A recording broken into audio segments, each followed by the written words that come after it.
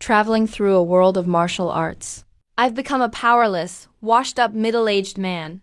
The only thing I can brag about is that so-called once-in-10,000 years prodigy. My son. I originally planned to accept my fate this lifetime.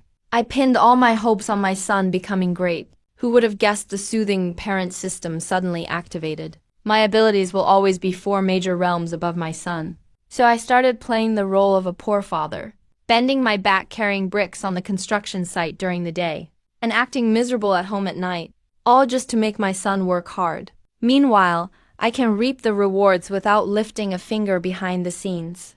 At that moment, when I just activated the system, I thought I was dreaming.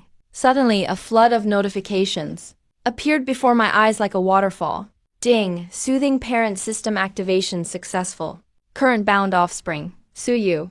Current offspring realm, body cultivation, grand perfection. According to the soothing parent system rules, host's realm will always be 4 major levels higher than offspring. Host's realm elevated to grandmaster, grand perfection. Offspring is currently practicing Yak Fist. Slight achievement acquired. Host's Yak Fist automatically mastered, comprehending the intent of the fist. Ding. Offspring is operating basic key breaking technique, steel helmet sect mirror. Host's key breaking technique automatically evolves into primordial 1 key skill. Then an unprecedented terrifying heat, without any warning, erupted from my long shattered, dried up danshin. Boom! If my body before was like a riverbed that's been dry for 20 years, then now it's as if a heavenly flood is sweeping through. I gritted my teeth tightly. A suppressed low growl of pain rose from my throat. But this pain was mixed with extreme exhilaration. I could clearly feel that danshin broken for 20 years, being reconstructed, healing, and expanding, right before my very eyes. In the blink of an eye, it became a golden sea of ki. Immediately after, my previously shriveled and blocked meridians get flushed by this golden energy, like dead wood coming back to life, instantly turning broad and resilient. A series of snaps, like bowstrings being stretched, echoed inside me. My skin began to redden. Black, foul impurities expelled from my pores. Bones popping, muscles reforming. That feeling of destructive power even made me, a former grandmaster, tremble. A minute later, that surging energy gradually settled down, transforming into a gentle trickle, flowing through my limbs and bones. Bare-chested, I sat in the darkness, my eyes opening and closing, with a flash of real lightning streaking past, lighting up the dim bedroom completely. It's really not a dream.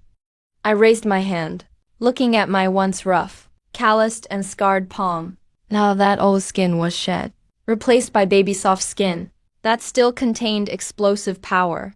I tried making a light fist. Crack! The air was instantly compressed and burst in my grip. A crisp metallic hum echoed out, cracking my knuckles. Haha. This is my golden finger. I let out a low chuckle, and before I knew it, my eyes grew red with tears. 40 years since I crossed worlds. Useless for 20 years. Treated like a dog on the city wall, yelled at and ordered around. Humbled myself over a few $1,000 just to buy medicine for my son. I honestly thought I'd rot in the mud for the rest of my life. Never expected fate would finally show mercy. Looking at the word Grandmaster on my system panel, even I couldn't help but start breathing heavily. In this world ruled by martial arts, martial ranks are incredibly strict. Body cultivation polishes flesh, tendons, and bones, granting the strength to move 1,000 catties. It's the foundation of martial arts. Ki and blood realm fosters inner energy, nurturing life force with ki, extending lifespan. Innate realm bridges heaven and earth, channeling true energy outside the body, making one a true master. Grandmaster realm, manipulating objects and flying through air with one's mind. Even fallen petals can kill in this realm. This is the real privileged class. My peak back then was Grandmaster realm. Mid-Grandmaster stands. Above even Grandmasters. Flesh can resist missiles. True energy can form protective barriers. A single person can guard an entire smaller base city. The publicly acknowledged strongest in Kanglin Base City is the city lord himself. He just barely reached the threshold of Grandmaster. But now, just by sitting in bed, I am already one of the strongest fighters in this city, and this system's rules are just too overpowered. I took a deep breath to calm my excitement. A golden glint flashed in my eyes. My son is grand perfection in body cultivation, so by automatically being 4 levels higher, I've reached Grandmaster. So if my son breaks through to the Ki and Blood realm, I could break through to the Martial King realm. That's a martial expert who can walk on air. As long as my son tries even a bit harder, I'll literally ascend on the spot. I swallowed hard. Suddenly, the whole hoping my son makes it big thing became something tangible at this moment. I'm not just raising a kid, I'm literally raising a super experienced pack. Just as I was basking in the joy of newfound power, I suddenly heard a suppressed grunt from the next room. That was a fist thudding on a cheap sandbag. My expression changed. Now I was a grandmaster. My martial senses were at their peak. Even through a wall, I could clearly see what was happening next door. In the small, cramped room, Su Yu was only wearing shorts, dripping with sweat all over, his bruised, swollen face full of stubbornness, tirelessly throwing out the most basic wild bull fist over and over. Every punch tugged at his wounds, making him grit his teeth in pain. But he never stopped. The look in his eyes showed nothing but refusal to accept defeat, too stubborn to give in. For Dad, for the registration fee, I have to become stronger. I don't believe I can't beat you. As long as I break through to Ki and Blood realm, I can enter the underground arena and earn money. Su Yu threw his punches, while gritting his teeth and muttering to himself. Hearing those words from the next room, my heart suddenly trembled. So that's why this silly kid stays up late at night. He's desperately trying to make money, even considering life or death underground fights. Silly child. The excitement in my eyes faded, replaced by a tenderness I'd never shown before, and a bone-chilling killing intent. I stood up slowly from the bed, cracked the cheap floor tile beneath my foot, shattered from just a glimpse of my unintentional grandmaster pressure. It instantly crumbled to dust. I looked down at the mess on the floor. Taking a deep breath, I instantly reined in all my aura. The overwhelming grandmaster presence was gone. In its place, just an ordinary middle-aged man again. But only I knew. Everything had changed. I walked to the window, gently opening it, as the night breeze lightly blew through my messy hair. My gaze pierced through the layers of darkness, looking toward the city center, toward the brightly lit, wealthy district. So you're Wang Tai, the deputy commander of the city guard, right? From my pocket, I pulled out a half-smoked, cheap cigarette, with a slight rub of my fingers. There was no need for a lighter. A wisp of golden astral ki emerged, instantly lighting the cigarette. I took a deep drag. Through the swirling smoke, those once cloudy eyes now looked as deep as the starry sky, and as terrifying as an abyss. I used to be submissive, because I really only had one worthless life left, and I had to save it to raise my son. Since someone wants to break my son's legs, then I'll crush his bones first. I casually flicked the cigarette but out the window. That spark traced a red line through the air. The moment it landed, a terrifying burst of energy exploded, and into the hard cement ground, silently and invisibly. It melted a small bottomless hole. Time to sleep. I turned back to bed. My heart was more peaceful than ever before. When I wake up tomorrow morning, I'll first go clear up that bullshit trouble with the deputy commander for my son. That night, Kanglin Bay City remained full of life and music. No one cared about the corner of the slums. 5:30 a.m., the slums of F District in Kanglin Bay City were still shrouded in a thin gray mist. I sat at a rickety wooden table. Before me was a bowl of watery porridge and a plate of pickles, along with a few eggs. Sui kept his head down, mechanically stuffing food into his mouth. The swelling on his cheeks from last night had subsided a bit, but the bruises looked even more shocking in the morning light. Don't worry about the martial arts enrollment. Just focus on your training at school. Dad will handle everything else. My voice was flat, yet it carried an unquestionable weight. Sui stopped his chopsticks and looked up at me. He felt that I was a bit different today. Those eyes that were always dim and cloudy were now as deep as an ancient well, making them impossible to read. But he just assumed I was comforting him. He gave a soft a flash of helpless determination in his eyes. I'm off, I said, standing up. casually. I picked up that faded gray work jacket. The moment I stepped over the threshold, my back was no longer hunched as it usually was. Even though I tried my best to suppress my Grandmaster aura, every inch of muscle and every single bone radiated a steady rhythm as solid as a mountain. Now I have two goals. One is to protect my son, so he can continue on the path of martial arts. The second is to use this reborn power to find my abandoned daughter. The 6 a.m. commuter train let out a dull roar, shuttling through the gaps in the steel forest. When I stepped into the F District City Defense Management office, my keen senses immediately noticed the strange atmosphere. The air was thick with anxiety and unease. Normally, everyone would be busy changing shifts at this time, or complaining about the food in the cafeteria. But today, many people were gathered in small groups in the shadows, whispering. Their eyes were filled with terror. Old Sue, you're finally here. Come over quick. Something's happened. A figure rushed out from the crowd. It was my old partner in the squad, Lao Zhang. His face, weathered by years of wind and sand, was now written with urgency. He pulled me to a deserted corner, lowering his voice. Su Wu, something huge has happened. Have you heard? What happened? Last night, near the wall section that was breached, a monster slipped in. That beast entered the wealthy district and attacked the only child of a noble family. I heard it's a relative of some big shot in the inner city. Now the higher-ups are furious. They're going to turn the city guard upside down.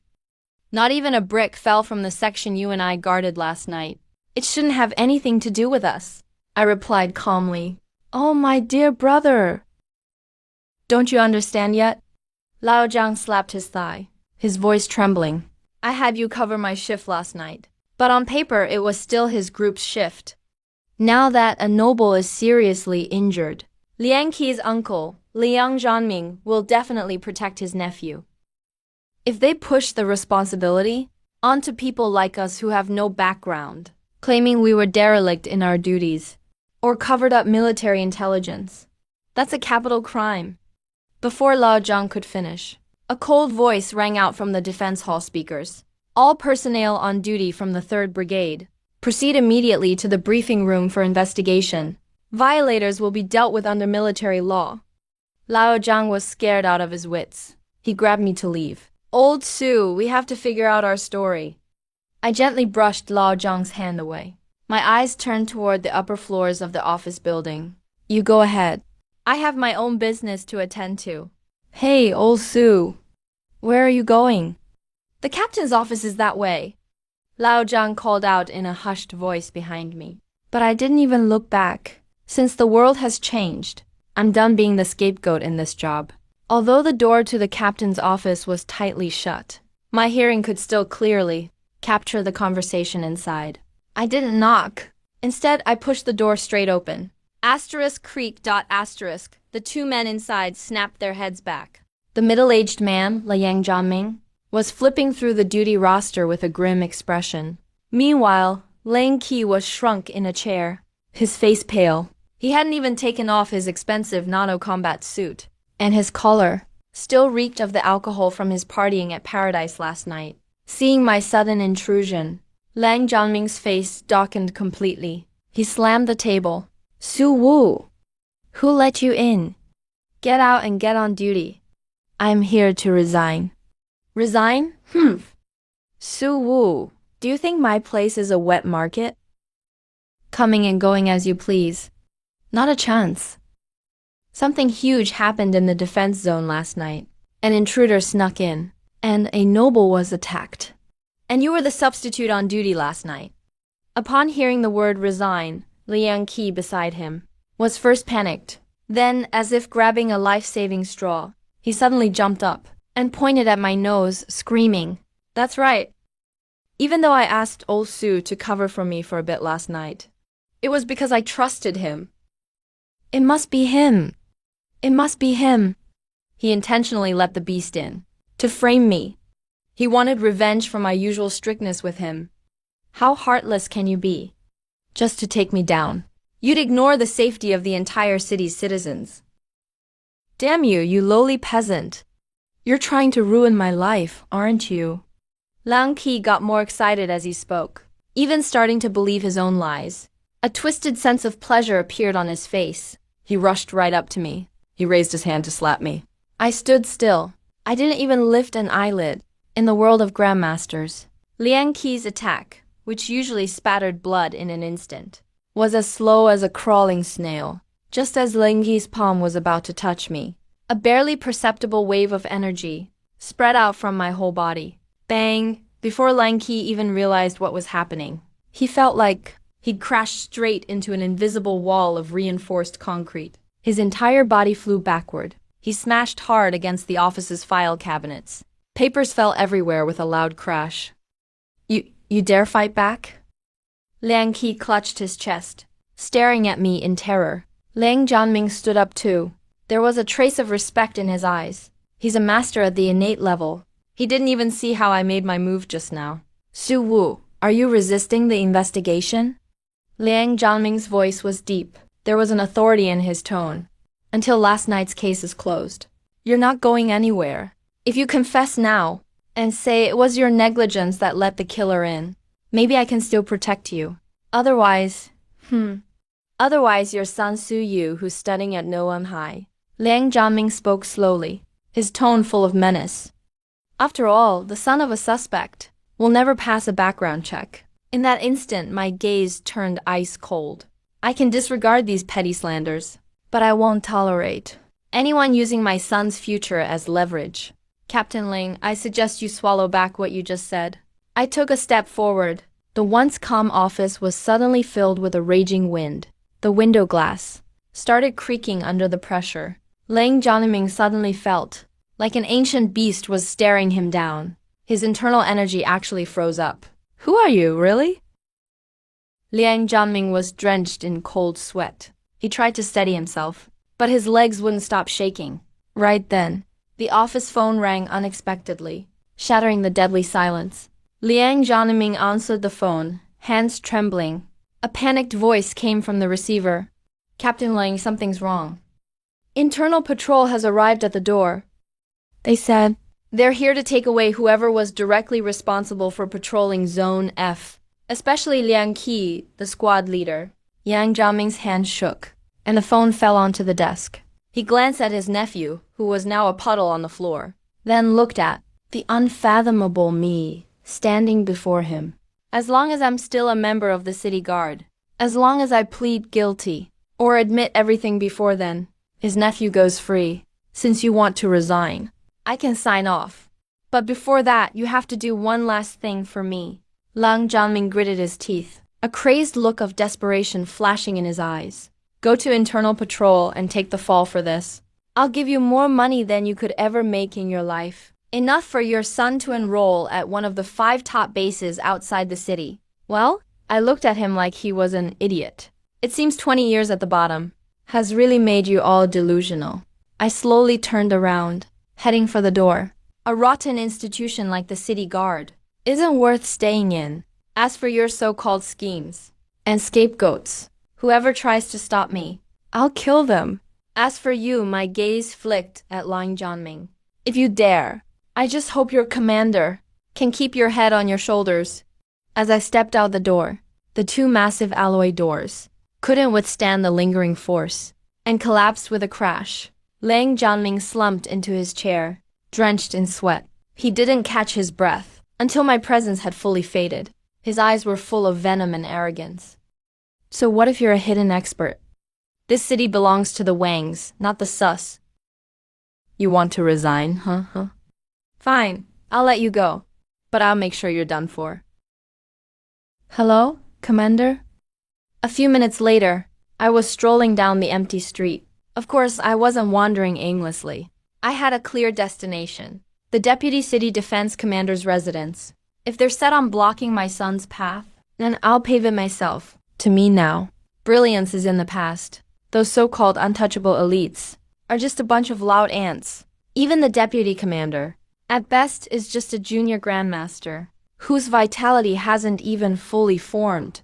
Before a Grandmaster's unified body and mind, I'm as calm as water. I'm not bloodthirsty. 20 years in the gutter took away my impatience, but left me with deep restraint. As long as the other party is dead, I have no interest in pointless slaughter in this base city. Yet, as I set foot on a bustling street at the city outskirts, I sensed a few people tailing me. Captain, there's something off about Suwu. Several men and women in tactical suits were talking swiftly through their earpieces. According to the records, his energy core should be shattered, which means he shouldn't have anything left but basic strength. He doesn't look injured at all. The cold-faced young man called Captain narrowed his eyes to slits, staring intently at my back. He has an unexplainable aura about him, like he's gazing into an abyss. We received a kill order from above. Liang Zhangming reported he was a threat. We can't let him get away. We have to act somewhere deserted. I walked as if I didn't care, even glancing curiously at the hollow billboard's Wukultist ad. Their tracking skills seemed childish to me, like kids playing hide and seek. I purposely slowed down, leading those tales through the neon-lit crowds. At last, I stopped in front of an abandoned old machinery factory. Collapsed cranes and rusty steel beams were everywhere. The wind howled through, making a ghostly sound. I stopped, then slowly turned around. The setting sun cast my shadow long across the ground. You followed me for 3 blocks now. Tired yet? Come on out and sun yourselves already. As soon as I finished, 5 figures, 3 men and 2 women emerged from the silent corners, forming a pentagon to block all my escape routes. Every way out was sealed. The cold-faced leader was called Han Feng. The dark alloy blade in his hand glinted with a chilling blue light. He stared me down relentlessly, only looking more confused. Su Wu, a grandmaster from 20 years ago, now reduced to this? But I'm really curious. If your core is destroyed, how did you just send Li and Qi flying at the city guard station? Aside from practicing the kind of life-burning sacrificial sorcery of the heart demon cult, I can't think of a second possibility. I let out a silent laugh. That was the tolerance of a senior looking at an ignorant junior. Those cheap tricks of the demon cult, trading your soul for power, aren't even worth my attention. But you guys, you just believe whatever Liang Zhangming tells you. Are your brains only there to add to your height? How dare you underestimate us like this? One of the girls raised her eyebrows sharply. She was the team's Red Queen, the most proud and arrogant of them all. She gave a sharp shout. Her figure flashed like a streak of blue lightning. The 2 daggers in her hands, thin as cicada wings, sliced through the air, producing a chilling whooshing sound, aiming straight for my eyes and throat. This strike unleashed all the power of a Shantian master. I stood there, not even raising my hand. Only when the tip of her dagger was less than an inch from me did I shift my position backwards in an uncanny way. In that instant, in the girl's perception, I seemed to turn into a weightless afterimage. No matter how fierce her blade intent was, she still couldn't touch me at all, about to accept blame without any evidence. You really are as bad at this as ever. I let out a sigh. A cold glint flashed in my eyes. All together. Take him down, don't give him the slightest chance to breathe. Han Feng realized something was off. This is an extremely advanced movement technique, he barked in a low voice, drawing his long sword, which unleashed a several-meter-long blade of true energy, and slashed it through the air. At the same time, the other team members threw punches like cannon blasts, or fired hidden weapons coated with anesthetic poison. This kind of group attack, even without Xiantian cultivation, would be troublesome for a grandmaster to handle. Yet I moved through this dense web of attacks, as if with innate ease far beyond ordinary limits. Whenever an attack was about to land, I would either slightly dodge to the side, or flick my fingers lightly, and those crushing blows were casually deflected aside by me. Bang, bang, bang. A few team members even ended up hurting each other. Their attacks slammed into the abandoned machinery, sending up a shower of sparks. And the whole time, one of my hands stayed casually in my pocket, my calm demeanor making their skin crawl. Stop, Han Feng shouted, pulling back his blade abruptly. Drenched in sweat, he halted the others. His chest heaved violently, and his gaze at me was no longer skeptical, but filled with utter terror. At last he understood. I hadn't used any kind of demonic sorcery at all. It was just a pure suppression of martial skill. If I really were a heretic from the new demon cult, with the speed I just showed, their necks would all have been snapped by now. Han Feng's voice started trembling. I stood with my hands behind my back, my gaze sweeping over these young people, then looking off into the distance. The official residence is fated with this matter. What level I am doesn't matter. What matters is evidence. This sort of thing can't just be made up. Yang Jianming wants to make me his scapegoat, and you all want to be the blade in his hand. Or maybe the person behind you guys has grown so arrogant that he thinks he can just wipe out awakened people in the base at will. These words struck like thunder, making Han Feng and the others break out in cold sweat. I turned around, leaving them with an unfathomable figure. Stop following me. Go back and tell your superior. I'll pay a visit when I have time. With those words, my figure flickered slightly on the spot and disappeared into the labyrinth of the factory. Several disciplinary squad members were left in the shadows, exchanging looks. In the martial arts charged campus of Kangnan-no, one high school, Su Yu sat alone in a corner of the classroom. The rowdy between-class break felt as if separated from him by an invisible barrier. He kept his head down, gripping that worn-edged basis of internal ki tightly with both hands. Inner ki reflection. Only one thought filled his mind. Endure. Just make it to the martial arts exam. As long as I can get out of the slums, all the humiliation will be swept away with the wind. What happened to your face? A voice as clear as a nightingale's rang in his ears. Su Yu's breath hitched. He didn't need to look up to know who it was. Su Lele, the school belle of No 1 High School. She was wearing a light blue school uniform. Her short skirt and high ponytail swayed slightly. She exuded an air of a vibrant youth.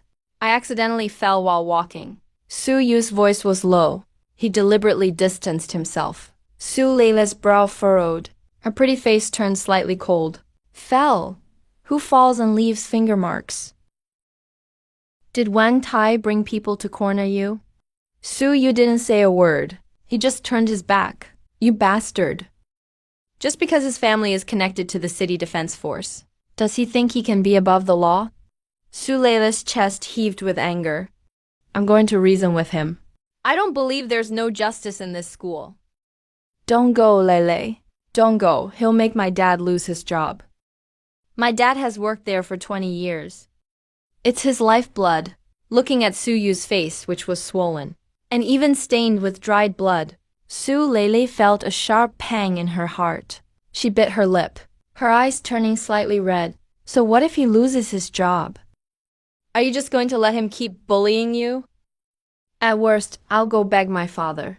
Just stay away from me from now on. Su, you slowly let go of his hand, his voice cold and devoid of any warmth. Someone like me isn't worthy of standing beside you. Su Yu, you stubborn blockhead. Su Lele stomped her feet in anger, tears welling up in her eyes. She turned and ran back to her seat. This entire scene was captured from the front row by a yellow-haired teenager. He let out a sinister, weird laugh, his fingers moving rapidly across the phone screen, and sent a message. Brother Tai, that kid Su Yu is hitting on Lele again. They even held hands. Before the second period of theory class ended, Su Yu was called out of the classroom. Martial arts room No. 2 was in a remote location, with several blind spots in the surveillance. The moment Su Yu stepped inside, the heavy alloy door slammed shut. 5 physically imposing students had already surrounded him.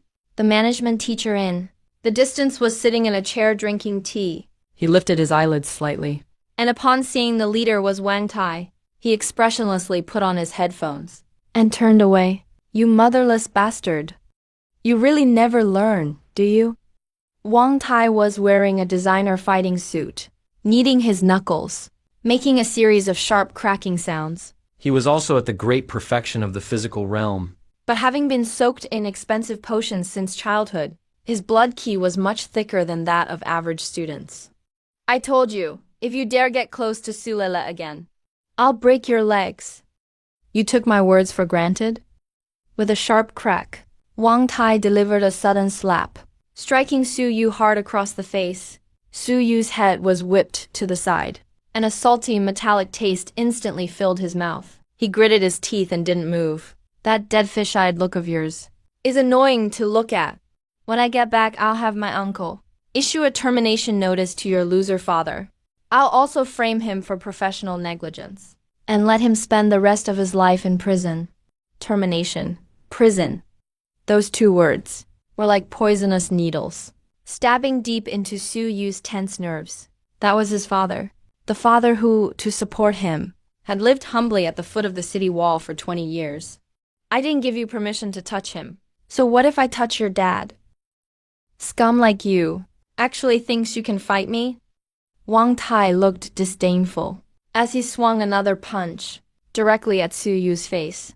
At that very instant, Su Yu felt the previously dormant area of his lower abdomen suddenly erupt with an unprecedented, violent heat. The heat was like a flood accumulated for over a decade, completely breaking the dam at this moment. Boom! The surrounding air seemed to solidify slightly.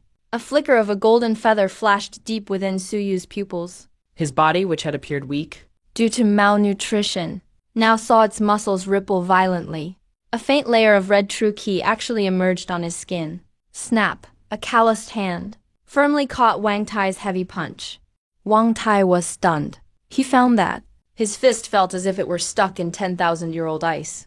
No matter how much strength he used, he couldn't budge it an inch. Blood qi, Wang Tai discovered with horror that the aura on Su Yu's body was climbing at a terrifying speed, instantly breaking through the barrier of the physical realm. The overwhelming pressure made it difficult for him to breathe. Blood qi realm, this is impossible.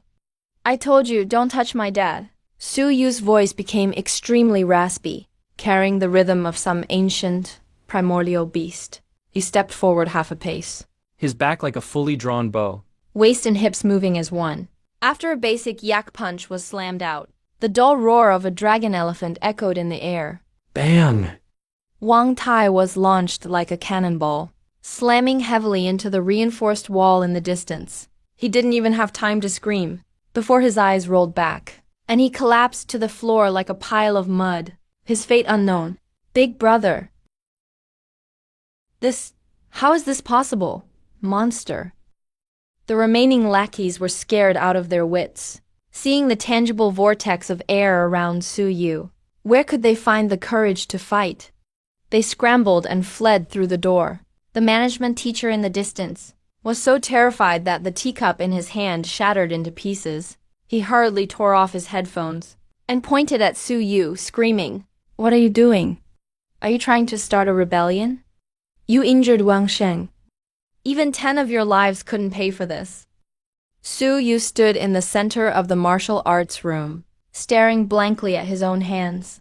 At that moment, he felt his body filled with inexhaustible power. But as his reason returned, a deep sense of dread surged into his heart. He had broken through, but he had crippled the nephew of the deputy commander. Dad. I've caused big trouble, Su Yu murmured to himself. At the same time, far away in the district, my footsteps paused slightly. Ding! Detected that Su Yu has achieved a breakthrough in battle. Promotion to the early stage of the Blood Key realm confirmed. The Sanguine Return System has judged this realm advancement, synchronizing host's elevation. Target realm, 2nd stage of the Blood Key realm. Host's realm upgraded to the 6th stage of the Martial King realm. What's going on? The master's face looks like he's seen a ghost. Look, Su Yu's seat is empty. He was just called away by Wang Tai and those guys. Su Lele sat in her seat, her fingernails digging deep into her palms. Anxiety almost overwhelmed her. She knew Wang Tai all too well, a profligate who acted tyrannically because of his uncle, the deputy commander. He was capable of anything. She suddenly stood up, and also ran toward martial arts room No. 2. When she pushed open that heavy alloy door, the scene before her eyes almost took her breath away. Wang Tai was collapsed on the ground like a dead dog, his fate unknown. The once arrogant lackeys around are now shaking like leaves, huddled in the corner. They don't even dare to breathe. Meanwhile, Su Yu, who was always silent, and always used to walking with a stoop, is now standing dazed in the center of the training hall. Su Yu. Su Lele let out a scream and dashed over. How dare you attack someone at school? The discipline director arrived right after, and turned pale with fear at the sight of Wang Tai on the ground, pointing at Su Yu, his hand trembling uncontrollably. Do you have any idea who Wang Kan is? You've gotten yourself in big trouble. Su Yu, what on earth happened here? The homeroom teacher was also filled with shock and worry. Su Yu slowly turned his head, his hollow eyes filled with heartbreaking stubbornness. His voice was hoarse and eerie. He said he'd send my dad to jail. He was after my father. I can't let him hurt my dad. I can't just stand by and do nothing. The discipline director stomped his foot in anger, his words full of bias. So what if he said that?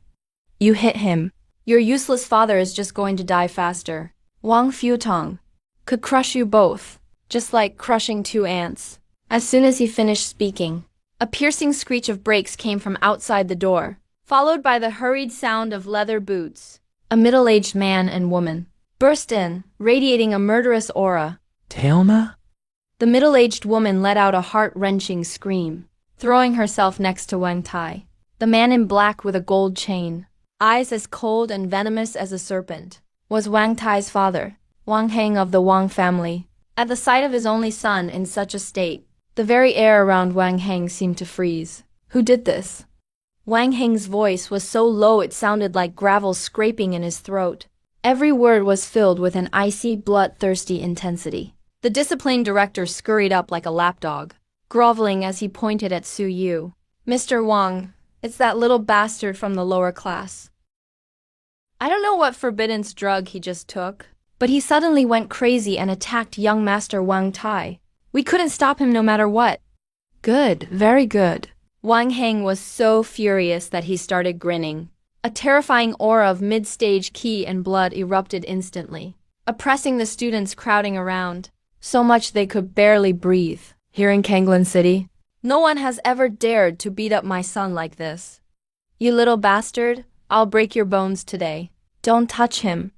Su Lele spread her arms wide, protecting Su Yu with all her might. Her eyes reddened as she shouted. It was Wang Tai who brought people and cornered him first. They started the fight. You can't just be unreasonable. Reason? Wang Heng scoffed dismissively, looking at Su Lele with an indifferent stare that showed no regard for life. This Kanglen is mine. The Wang family rules here. Get out of the way. He waved his hand casually, and a surge of invisible force swept out in a visible shockwave, hurling the frail Su Lele away. Lele. Su Yu cried out in alarm, and darted forward like lightning, catching Su Lele safely in midair. At that moment, the golden light in Su Yu's eyes exploded completely, even though he had already used up most of his energy by breaking through. At this instant it was as if his vitality was reborn, and began to roar with power. A faint aura of pressure emanated from his thin frame. He gently set Su Lele down, then slowly turned around, facing that mid-stage qi and blood powerhouse head-on. You want to hurt my dad, and now you want to hurt her? Su Yu's voice became eerily calm, so calm it was chilling. You foolish thing. Get on your knees. Wang Heng roared, charging like a tiger coming down the mountain, accompanied by a sharp sonic boom, aiming straight at Su Yu's throat. He fully intended this to be a killing blow, showing no concern that his opponent was just a student. The surrounding teachers shut their eyes in terror. But at that moment, Su Yu's senses entered a strange state of awareness. Wang Heng's lightning-fast movement suddenly appeared full of flaws to him. Su Yu shouted in a low voice. But instead of blocking, his body ducked in a bizarre way, sliding almost along the floor, dodging the deadly attack, and instantly closing in on Wang Heng's lower body. What? Wang Heng's pupils shrank sharply. He felt a deadly threat. The power in Su Yu's whole body erupted from his feet, transmitted up his spine to his right palm, his entire hand shimmering with alternating gold and red light. That was the purest essence energy burning inside him. Bang! That palm landed solidly on Wang Heng's lower abdomen. A dull crash echoed through the training room, sounding less like flesh on flesh, and more like two massive iron plates colliding. Wang Heng's once twisted expression froze on his face. He felt an overpowering and unstoppable force pierce into his core like a poisonous dragon, shattering his defenses in an instant. Whoa, even this mid-stage Qi and Blood Master flew backward like a ragdoll, knocking over an entire row of testing machines. He finally landed on one knee, spitting out blood mixed with fragments of internal organs. The whole room fell silent. The discipline director's mouth dropped so wide, a whole fist could fit in it. How is this possible? Wang Heng clutched his stomach, fear finally showing in his eyes. He's just a kid who just broke through. How could he possibly hurt me? Su Yu was gasping for breath, his skin sweating, so much steam rose up from his body. Although he repelled his opponent, such a leap in combat pushed his body almost to its limit. I'll kill you. Wang Heng, shamed and furious, suddenly pulled out a miniature high-voltage vibrating dagger, just as the situation became truly desperate. Boom! The ceiling shattered. Massive alloy beams snapped like dead branches, rebar twisting. With a bone-chilling screech, dust and rubble filled the air, and in the sunlight, formed a massive pillar of light, shining straight down on the center of the dojo. And in the very heart of the beam, a figure floated above the ground. That faded gray work uniform on his body suddenly looked more imposing than the dragon robe itself. Purple gold aura wrapped around him like silk, flowing gently all around him. A martial king walking on air, his body moving through the void. This surpassed the realm of ordinary men, a true sign of life's highest stage of evolution. An indescribable, terrifying pressure came crashing down like 10,000 mountains, instantly filling the entire dojo. Thud, thud. Everyone present, except for Su Yu, who was protected by a gentle aura, collapsed to the floor. Whether it's the dean or the homeroom teacher, or those students from earlier, at this moment, their knees all buckle, and they kneel on the ground in perfect unison. It's not that they want to kneel, but a trembling from deep within their genes before a higher life form forces them to kneel. And the center of this overwhelming pressure is Wang Heng, who just tried to kill Su Yu. Wang Heng at this moment shows not a hint of the strength of a Qi blood stage powerhouse. He looks like a dead frog pressed onto a chopping board. His whole body spread out, firmly smashed against the cracked ground. His bones crack and pop, his face distorted from the pressure, his eyes bulging out, fixated on the godlike figure floating in the air, walking on air. From Wang Heng's throat comes a broken, bellows-like gasp. The hatred in his eyes instantly turns into endless terror. When did Kanglin Base get a martial king? At a base where even a grandmaster is considered a big deal. A martial king is like the heavens, a legend. I slowly lower my head in the air.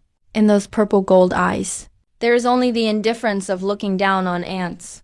Right in this moment of deathly silence, Su Yu tilts his head upward, looking at the familiar yet strange figure. His eyes instantly turn red, his voice trembling as he calls out this word. That shout is like a thunderbolt, striking the crown of everyone present. Su Lele is kneeling on the ground and struggles to lift her head, her beautiful eyes wide open. Su Ju's father, the father who guarded the city walls. The dean is shaking all over with fear. In his mind, echoes his earlier insults, calling Su Wu a failure. He feels dizzy in front of his eyes, wishing he could faint right on the spot. Oh my God, he just mocked the son of a martial king for not being able to pay the registration fee, moving his son to tears. My body slowly descends, my toes hovering 3 inches off the ground. I look at Wang Heng on the ground, my tone so calm it shakes the soul. You guys really have guts, huh? Senior, it's a misunderstanding. This is a misunderstanding. Wang Heng feels killing intent as real as steel. His liver and gall are splitting, desperately trying to beg for mercy. I didn't know he was your son. If I had known, even 1,000 guts wouldn't be enough to dare. I'm from the Wang family. My brother-in-law is the deputy commander of city defense. Please, for the sake of I'm not even interested in hearing his nonsense.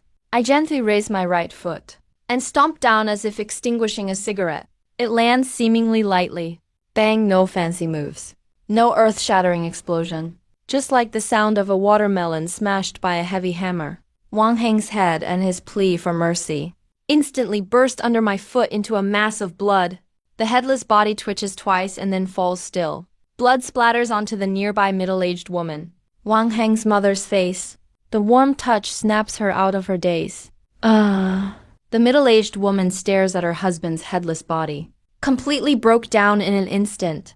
Collapsed to the floor. Scrambled backward on all fours. Her expensive dress was stained with filthy blood. You killed him. You actually killed him. I turned around with a blank expression.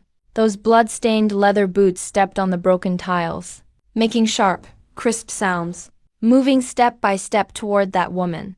Don't come any closer. The middle-aged woman was disheveled. Her makeup was ruined all over her face.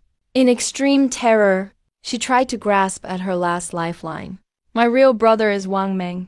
He's the deputy commander of the city guards. You killed someone from the Wang family.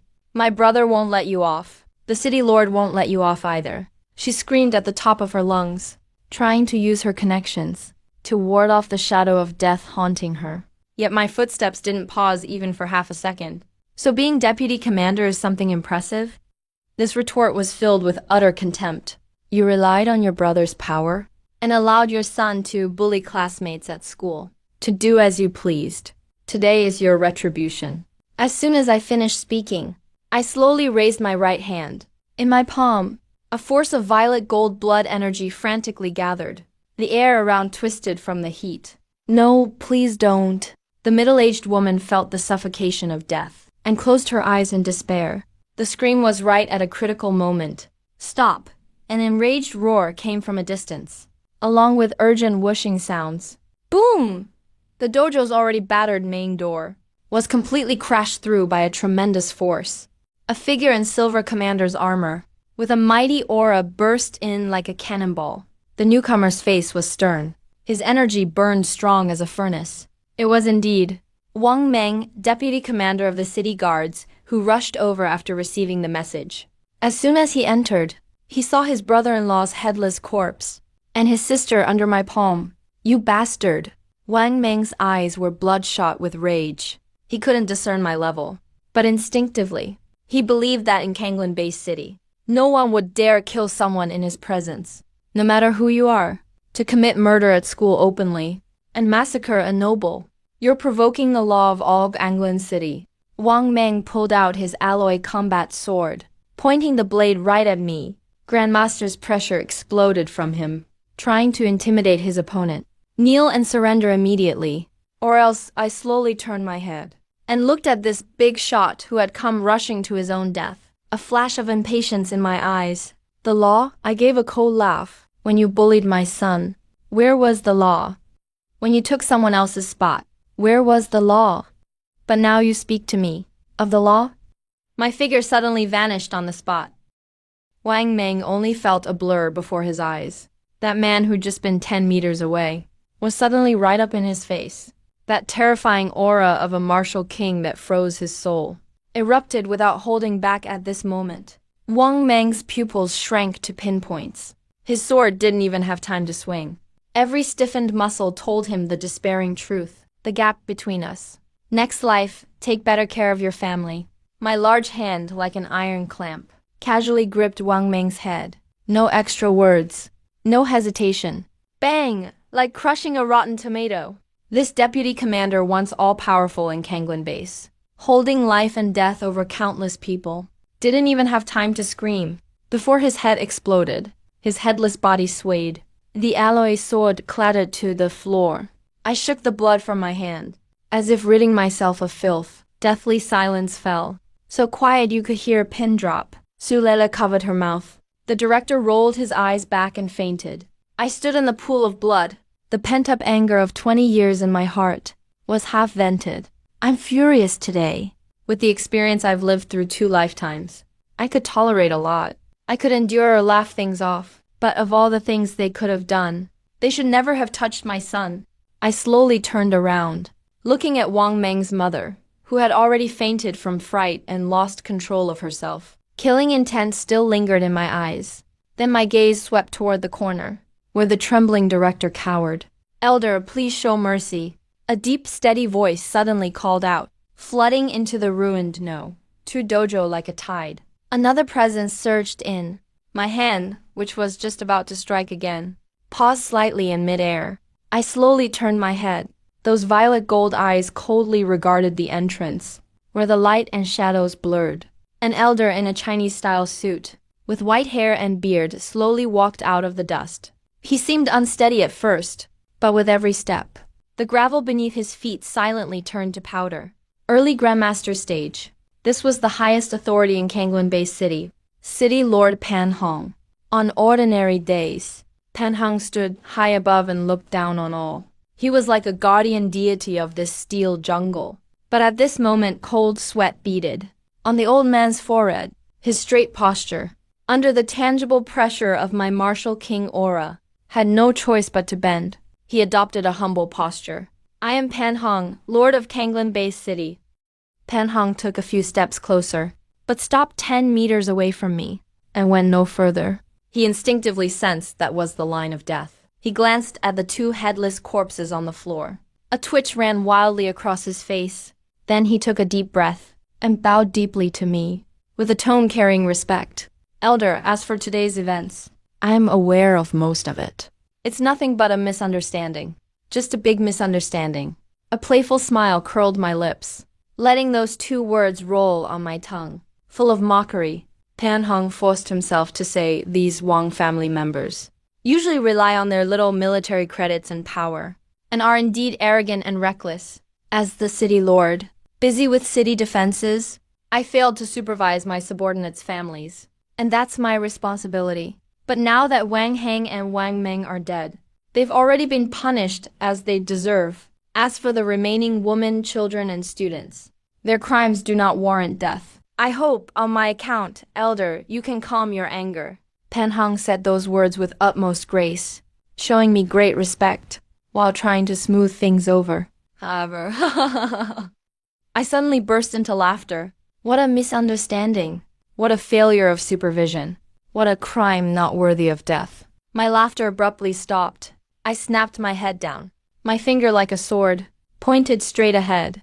At Su Yu, who was watching from not far away. Pan Hong, open your eyes and look. If I didn't have the strength of a martial king, where were you when Wang Heng was about to kill my son just now? And Wang Meng was holding a knife, about to execute me on the spot. Where was your so-called misunderstanding then? My voice grew louder with each word, colder with every sentence. Every single word was like a heavy hammer, slamming viciously into Pan Hong's chest. If the ones who had died today were me and my son, would you step in and call it a misunderstanding? I bet you'd just sign that closing report, label us as rioters, and say we deserve to die. Pan Hong's face turned pale. He opened his mouth, but was speechless, because everything I said was true. This is the unwritten rule of this world of martial prowess. The weak are prey to the strong.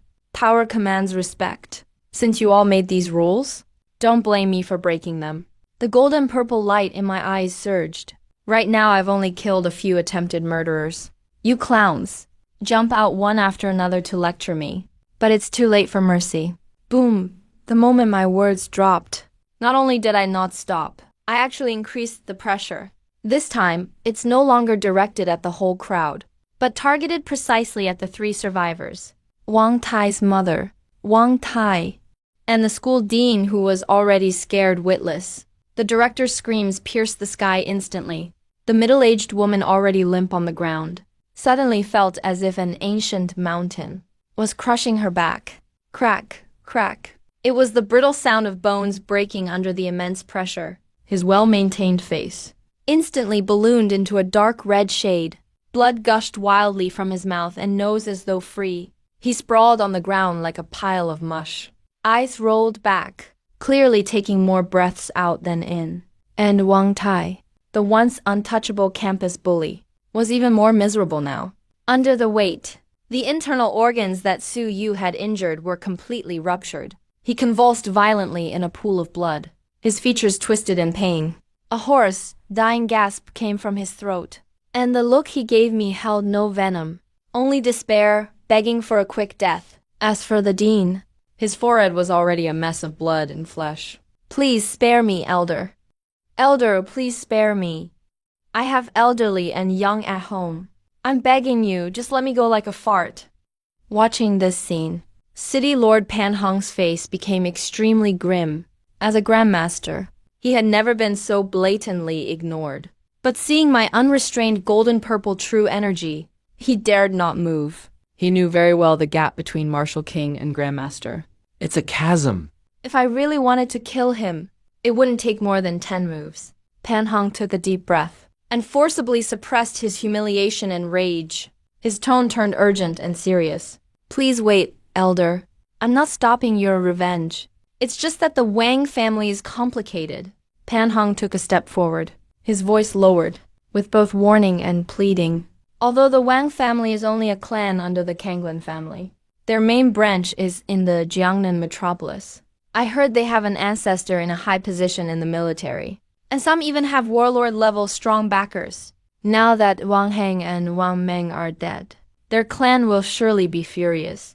If you wipe out this orphan and widow today, it will be a life-or-death feud. You might attract even scarier enemies, or even the Federation's wanted list. At this point, Pan Hong paused, glanced at my expression, and continued, Elder, your skills are unmatched, so naturally you fear nothing. But what about your son? He's still young. If he had to spend his life hiding, as a fugitive, unable to attend a proper martial arts university, is that really what you want to see, Elder? That remark finally made my gaze waver slightly. I'm not afraid of death, not afraid of battle, but I do fear my son having no future. I fought so desperately to get stronger, just so that Su Yu could live as a normal person, with dignity and in the sunlight. I snorted coldly, my gaze sharp as a blade towards Pan Hong, threatening me with the Federation, threatening me with the Wang family. Pan Hong, you think I'd be scared? Still, I'm not unreasonable either. I switched my tone, the pressure threatening to crush the last breath from the three. Paused for a moment. Want me to spare their miserable lives? Fine. I pointed at the Wang family's mother and son lying like dead dogs. Then at Pan Hong. Since you want to protect them, then pay to save their lives. You're so eager just because you're afraid the Wang clan will blame you, threatening your record and your position. If it's for your career, shouldn't you put up something for them? Shouldn't you cough up some real resources for them? Pan Hong froze, then was delighted internally. As long as there's room to negotiate, it doesn't mean definite death. I'm powerful, but clearly rational. For the strong, killing a few ants doesn't vent much anger, but getting real resources instead is maximizing the benefit. Rest assured, Elder, Pan Hong quickly said. Afraid I'd change my mind. Someone is willing to vouch. As long as you spare their lives, I represent the City Lord's office. And the Wang family, offering you an apology you'll be satisfied with. 10 million Federation dollars, plus a single manor in the Central District, and one exclusive villa. Additionally, Pan Hong gritted his teeth, painfully adding, 3 B-grade blood essence vials, and 1 high-level martial technique. Upon hearing these terms, even those not passed out gasped. 10 million Federation dollars is enough for a rich family to live extravagantly in Kanglan-based city for generations. B-grade blood essence is almost priceless here, virtually impossible to buy. High-grade martial techniques are only taught to core disciples of big families. They are secret manuals reserved for the elite. This is hardly just an apology. It's basically giving up everything. I fell silent for a moment. I don't really care about the money. With my system, the last thing I lack is techniques and cultivation. But Su Yu needs it. Only if Su Yu improves. Can I get stronger? That's all I need. I asked coldly. Cold sweat dripped down Pan Hong's forehead. That's already the Wang family's max available cash in Kanglan City. The limit of their liquid assets. Plus, Maintenance for Martial Warrior No. 2 is completely free. And Su Yu gets 5 guaranteed admission spots for major courses. I personally approved it, hearing that last sentence. The killing intent in my eyes finally faded away. All right, then the guaranteed admission spot is no longer necessary. My son can get into the best martial arts university on his own. I waved my hand as if shooing away a fly. This time, I'll let you keep your miserable lives. However, My gaze shifted to the head of discipline who was already scared out of his mind. I flicked my finger lightly, and a streak of purple gold energy shot out. In an instant, it pierced through the head's danshan. He let out a desperate, miserable scream. You get to live, but you'll still pay for your actions. Schemers like you are not fit to be educators. Your cultivation is abolished. Get out of the education field. After finishing all this, I didn't even spare Pan Hong a glance. The terrifying aura of a martial king faded from me like a receding tide. I turned around. My killer demeanor from earlier gone in an instant, replaced by caring gentleness. I walked quickly over to Suyu, seeing my son covered in injuries, with bruises and bloodstains. My eyes were full of distress. Are you okay, daughter? I reached out my hand, gently transferring a stream of purple gold energy into Suyu's body. In an instant, it stabilized his churning ki and blood. Suyu felt the warm energy flowing through his body. Looking up at his familiar and towering father before him, his eyes welled up. He shook his head, a look of unprecedented determination flashing in his eyes. Dad, I'm fine, it's just a scratch. That's the spirit. You're truly my son. Hearty laughter. He patted his son's shoulder heavily. Then he looked at the girl beside them, disheveled but still standing there stubbornly. Su Lele, young lady. Thank you for protecting my son today. I'll have this kid treat you to a meal another day. When Lele saw this martial king uncle looking at her, her face instantly flushed red down to her neck. She stammered, No need to thank me, uncle. I smiled, put my arm around my son's shoulder and walked off. Son, let's go home. Tonight, the two of us will share a good drink. The sun was shining just right. I took Suyu and walked out of the campus in big strides. On the way home, the old, noisy streets were still bustling, but both of our moods had completely changed. From time to time, Suyu secretly glanced at me beside him. It was the same face as always, even though he'd gone back to his usual lazy look now. In Suyu's eyes, my figure had become as towering as a mountain. Finally, we reached the deserted alleyway. Suyu finally couldn't hold back his question anymore. Dad, how did you suddenly become a martial king? I remember back when you were young. You were only a grandmaster. And for the past 20 years, your injuries. Suyu's mind was full of question marks. Not only did your injuries heal, but you advanced several levels and became a king. That's even crazier than a novel.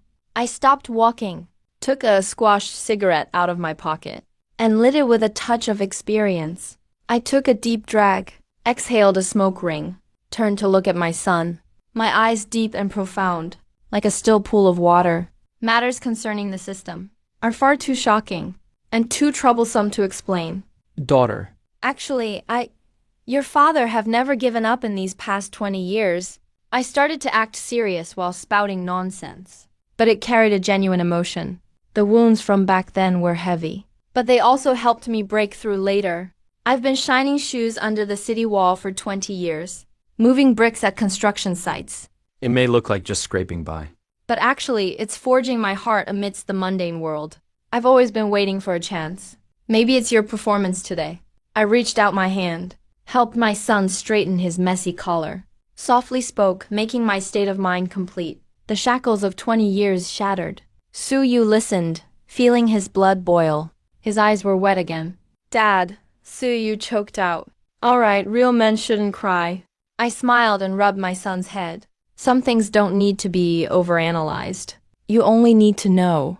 Starting today, this Azure-based city, even this entire federation, no one can bully the two of us anymore. And I lifted my head, looking at the distant starry sky.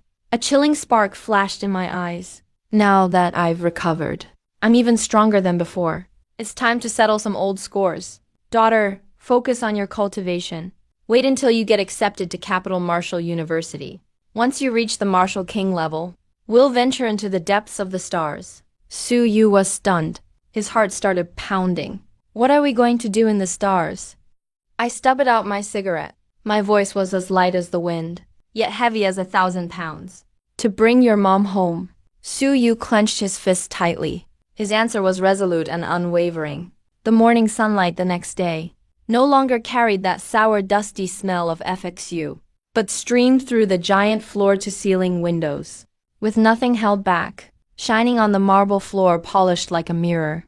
Azure Base City's District 1, Cloud Top Manor. This is the heart of the entire base. Every inch of land here is priceless. Its residents are either rich or powerful. At this moment, this top-level standalone villa numbered 001 has welcomed its new owner. I requested a 3-day leave from school for Suyu. After yesterday's events, the kid needs time to process, and also time to adapt to this world that has turned upside down. Dad, is this really our home? Suyu was holding a worn-out photo frame, standing in the center of the massive 200-square-meter living room. He seemed a little nervous and out of place. Under his feet was a rug made from the hide of an unknown beast. Above was a crystal chandelier. All around, the smart home system was automatically adjusting the temperature and humidity inside, compared to the apartment they lived in yesterday. That drafty 30-square-meter flat with peeling walls. It was a world of difference. Silly kid. Does this already scare you? I was wearing loose training clothes, fiddling in my hand, with the manor keycard sent by City Lord Pan Hong's people.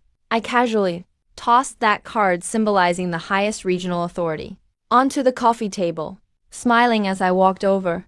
This is just the beginning. In the future, we'll live someplace 10 or 100 times bigger than this. Maybe even in the stars. Suyu was stunned for a moment, then nodded heavily. If it were before, he'd think I was bragging. But after yesterday, after witnessing that moment of the martial artist's godlike descent, he'd believe me even if I said I shaped the sun with my hands. Father and son didn't bring much luggage.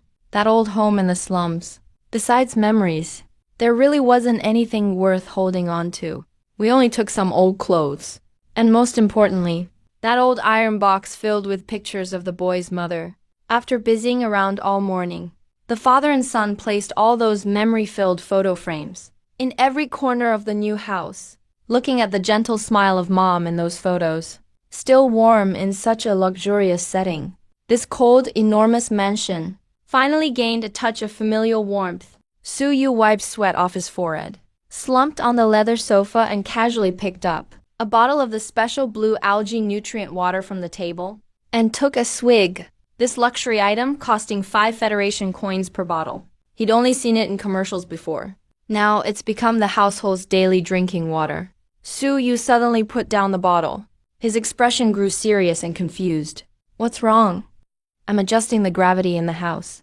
I walked out of the training room when I heard him. Honestly, I felt weird ever since yesterday in the martial arts room. I always felt something was off about my state. Suyu looked at his own hands, frowning deeply, though I broke through to the Qi and blood stage. But from what I've read in books before, people entering the Qi and blood stage should have restless energy. And Wang Heng was mid-Qi and blood stage. His energy should have been as calm as water. Logically, even if I managed to punch him, it should have only left him in pain. No way should it have broken his protective aura completely, or sent him flying so far. And in that moment, I felt like there was a vortex inside me. Even the surrounding air was being pulled into my body.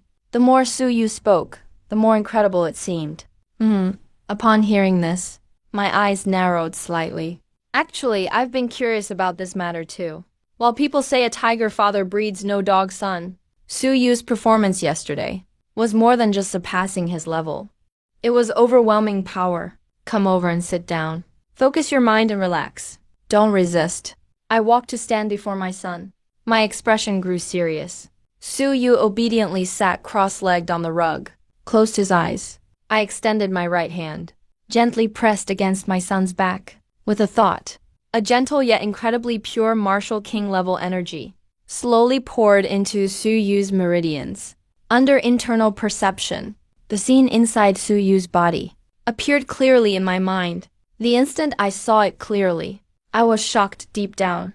Normally, an early Qi and blood stage martial artist should have blood and energy like a small trickling stream, thin and sluggish. But inside Suyu's body, his energy was a dark red sticky, and heavy like mercury. Though the total amount was just at the early stage, the density and quality were more terrifying than the late Qi and blood stage. His meridians were wide, his bones faintly glowed like jade. How did this kid suddenly build such a strong foundation? I was puzzled. Just as I controlled that stream of energy, I was about to explore Su Yu's Danshin. An anomaly occurred, the energy sitting calmly. A Su Yu's Danshin, that dark red cluster, seemed to sense foreign energy invading, and suddenly sprang to life. But Su Yu's Danshin spun fiercely, and transformed into a deep black vortex. What? My face changed dramatically. I felt the strand of vitality I had injected being pulled uncontrollably by that vortex. It was being devoured. The suction even followed my palm, attempting to plunder my own body's vitality. Not good, I reacted instantly. My martial king cultivation erupted in an instant, forcibly cutting the connection with that strand of vitality. I withdrew my palm like a flash of lightning. Step, step, step. Even so, that weird rebounding force still made me, caught off guard, take half a step back. Su Yu's whole body trembled. He suddenly opened his eyes. Instead of being injured, he felt that at that moment, a warm current flowed through his whole body. The muscles that were a bit sore from moving recovered instantly. Even the vitality in his body grew a bit stronger. Dad, what's wrong? Su, you saw me back away and was startled. Is there something wrong with my body? I didn't answer immediately, because at this moment, deep in my mind, that system notification sound, silent for so long, was ringing wildly like a clap of thunder. Ding! Detected a qualitative change in Descendant Su Yu's vitality. Congratulations to the host. Descendant Su Yu has successfully awakened. Hidden physique, chaos physique. One of the top physiques in the world, the possessor of this physique, has no attribute limits on their vitality, can devour all things, and use the energy for themselves. Invincible in the same realm, breaking through ranks is as easy as drinking water. The starting vitality concentration is 10 times that of an ordinary person. According to the rule, father benefiting from son's success, when a descendant awakens a physique, the host receives an advanced feedback. Congratulations to the host for obtaining the supreme chaos physique. Boom! At this very moment, I felt inside my own body. An earth-shattering explosion occurred. The purple gold vitality that originally flowed in my body actually collapsed and contracted in an instant, finally transforming into an indescribable color. It was the color of chaos, a misty, hazy gray. If we say, Su Yu's chaos physique is a powerful vacuum cleaner that can swallow the surrounding energy, then my supreme chaos physique is a black hole in the process of forming. I clenched my fist, feeling that terrifying power that controls everything. I was shocked to the core. This system is way too overbearing. Dad, are you okay? Su Yu saw me standing there dazed. I took a deep breath and instantly restrained all my aura, looking at my son's anxious face. A mysterious smile curled at the corner of my mouth. I said, pretending to be profound, "What's the panic?" Dad is fine. I just discovered an incredible secret. Secret? Su Yu was stunned.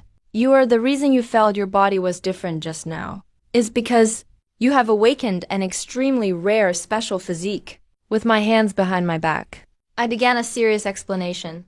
This kind of physique allows you to have a vitality concentration far exceeding ordinary people, and can absorb the enemy's vitality during battle to restore yourself. This is exactly why you were able to send Wang Heng flying with one punch. Su Yu listened, dumbfounded. Then a wave of immense joy surged in his heart. A special physique? Absorbing people's power? The light in the young man's eyes was even more dazzling than the sun outside the window. Oh my God! Doesn't that mean I'm a 1 in a million peerless genius? You could say that. I nodded with a smile. My eyes were full of doting.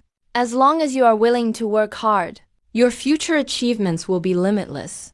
Having received my affirmation, Su Yu jumped up in excitement on the spot, waving his fists. Suddenly, he stopped. He turned around and looked at me with glowing eyes. His face was written with the high spirits of youth. Dad, since I'm a peerless genius, then I've decided. Decided what? I raised an eyebrow. Su Yu took a deep breath and pointed at the vast sky outside the window. I won't know within 5 years. Within 3 years, I will surpass you. I want to become an expert even more powerful than a martial king. When that time comes. It's my turn to protect you. I'll take you to the starry sky and bring Mom back. Looking at my son's serious and passionate expression, I was stunned for a moment. Then I lowered my head. My shoulders twitched slightly, as if I were stifling a laugh. Surpass me? Oh, my silly son. For every step you take forward, I automatically take 4 steps forward. And I've even paved the road into a highway for you. In this lifetime, if you want to surpass me, I'm afraid the only way is to wait until I'm so old I can't move anymore. Asterisk cough cough asterisk. I coughed twice, forcibly suppressing the smile at the corner of my mouth. I walked over and patted Su Yu's shoulder, encouraging him earnestly. That's the spirit. Dad is waiting for that day. But before you surpass me, I changed the subject and pointed to the messy boxes nearby that hadn't been unpacked.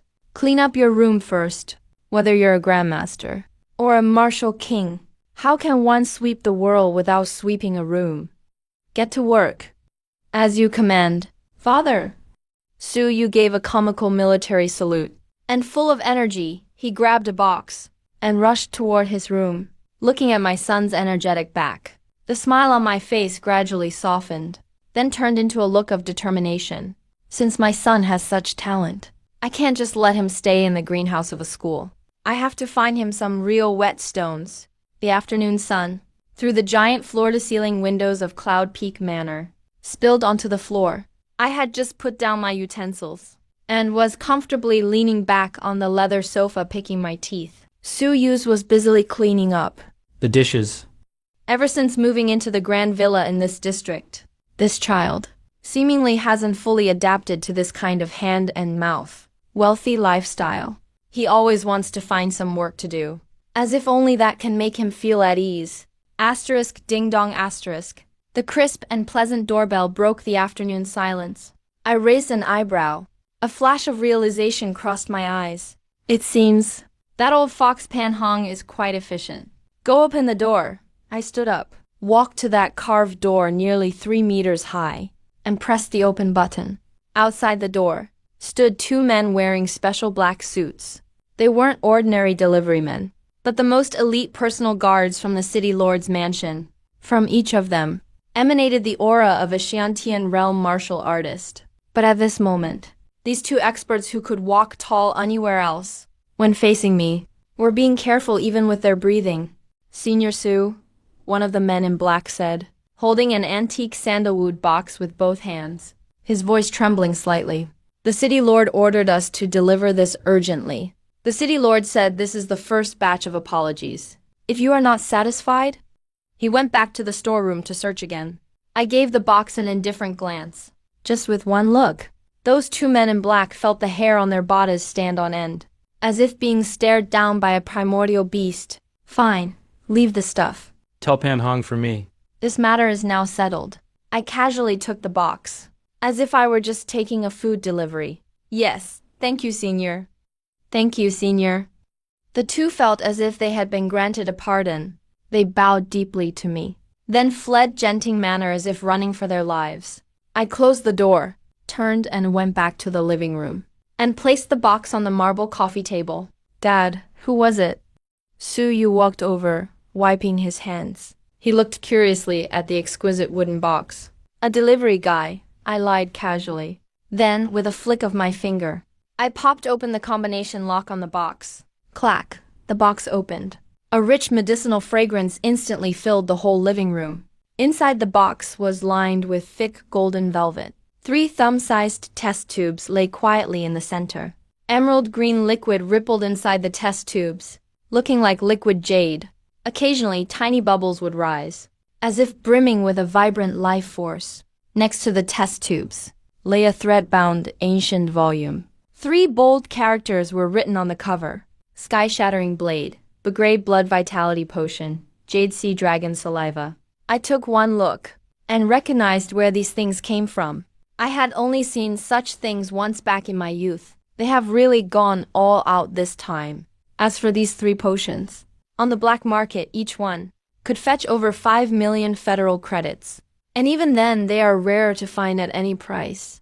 These are for you. I pushed the box toward my son. Su Yu was stunned. He instinctively waved his hands. Dad, this is far too valuable. Besides, you are a martial king now. Wouldn't it be better if you use these? Silly boy, I chuckled. I picked up one of the potions and gave it a shake under the light. At the martial king level, this kind of B-grade potion is no different from drinking sugar water. It won't improve my cultivation at all. But for you, this is a miracle drug that will transform you. As I spoke, I shoved the box into Suyu's arms, my gaze full of undeniable encouragement. You are currently in the early blood vitality stage. Though your foundation is solid, you have only just broken through after all. These 3 potions are enough to stabilize your realm, and even push you toward the mid-stage. As for this sky-shattering blade manual, I pointed to the ancient book. It's 100 times better than that common bull punch I taught you before. The bull punch trains strength, but this sky-shattering blade trains killing intent. In this world, if you don't have a weapon in your hand, how can you protect yourself? Suyu clutched the box. A heavy box. I can feel the strong aroma of medicine. My eyes start to feel warm. He's not a fool. He knows the value of these items. This is more than just resources. It's a road to greatness that I've paved for him. All right, Dad. Don't be so sentimental. I waved my hand, interrupting my son's emotional speech. I only got you 3 days off. Spend these 3 days in the gravity chamber. Digest all of this for me. I understand. Suyu took a deep breath, holding the box. He turned and walked toward the underground gravity training room. The next 3 days, for Suyu, would be both hell and heaven. Day 1. Suyu sat cross-legged on the specially designed alloy floor. He downed the first bottle of Azure Dragon Saliva in one gulp. If he's an ordinary martial artist, even with depleted vital energy, Taking such a strong concoction needs to be diluted with water and taken in 3 doses. But Suyu remembered his father's mention of his special constitution. He steeled himself and drank it all at once. Boom, the medicine entered his throat, instantly turning into raging magma, rushing through his entire body. The pain felt as if every blood vessel was about to burst. But just as Suyu gritted his teeth and endured, about to pass out, the mysterious black hole in his dantian awakened again. That was the innate greed of the chaos body. Bless the area around Suyu's body. A small blood and energy vortex actually formed. The wild medicinal power rampaging inside him suddenly seemed to meet its natural enemy and instantly became docile. It was sucked into the black hole like a whale feeding. In just half an hour, the medicine that takes a normal person a week to absorb was completely digested by Suyu. So this is what a special constitution is like? Suyu felt his vital energy had surged significantly. His face was full of shock. He didn't pause. A ruthless look flashed through his eyes. He picked up the second veil. Day 2. Suyu had fully adapted to this explosive power. He was shirtless, holding a training alloy saber, swinging furiously under double gravity. The void-splitting blade technique is all about speed and force. A blade slash breaks the air. Nothing can withstand it. At first, his movements were awkward. He nearly cut himself several times. He did not tire. Once, twice. 1,000 swings sweat poured like rain, only to be evaporated instantly by the heat radiating from his body. Dusk, day 3. Inside the underground training room, Suyu's eyes were bloodshot, but his aura was condensed to its peak. He'd used up all 3 B-grade potions. The vital energy inside him now surged like a mighty river.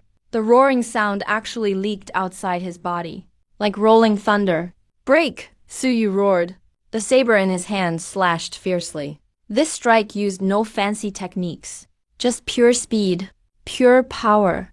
The air was torn apart like a piece of cloth, producing a sharp screech. A faint white shockwave, visible to the eye, slashed out along the blade's edge, directly onto the alloy wall, leaving a half-inch deep white mark. Meanwhile, a physical threshold in his body suddenly opened. At this time, in the living room upstairs, I was crossing my legs, watching the evening news on the holographic TV, holding a cup of premium Dahong Pao tea, relaxing leisurely. Suddenly, ding. Detected offspring Suyu training diligently. Fully absorbed 3 B-grade potions. Successfully advanced to mid-stage vital energy realm. Family honor system detected offspring's realm breakthrough. Host receives enhancement feedback. Synchronizing host's realm boom. My teacup shook slightly, but not a drop of tea was spilled. Yet the power in my body leapfrogged once again in that instant. Mid-stage Martial King realm. Ding, detected. Offspring Su Yu practiced 1,000 saber strikes. Void-splitting blade technique close to mastery. Triggering critical feedback to host. Void-splitting blade automatically upgraded to perfection. Congratulations, host, on comprehending void-splitting blade intent. Buzz in a split second. A fiercely sharp aura flashed across my body.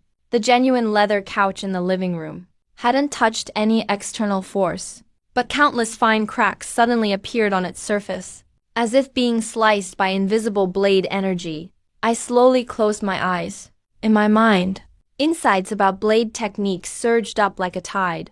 What was once just an ordinary manual, the void-splitting blade, now felt as if I'd practiced it for 100 years. I didn't even need to hold a blade. Just a thought. Anywhere I looked, the air could become a blade. Phew, this feels amazing. I put down my teacup, feeling the surging power within me. The corners of my mouth curled into a satisfied smile for getting something without effort. While my son sweats downstairs, I upgrade upstairs, drinking tea. Is this the joy of raising a son? Looks like I need to find better stuff for Xiao Yu in the future. Just then, the basement door opened. Su Yu rushed upstairs, all sweaty yet lively, excitedly shouting, "Dad!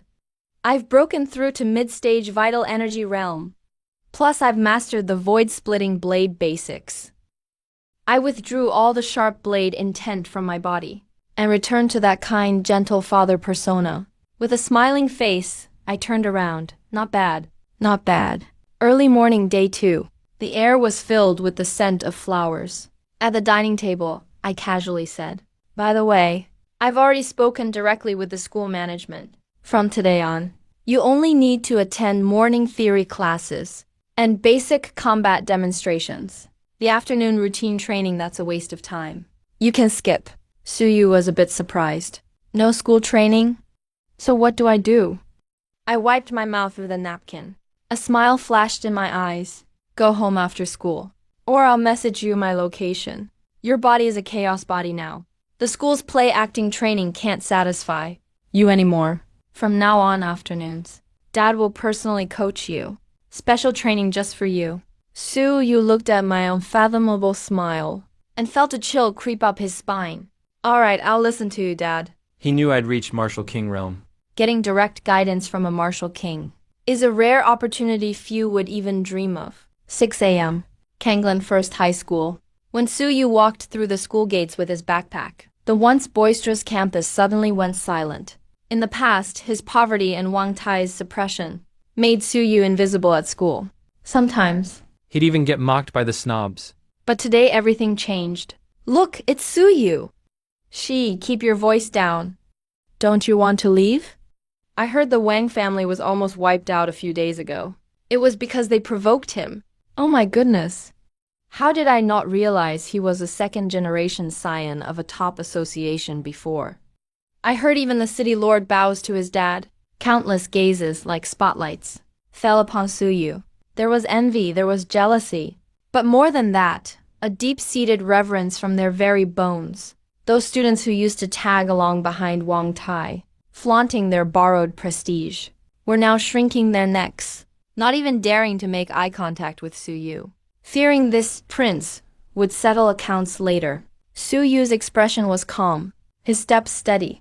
Having experienced a brush with death and the awakening of his martial arts, the childish gazes of his peers could no longer stir any waves in his heart. Does an eagle care about the chatter of sparrows? Clearly not. "Blockhead, you actually remembered to come to school?" Just then, a clear and pleasant voice called out from behind him, breaking the oppressive atmosphere around them. Su Yu stopped and looked back. He saw Su Lele carrying a pink bag, her hair in a high ponytail, jogging over. The boys around, seeing this scene, were heartbroken, yet no one dared to approach and chat her up. In their eyes, the current Su Yu was a terrifying existence tagged with "Do not approach." You have no idea. The school has been buzzing these past few days. Su Lele ran up to Su Yu, her big eyes blinking. Everyone's talking about what happened that day. They say your dad is an reclusive, peerless master who crushed that bully from the Wang family with one kick. And even the city lord had to apologize. Now everyone's calling you young Master Su. Su Yu smiled helplessly and shook his head. Young Master Su? Don't listen to their nonsense. I'm still me. Tisk, you're just pretending. Su Lele leaned in closer, lowering her voice, and asked with a curious expression. But seriously, those resources your dad got for you, are they incredibly powerful? I feel your aura now. It seems even deeper than that day at the martial arts dojo. As one of the few in the class who genuinely cared about Su Yu, she could keenly sense Su Yu's changes. That change wasn't just in strength, but also a refinement in his demeanor, like a sharp blade hidden in its sheath, its edge contained. Su Yu recalled the tearing pain of the past few days in the gravity chamber, that kind of tearing pain. And a confident gleam flashed in his eyes. There has been some improvement. If it were the current me, and I encountered Wang Heng again, I'm confident I could take him down in 3 moves. Wow! Su Lele covered her small mouth, her face filled with admiration. You're bragging, aren't you? Wang Heng is in the mid-key blood realm, you know? But this girl believes you. Then can't you easily get into top academies like Jingwu and Mowu? Jingwu is just one of the goals. Su Yu looked into the distance, his tone calm but firm. My goal is to be the national top scholar. TSK, TSK, TSK, haven't seen you in 3 days. And your bragging has no limits. Su Lele pouted, but a smile she couldn't hide twinkled in her eyes. Oh, right, the first period is practical combat simulation class. The teacher said we'd be doing group combat. Let's be in a group together. It'll be a good chance for me to see just how strong the future national top scholar really is, okay? Hey, as long as you're not afraid of losing too badly. It's not certain who'll win or lose. This girl hasn't been slacking off these past few days either. The two bickered as they walked towards the academic building. Meanwhile, dozens of kilometers outside Kanglin Base City, this was a forbidden zone for human civilization. A wilderness teeming with fierce beasts. The dilapidated old-era highway, like a broken spine, stretched across the overgrown wilderness. Collapsed skyscrapers, ensnared by massive vines, had become nests for birds and beasts. Above this sky, filled with danger and slaughter, a figure stood with hands clasped behind his back, treading on thin air. Strange, I frowned slightly, muttering to myself. Under normal circumstances, The area 30 to 50 kilometers outside the base city is the most active zone for low-tier fierce beasts. Usually this place would be infested with wolf packs, mutated wild boars roaming in herds, and even occasionally F-rank and level 1 fierce beasts, slaughtering each other for territory. Although humanity has ventured into space, they haven't adopted an extermination policy for Earth's native ecosystem. On one hand, it's to preserve ecological diversity, but more importantly, these fierce beasts serve as natural whetstones to hone generations of martial arts students. But now, as I look around, the wilderness below is eerily quiet, except for a few scattered, lonely ironhide boars and swiftwind hares foraging. The bloodthirsty demonic wolves that used to dominate the abandoned industrial park are gone. The iron-armored crocodiles that played by the old riverbed are also nowhere to be found. It's too quiet. My figure slowly descended, landing on top of a broken bridge. I can feel a faint, lingering, unsettling aura in the air. That's not the scent left by ordinary fierce beasts, but a higher, more organized sense of oppression. Could it be that a high-tier fierce beast passed through, scaring away all these low-tier creatures? I squatted down and examined a claw mark on the bridge surface. The claw mark is very fresh. It must have been left not long ago. But what's strange is the direction of the claw marks is uniform. All the fierce beasts are migrating in the same direction. That direction is north away from Kanglin Bay City, and also deeper into the Forbidden's wilderness, towards the direction of the Grand Canyon of Death. A large-scale beast migration? Or some kind of gathering? A glint flashed in my eyes. As an old hand who had been struggling and surviving in this world for decades, coupled with the knowledge from my past life, I instinctively smelled a hint of conspiracy. Normally, Fierce beasts only behave abnormally in two situations. First, a natural disaster like an earthquake or tsunami is about to occur. Second, a beast king capable of commanding all beasts has been born, and is currently gathering its forces. If it's the latter, then Kanglan City might be in for trouble. I stood up and clapped the dust off my hands. I didn't feel fear like an ordinary person. The strength of a martial king gave me absolute confidence. My purpose for coming out this time was originally to find combat practice opponents for Su Yu. Since there are none here, I'll go a bit deeper. My gaze turned north, towards the ancient mountains shrouded in black mist. I refuse to believe I can't find some decent sparring partners. Before I finished speaking, my figure instantly vanished from where I stood. Only a cloud shattered by a sonic boom was left behind. Wish my goal was clear. Capture a few peak-level beasts, even some D-level early-stage fierce creatures to bring back. Throw them into the back mountain of Cloudtop Manor. Let Su Yu have a real wilderness survival experience. As for the risks of dampness, if the sky falls, the tall ones will hold it up. If things ever threaten my son's life, I can step in then. No rush. The midday sun was scorching the ground mercilessly, but inside Cloudtop Manor, the climate control kept the rooms at a comfortable 22 degrees.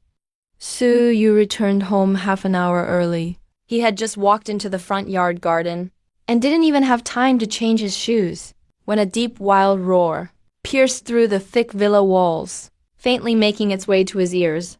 Roar that sound was mixed with savagery and bloodlust, plus the clanging of metal chains violently crashing together. It made your scalp tingle. Su Yu paused for a moment, then realized this must be the special training his father mentioned. He just didn't expect that the commotion was so loud it felt like an animal zoo in the house. Dad, what's making noise in the backyard? Su Yu walked into the kitchen and saw me skillfully handling ingredients with an apron on. He casually asked, "You're back." I didn't even turn around. My knife flew over the veggies. My tone was calm. Wash your hands and eat first. You need to be full so you have energy to get beaten up. I don't practice martial arts. Su Yu nodded. He sat down at the dining table. Although the table was full of delicious-looking food, he ate absent-mindedly. The faint beast roars were like invisible hands, tickling his curiosity. After all, as a student raised in a greenhouse, his knowledge about fierce beasts came entirely from holographic textbooks and videos. Actually facing them directly was a first for him. I saw my son looking lost and distracted, and smiled, shaking my head. All right, stop counting rice grains. Since you're so eager, then don't bother eating. Let's start early. After speaking, I casually took off my apron. Even wiping my hands looked so relaxed. I headed straight toward the backyard. Su Yu's eyes lit up. He quickly put down his chopsticks and followed. Crossing the exquisite garden, he pushed open that door. But the sight before the heavy iron gate leading to the back mountain made Su Yu gasp instantly. His pupils dilated suddenly. The manor's back mountain, which was once lush and scenic, had now been violently cleared into a plot of yellow earth as large as a football field. And on that open space stood over a dozen thick alloy stakes. On every single stake, with wrist-thick specialized shackles, were locked various types of ferocious beasts emitting a strong, foul stench. On the left was an armored porcupine covered in black iron spikes. It was frantically slamming its body against the ground. Each impact made the ground tremble. In the middle was a giant rock bear standing nearly 3 meters tall. On its thick, rocky skin, there were still scars left from its capture. A pair of blood-red eyes stared intently at Su Yu. Thick saliva dripped from the corners of its mouth. Behind them were several agile and sinister-looking gale wolves. Though they were chained up, they still maintained an ambush posture. Low whimpers came from their throats.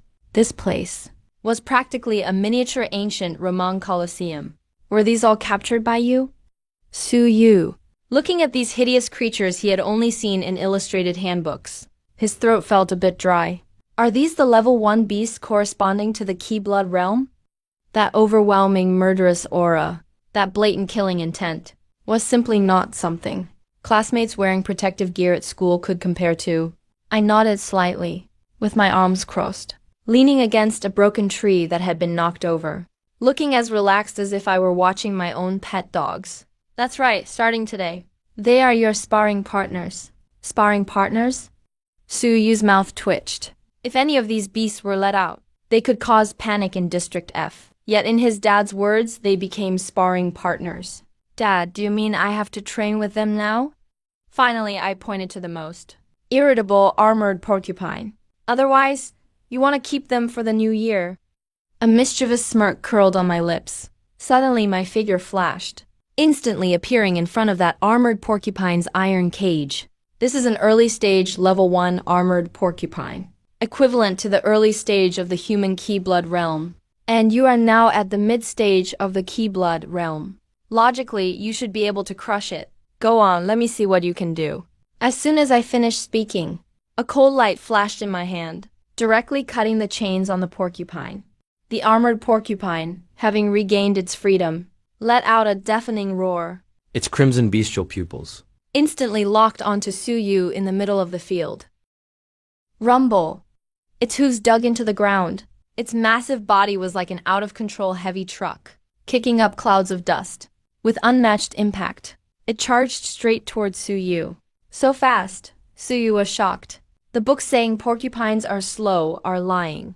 This explosive power is terrifying. Catch the blade. I tossed it casually. An unsharpened alloy training saber drew an arc through the air. Su Yu hurriedly caught the saber. By then, the porcupine's tusks, carrying a foul wind, had already closed in right in front of him. 3 meters. Su Yu reacted instinctively. He lunged to the left with messy footsteps. Whoosh! The porcupine's spike-covered body brushed past the edge of Su Yu's clothes. The resulting gust of wind stung Su Yu's cheeks. Before Su Yu could even regain his footing, that porcupine unexpectedly showed flexibility inconsistent with its size. It slammed its front hooves to a halt, pivoting on its hind legs. Its thick tail was like a steel whip, sweeping across with a whistling sound. Damn it! Su Yu could only raise his saber to block. Clang! A piercing sound of metal clashing rang out. Su Yu felt a massive force travel up the hilt of the blade. The webbing of his thumb split instantly. He was sent stumbling back by this brute force, taking 7 or 8 steps before barely managing to steady himself. His arms were completely numb. This is real combat. Cold sweat broke out on Su Yu's forehead. Clearly, his Keyblood value was higher than this beast's. Clearly, his strength should be greater. But in the clash just now, he was completely suppressed. The porcupine didn't give him any room to breathe. It charged again with another roar. Its sharp tusks glinted with a cold, sinister light, intending to impale the human youth. Su Yu could only rely on instinctive reactions, dodging clumsily again and again. The sky-breaking saber technique in his hands became fragmented. He couldn't find any rhythm at all, occasionally landing a blow or two on the porcupine. They only hit the hard black iron spikes, kicking up a shower of sparks. Unable to break its defense at all. Too stiff? Not far away, I shook my head. My voice wasn't loud, but it reached Su Yu's ears clearly. What you learned at school are all dead routines. Will a beast wait for you to strike a pose before attacking? Is your mid-stage Keyblood realm just for show? Su Yu, don't forget your physique. My gaze suddenly became sharp. I barked. The chaos physique isn't meant for you to be used as a meat shield. Try to, at the moment of contact, consume its ki and blood. Consume it? Su Yu, who was dodging clumsily, felt a sudden jolt in his heart. Buzz. The porcupine charged again. This time, Su Yu didn't choose to retreat. In extreme tension, he forced himself to calm down. Deep within his danshin, that gray chaos vortex began to rotate slowly. An indescribable hunger suddenly radiated from every pore of his body. Come on! Su Yu's eyes narrowed slightly, staring intently at the charging porcupine. At the moment the tusks were about to touch him, his body slid to the side like a phantom. No longer dodging in panic, but cutting in with a plan, he reached out his left hand, seemingly lightly, and pressed it against the porcupine's spike-covered flank. If he had pressed his palm down before, Su Yu's palm would have been stung by the recoil. But this time, the chaos physique activated. The ki and blood in Su Yu's palm instantly formed a small, Negative pressure vortex. The once aggressive armored porcupine suddenly let out a terrified screech. It felt the violent power within its body. The moment it touched this human's palm, actually surge out like a bursting dam. That moment of weakness caused its originally fierce charging motion to suffer a fatal stiffness. Now's the time. Su Yu clearly felt a warm, violent essence of qi and blood flow through his left hand into his body, instantly replenishing the stamina he had just exhausted, even giving his strength a brief surge. One waxes as the other wanes. This is the terror of the chaos physique. The panic in Su Yu's eyes vanished completely, replaced by the excitement of a hunter seeing its prey, seizing the moment of the porcupine's stiffness.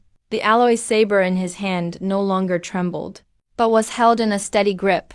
The qi and blood just plundered from within, mixed with his own qi and blood, furiously channeling energy into the blade. First form of the sky-splitting blade, Stream Breaker.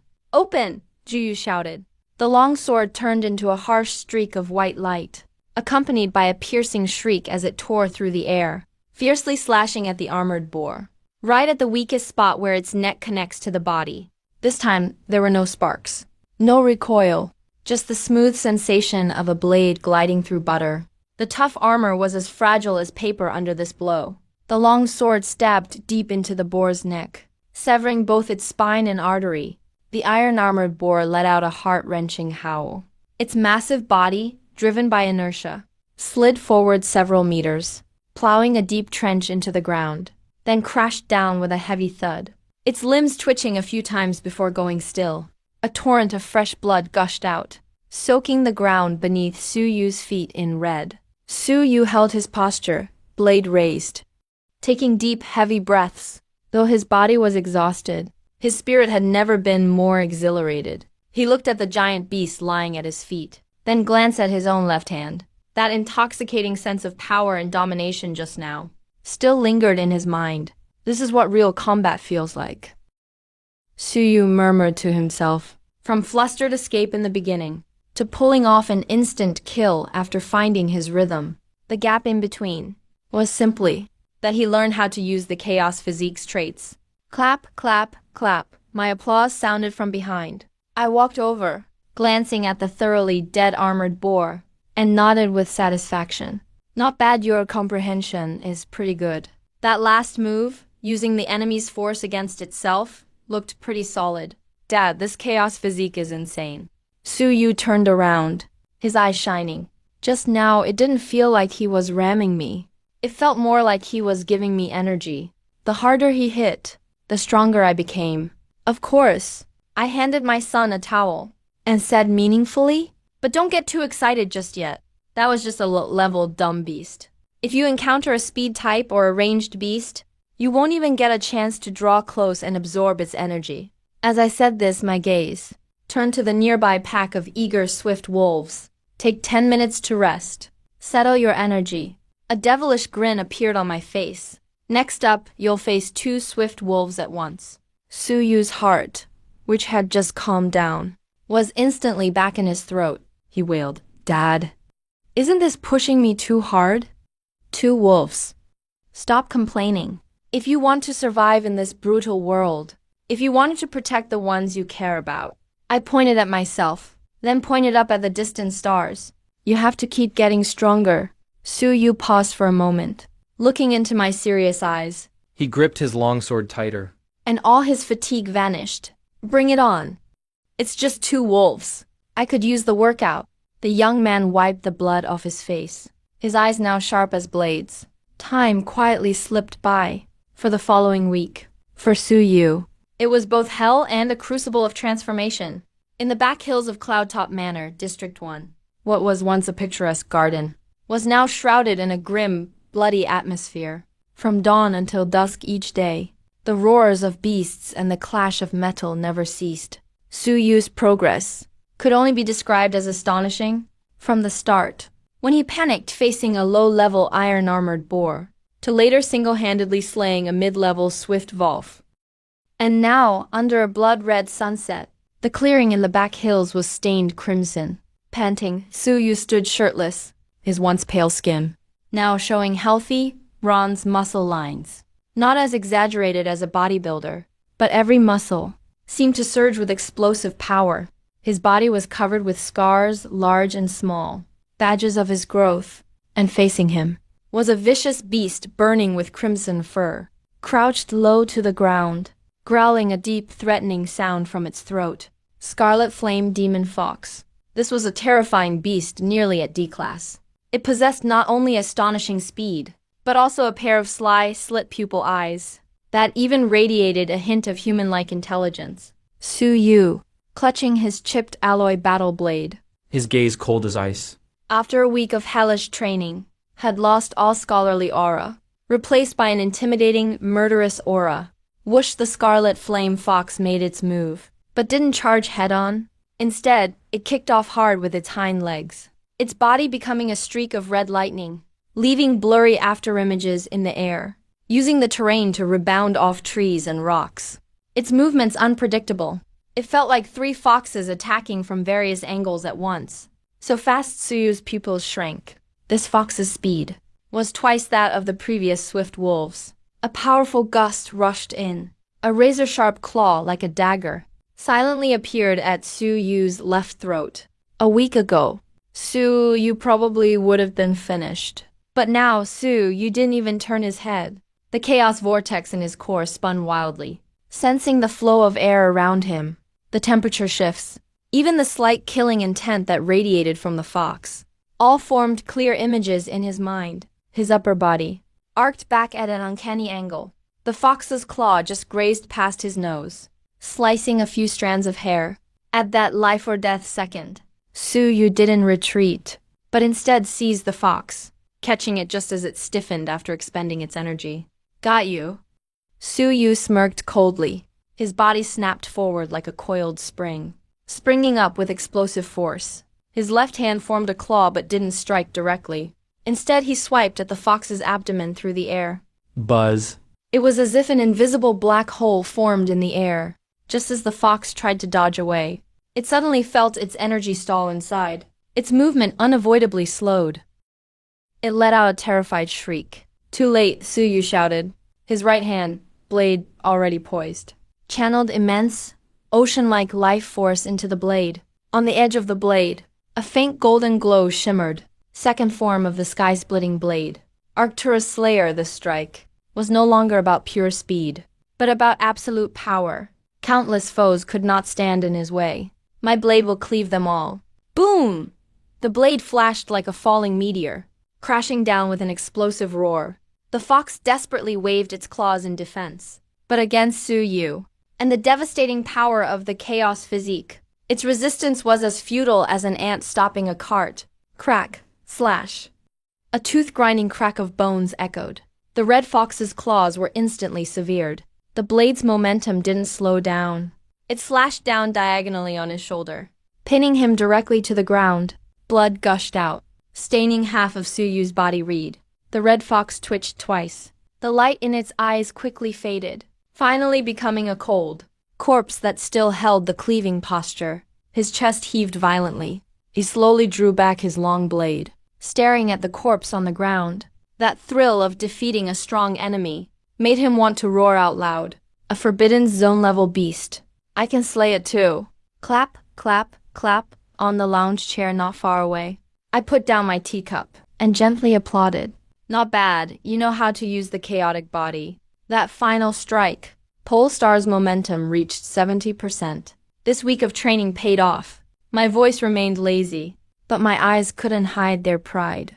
Just 7 short days, from a student who only knew how to bury his head in books, to a warrior who could defeat cunning, ferocious beasts across ranks. Such talent is truly terrifying. He really did inherit his mother's gifted talent. However, just as I was about to stand and hand my son a towel, deep in my mind, that familiar system notification sound once again rang out like heavenly music. Ding detected.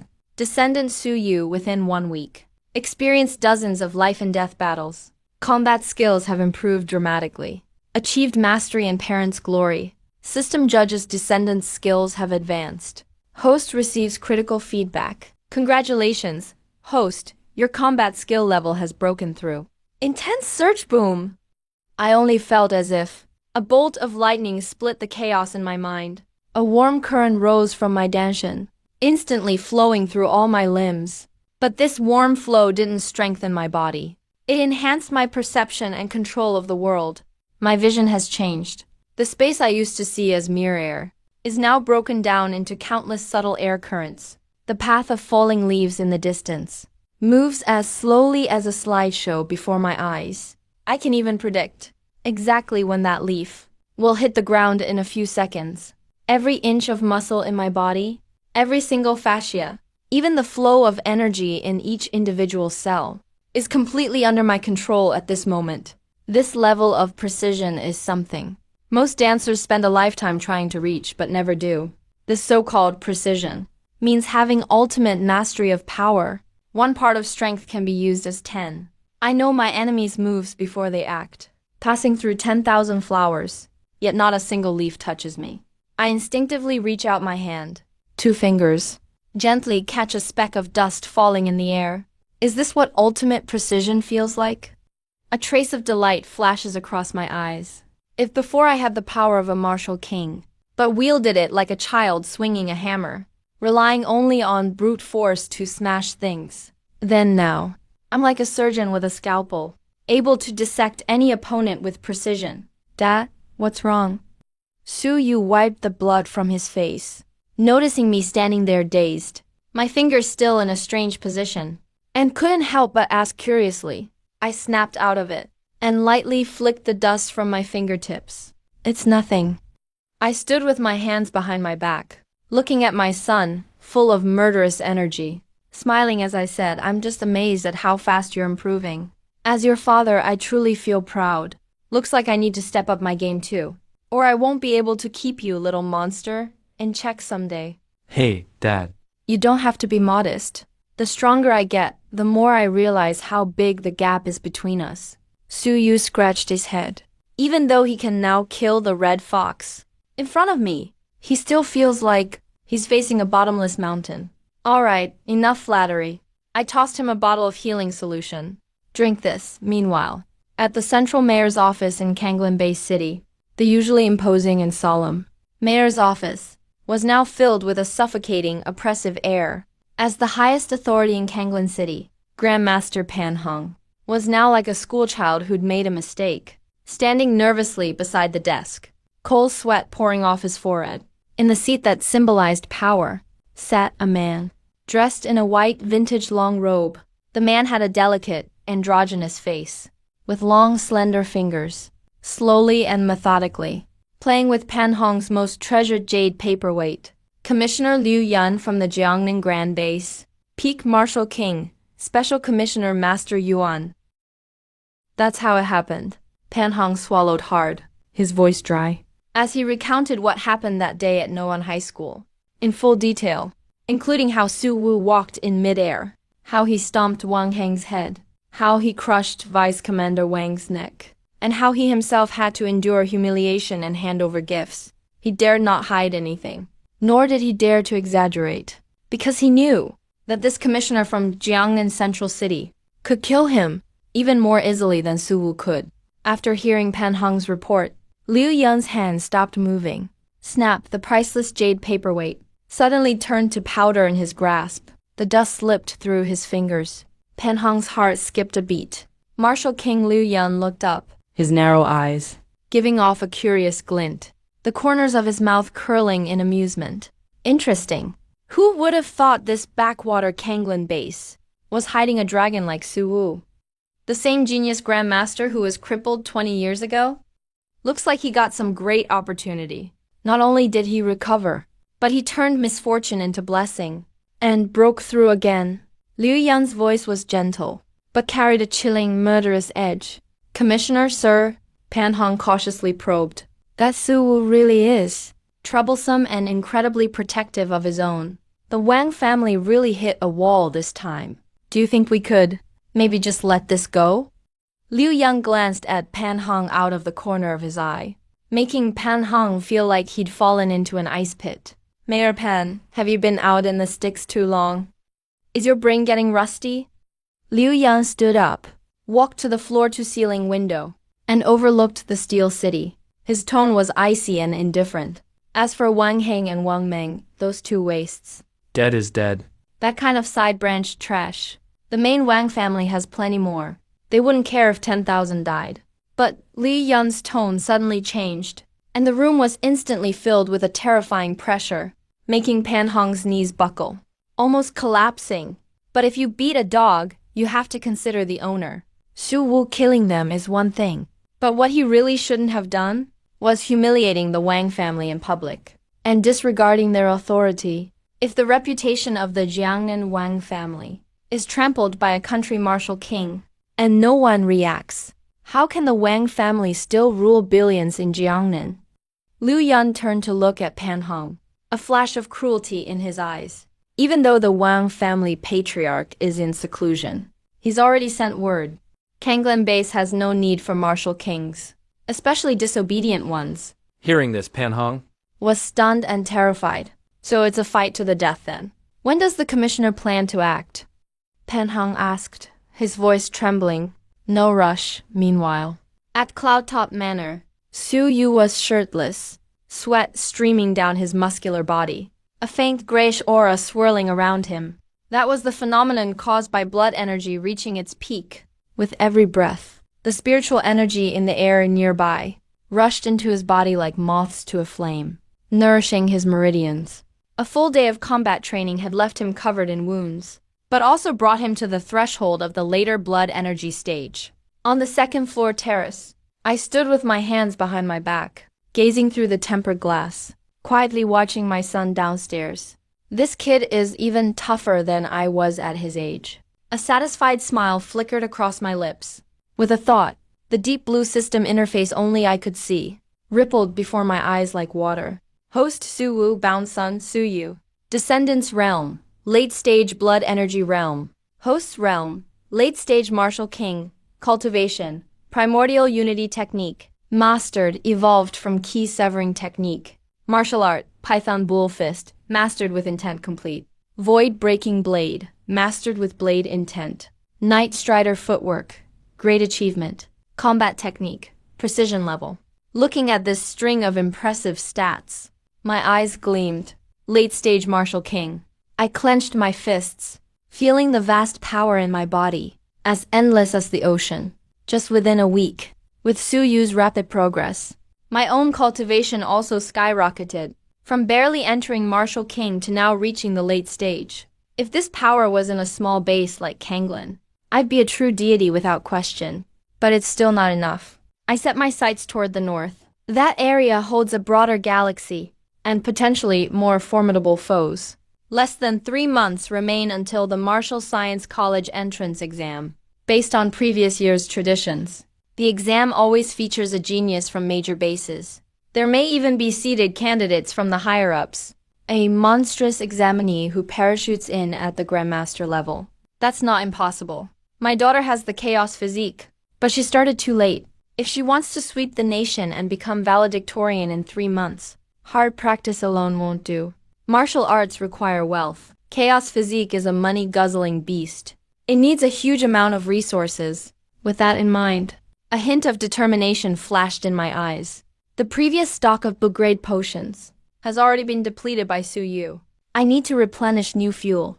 Early next morning, sunlight pierced through the clouds, awakening this steel giant of a city. Su Yu headed to school very early. Before leaving, he wolfed down 3 big bowls of mutated lean meat porridge. Watching my sons, energetic back. I tidied myself up, put on a low-key gray casual outfit, and stepped out. If District F is the slum, then District A is the private garden for the elite. District B is the economic heart of the whole base. Land here is incredibly valuable. Tall buildings line the streets. Huge holographic ads crisscross the sky, showcasing new alloy combat blades, gene potions and protective suits. Luxury cars zip along the streets. Most pedestrians are dressed in expensive clothes. Even the patrol teams by the roadside. Their gear is several grades above that of District F. I put my hands in my pockets, leisurely strolled along the bustling streets, my simple gray outfit, amid the crowd of people dressed in splendor. stood out as mismatched. But I didn't mind at all. At my level, everything else is superficial. Even wearing a burlap sack, I'd still be king of the dance. I stopped in front of the treasure pavilion, looked ahead, at the imposing, ancient-style building. A 4-story vermilion tower, overhanging eaves, ornately carved beams and painted pillars.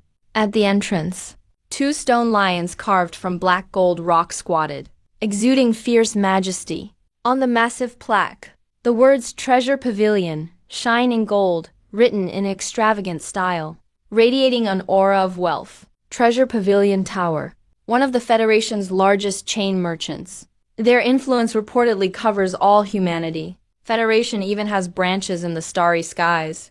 It's said that with money here, you can even buy the eggs of cosmic giant beasts. This is the place. I nodded to myself. I'm here to restock today. Only a shop like this can satisfy the appetite of a chaos physique. I stepped over the high threshold. A delicate sandalwood scent greeted me, instantly shutting out the chaos of the outside world. The first floor hall is spacious and bright. Hundreds of crystal display counters are neatly arranged, filled with various basic pills and mortal-grade weapons. At this moment in the hall, it's packed with people, mostly DJ dancers bargaining. I swept my gaze across and shook my head. Maybe these things are treasures for ordinary folk, but for Suyu right now, they're too impure and too weak. Let's check upstairs. Familiar with the place, I headed toward the redwood staircase to the 2nd floor. I remember the higher grade potions and rare materials are usually on the VIP floors, 3rd floor and up. It sold entry-level weapons and C-grade potions. Several staff in blue robes were chatting softly behind the counter. Noticed me coming up. They just glanced at me faintly, seeing my plain clothes. Nobody approached me. I didn't mind either, and walked straight to the stairs to the 3rd floor. Just as I was about to step onto the stairs, stop. A sharp and somewhat mean female voice suddenly rang out. I paused mid-step, turned to look. I saw a woman with exquisite makeup, wearing a tight uniform, briskly walking over, sizing me up from head to toe. Her gaze lingered on my somewhat worn sneakers. For 2 seconds, her disdain was obvious. "Sir," the saleswoman crossed her arms, blocking the stairway, chin slightly raised. "You must be lost, right? That's the 3rd floor upstairs." "I know it's the 3rd floor." I kept a calm expression. "I'm here to buy something." "Buy something?" The saleswoman looked amused, scoffed. "Do you know what's sold on the 3rd floor? Those are resources for distinguished dancers and patrons. Each pill costs at least tens of thousands of Federation credits." As she spoke, she pointed a finger practically at my nose. "Did you read the sign next to you? The 3rd floor is for VIPs. Non-members aren't allowed inside. Do you have a membership card?" "Membership?" I frowned slightly. I've visited Treasure Pavilion many times when I was young. Though it's been 20 years, I never heard of this kind of rule. Since when did Treasure Pavilion have this regulation? Daxia's laws state, merchants mustn't refuse business without reason. I never heard of needing a membership in the past, I replied indifferently. That was ancient history. The saleswoman rolled her eyes. Her tone got even sharper. "Country bumpkin. Ever since our Kanglin branch got a new manager 6 months ago, we made this rule. If you want to go up to the 3rd floor, you need to deposit 500,000 credits to sign up for membership. Just looking at your shabby get-up, selling you wouldn't be worth 500,000. Get out. Don't block the way for other VIPs. If you dirty the carpet, can you afford to pay for it?" she said, waving her hand in disgust. As if shooing a fly, several customers nearby on the 2nd floor were attracted by the commotion, casting mocking glances. "Who is this guy? Dressed like that, he dares to barge onto the 3rd floor? Probably some penniless guy hoping to see how the other half lives." "Hey, Treasure Pavilion's new manager. Only recognizes money, not people. This guy's in trouble." Listening to the chatter around me, my previously calm gaze turned colder. I don't want trouble, but I hate being bitten by dogs even more. Rules made by their new manager. My mouth curled into a cold smirk. What an impressive show of authority. "Shut up, you old fogey. How dare you badmouth our manager?" Seeing that I wasn't backing down and even dared to talk back, the clerk flew into a rage. She usually relied on the treasure pavilion's influence, and didn't even care about regular squad leaders. She certainly wouldn't tolerate insolence from a pauper. Security, security. Where the hell are you? Throw this troublemaker out of here. The clerk shrieked, even reaching out to shove me. However, just as her hand was about to touch the corner of my clothes, a crisp slap, sharp to the extreme, instantly plunged the entire second floor into a deathly silence. The clerk was sent flying as if struck by a high-speed truck, spinning 3 times in midair and crashing heavily into a display case 5 meters away. Asterisk crash, asterisk. Glass shattered everywhere. The clerk lay flat on the ground, half her face instantly swelling like a puffed-up bun. 2 teeth mixed with blood spat out from her mouth. She was completely dazed by the blow. You dare hit me? Clutching her face, she let out a howl like a dying pig. Murder! Someone's causing trouble in the treasure pavilion. I stood there, slowly withdrawing my hand, taking a handkerchief from my pocket to wipe my palm. My expression was so indifferent. It was as if I had just swatted a mosquito. Who dares to act wild in my treasure pavilion? In less than half a minute, a series of hurried and angry roars came from upstairs. Then, a succession of heavy footsteps followed. 7 or 8 burly men in black rushed down. Leading them was a man in a silk robe, a middle-aged man with a handlebar mustache. This person was the manager of the Kanglin branch of the treasure pavilion. Zhao Dekai looked grim, the fury in his eyes almost erupting. He had operated at the Kanglin base for over half a year, Wielding influence in both legal and illegal circles. It was the first time anyone had dared to strike someone on his turf. Manager, it's him. Seeing her backup arrive, the clerk who was hit immediately burst into tears, pointing at me and screaming, "This pauper has no membership." Yet he insisted on barging onto the 3rd floor. I tried to stop him, but he not only called the treasure pavilion a scam shop, he even hit me.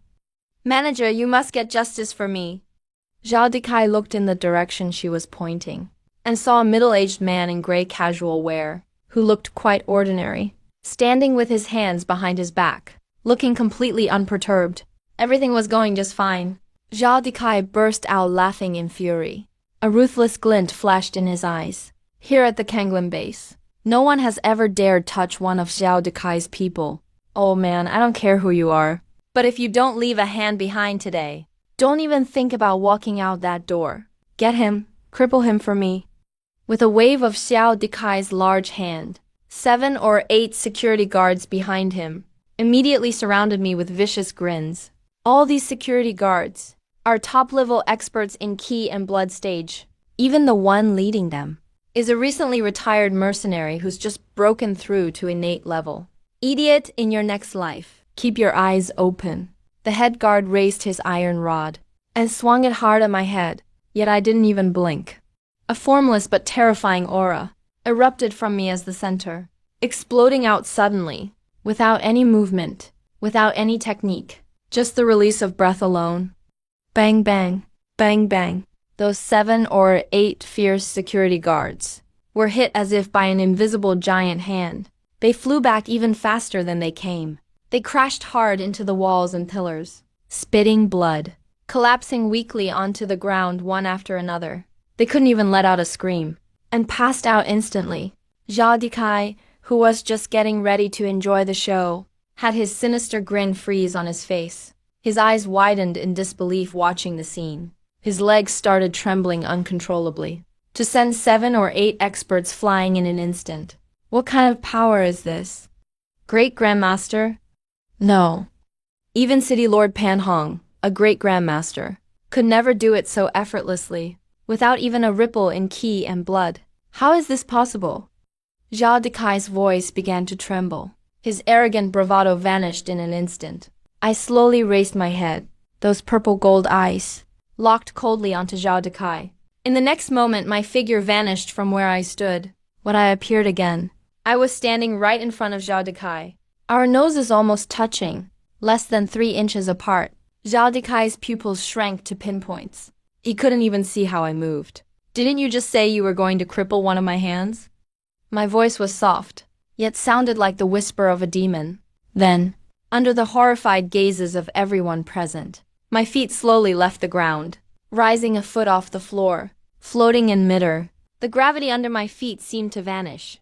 An absolute pressure at the very level of life itself descended on Zhao Dekai like the end of the world. Walking on air, Zhao Dekai let out a sharp scream, terrified out of his wits. Though he was just a businessman, he'd traveled far and wide, seen it all. He knew exactly what this meant.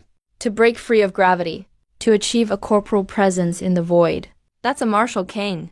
With a thud, Zhao Dekai's knees gave way, and he crashed to the ground, shattering his kneecaps. But he didn't feel any pain at all. Only endless terror. My God. He actually just threatened to cripple a martial king's hand. Isn't that the same as seeking death? Please, sir, spare me. Spare me, Zhao Dekai begged desperately, kowtowing over and over, banging his head on the floor with loud thuds, blood gushing from his forehead. I didn't recognize true strength before. I deserve to die. I must have been out of my mind. As for that bossy female clerk from earlier, she had already rolled her eyes back in fright by now, and fainted dead away on the spot. I hovered in midair, looking down from above, gazing at this shivering ant. You made up this membership system? No, not at all. Zhao Dekai was so scared he started stammering. I set it up on my own, sir. I thought at Kanglam Base, being remote and away from the authorities, I could curry favor with you, my lord. I was wrong. I really was wrong. I'll get rid of it right now. Remove it immediately. I reached out a hand, and like picking up a chick, clenched Zhao Dekai's throat from afar, lifting him off the ground. Zhao Dekai kicked frantically, his face turning as purple as a pig's liver. The suffocation made him feel death closing in. He actually tried to mess with me. I stared at him coldly. If it were me, with my temper when I was younger, you'd already be a corpse by now. But today, I just came to buy something for my son. Don't want any bloodshed. That's unlucky. Thud. I casually tossed him aside, throwing Zhao Dekai against the corner like trash. Death can be spared, but you won't get away unpunished. I landed back on the ground, clapped my hands, and said flatly, I'm going to shop at the Treasure Pavilion today, so you better figure it out. Zhao Dekai, grateful to be alive, gasped desperately for breath. Hearing this, He dared not hesitate a second longer. He scrambled to my feet, fawning like a lapdog. Sir, it's an honor to have you here at my shop. The Treasure Pavilion is blessed by your presence. It's like our ancestors are watching over us. Forget shopping or not. Take whatever you like. Everything is free. Everything is free. Free. I raised my eyebrows. That's what you said. I didn't force you, not at all. Definitely not forced. It's my honor to show my respect. Zhao Dekai shook his head like a rattled drum, terrified that the martial king would turn him into a meat patty if he got unhappy. Scared he'd be mashed to pieces. All right then, since you're so sincere. I gave a friendly smile. Lead me to the 3rd floor. Bring out your best key and blood potions, bodily reconstruction elixirs, and any other rare treasures you have. 10 minutes later, The shelves on the Treasure Pavilion's 3rd floor, once full of goods, were now bare, cleaner than a dog's lick.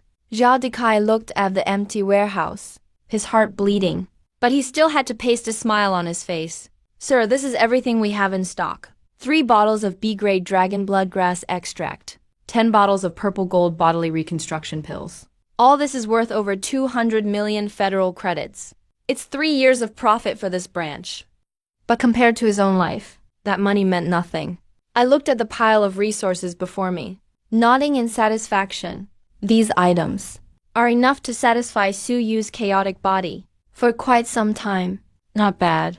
Just as I was about to find a bag to pack it all up, my eyes suddenly landed on the old, unremarkable ring, on the index finger of Zhao Dekai's left hand. My eyes lit up. A spatial ring. In this world, storage equipment does exist. But since spatial crystals are extremely rare, the price is sky high and they're hard to come by. Even a 1 cubic meter spatial ring could be traded for a villa in Zone A. I never expected this little sprite to actually keep something this good for himself. Sensing my predatory gaze, Zhao Dekai froze all over. Instinctively, he pulled his hand back behind him, Hey, your ring looks pretty unique, I said with a big smile. Zhao Dekai was on the verge of tears, He spent half his life savings on this. pulling strings just to buy it as a life-saving treasure on the black market. But could he dare refuse?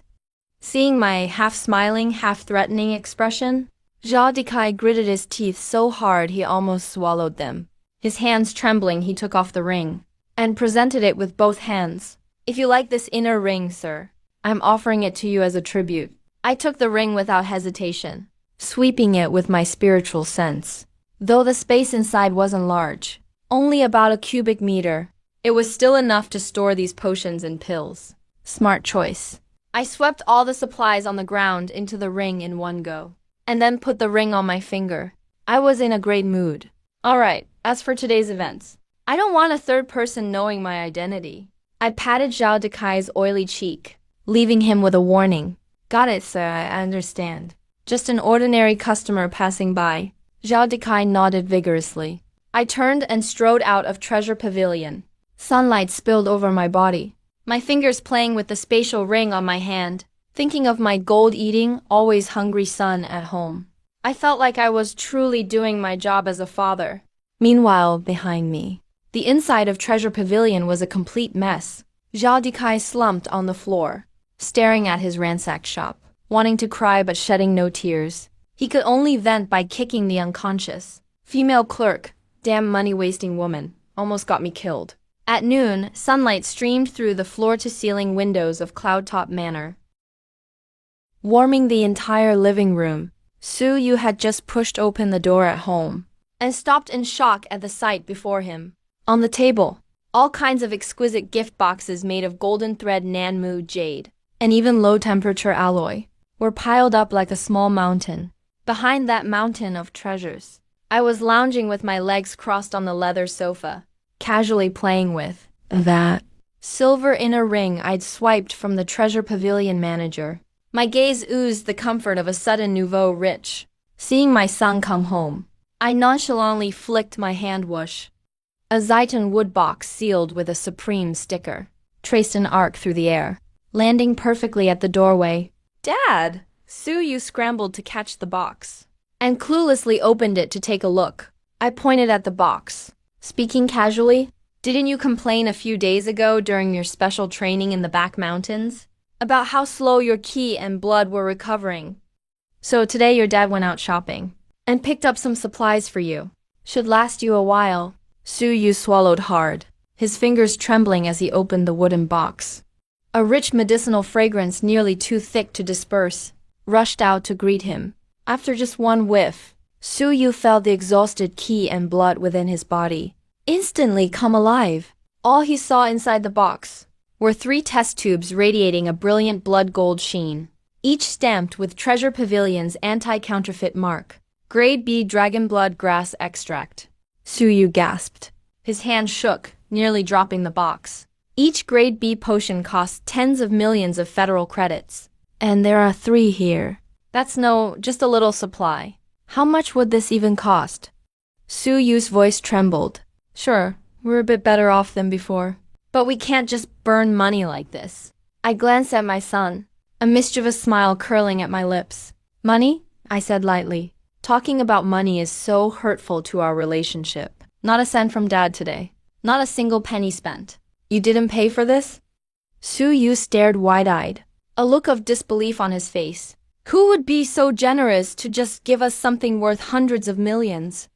Ran into a very warm-hearted Treasure Pavilion manager. I lied with a totally straight face. He said I have extraordinary potential.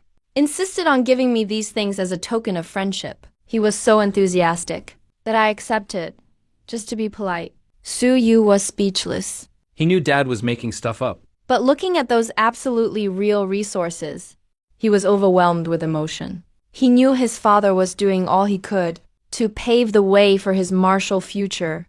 All right, snap out of it.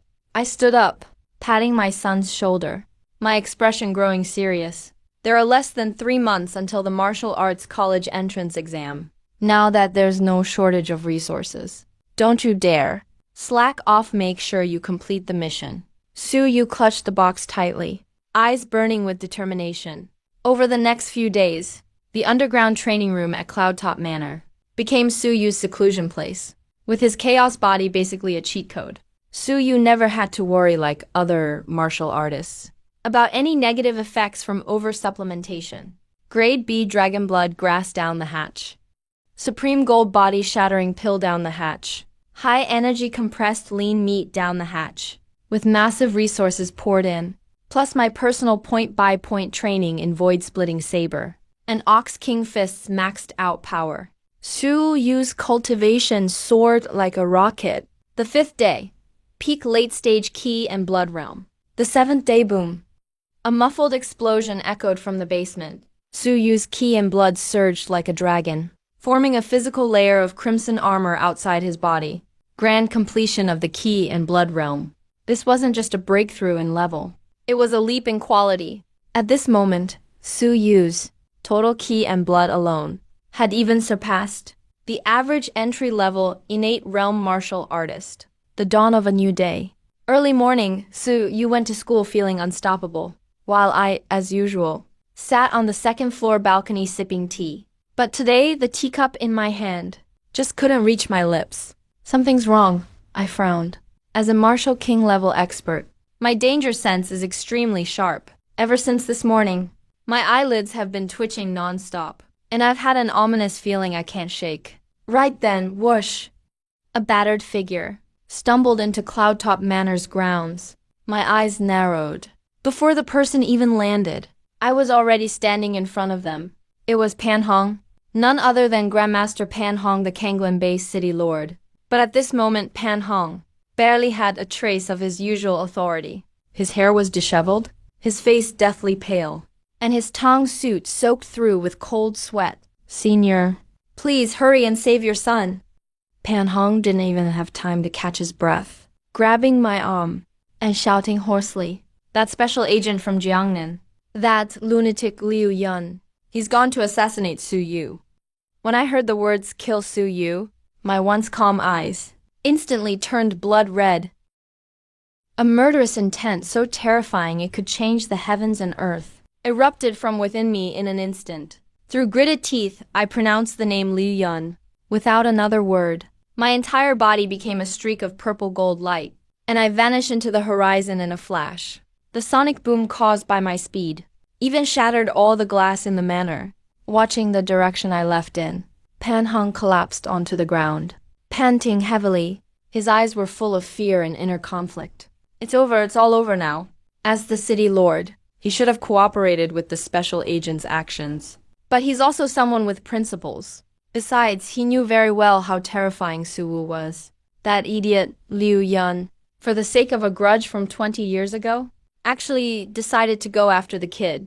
At this moment, outside Kanglan First High School, on a shady path that everyone has to pass, Su Yu stopped in his tracks. The usually bustling path to school was now eerily quiet. Even the birds and insects had gone silent. "Since you're here, come out."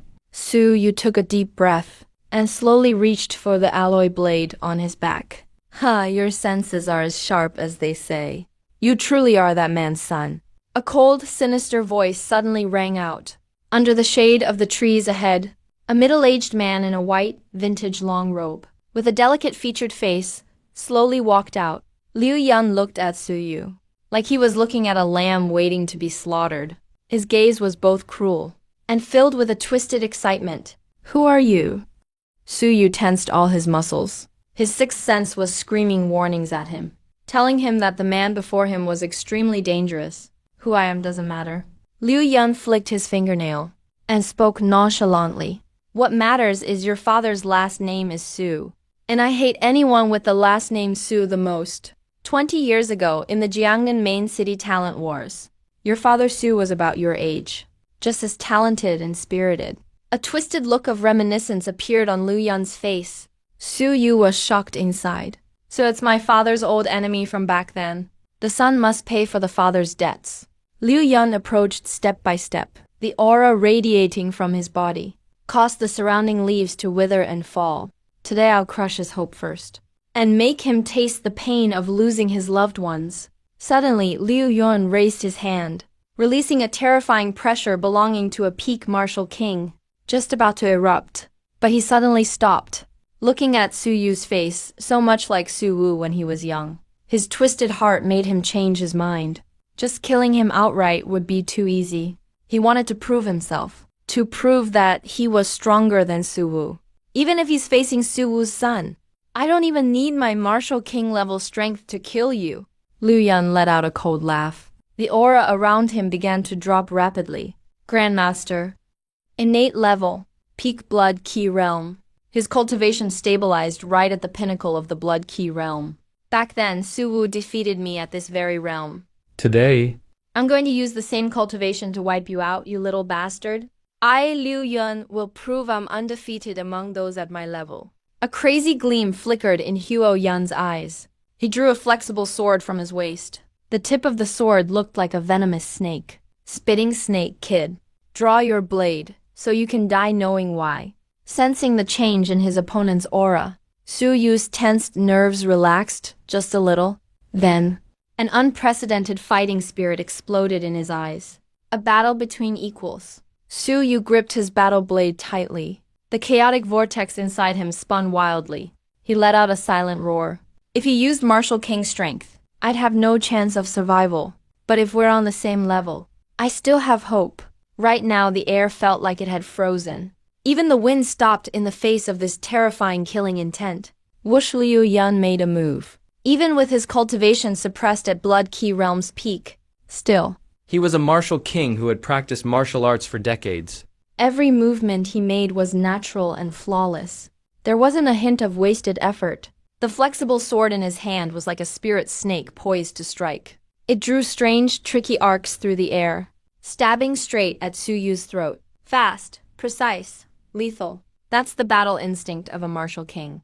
Su Yu's gaze turned sharp, but every hair on his body stood on end at that moment.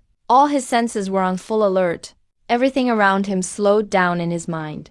Yet, even so, Liu Yan's sword was still so fast it made his heart race. Su Yu slid his foot lightly, his body shifting aside like a ghost. He barely missed that cold blade, dodging the lethal strike by a hair's breadth. The sword energy sliced his collar, leaving a shallow bloody mark. Even as he dodged, Su Yu didn't retreat. His hand, Following through with the alloy battle blade, fully unleashed the strength of Blood Key Realm's peak. He slashed at Liu Yan's waist and abdomen. Liu Yan's lips curled in a scornful smile. His body seemed boneless, twisting at an impossible angle, easily dodging the forceful blow. Then he flicked his wrist, and the flexible sword turned into a rain of blades. It poured down like a pear blossom storm. Every strike aimed at Su Yu's vital points. Ting, ting, ting, ting. The clashing of metal rang out through the forest. Sparks flew everywhere. Su Yu's face grew increasingly grim. He could only defend passively, even though his blade was fierce. Against Li Yan's swordsmanship, smooth as flowing mercury, he looked clumsy and slow. Damn it, is this the foundation of a martial king? Su Yu's arm was going numb from the shock. His palm was already split open. Blood ran down the hilt of his blade, though their strength was equal. And despite his chaotic body, Su Yu's blood ki was even stronger. But when it came to technique, he was completely outclassed.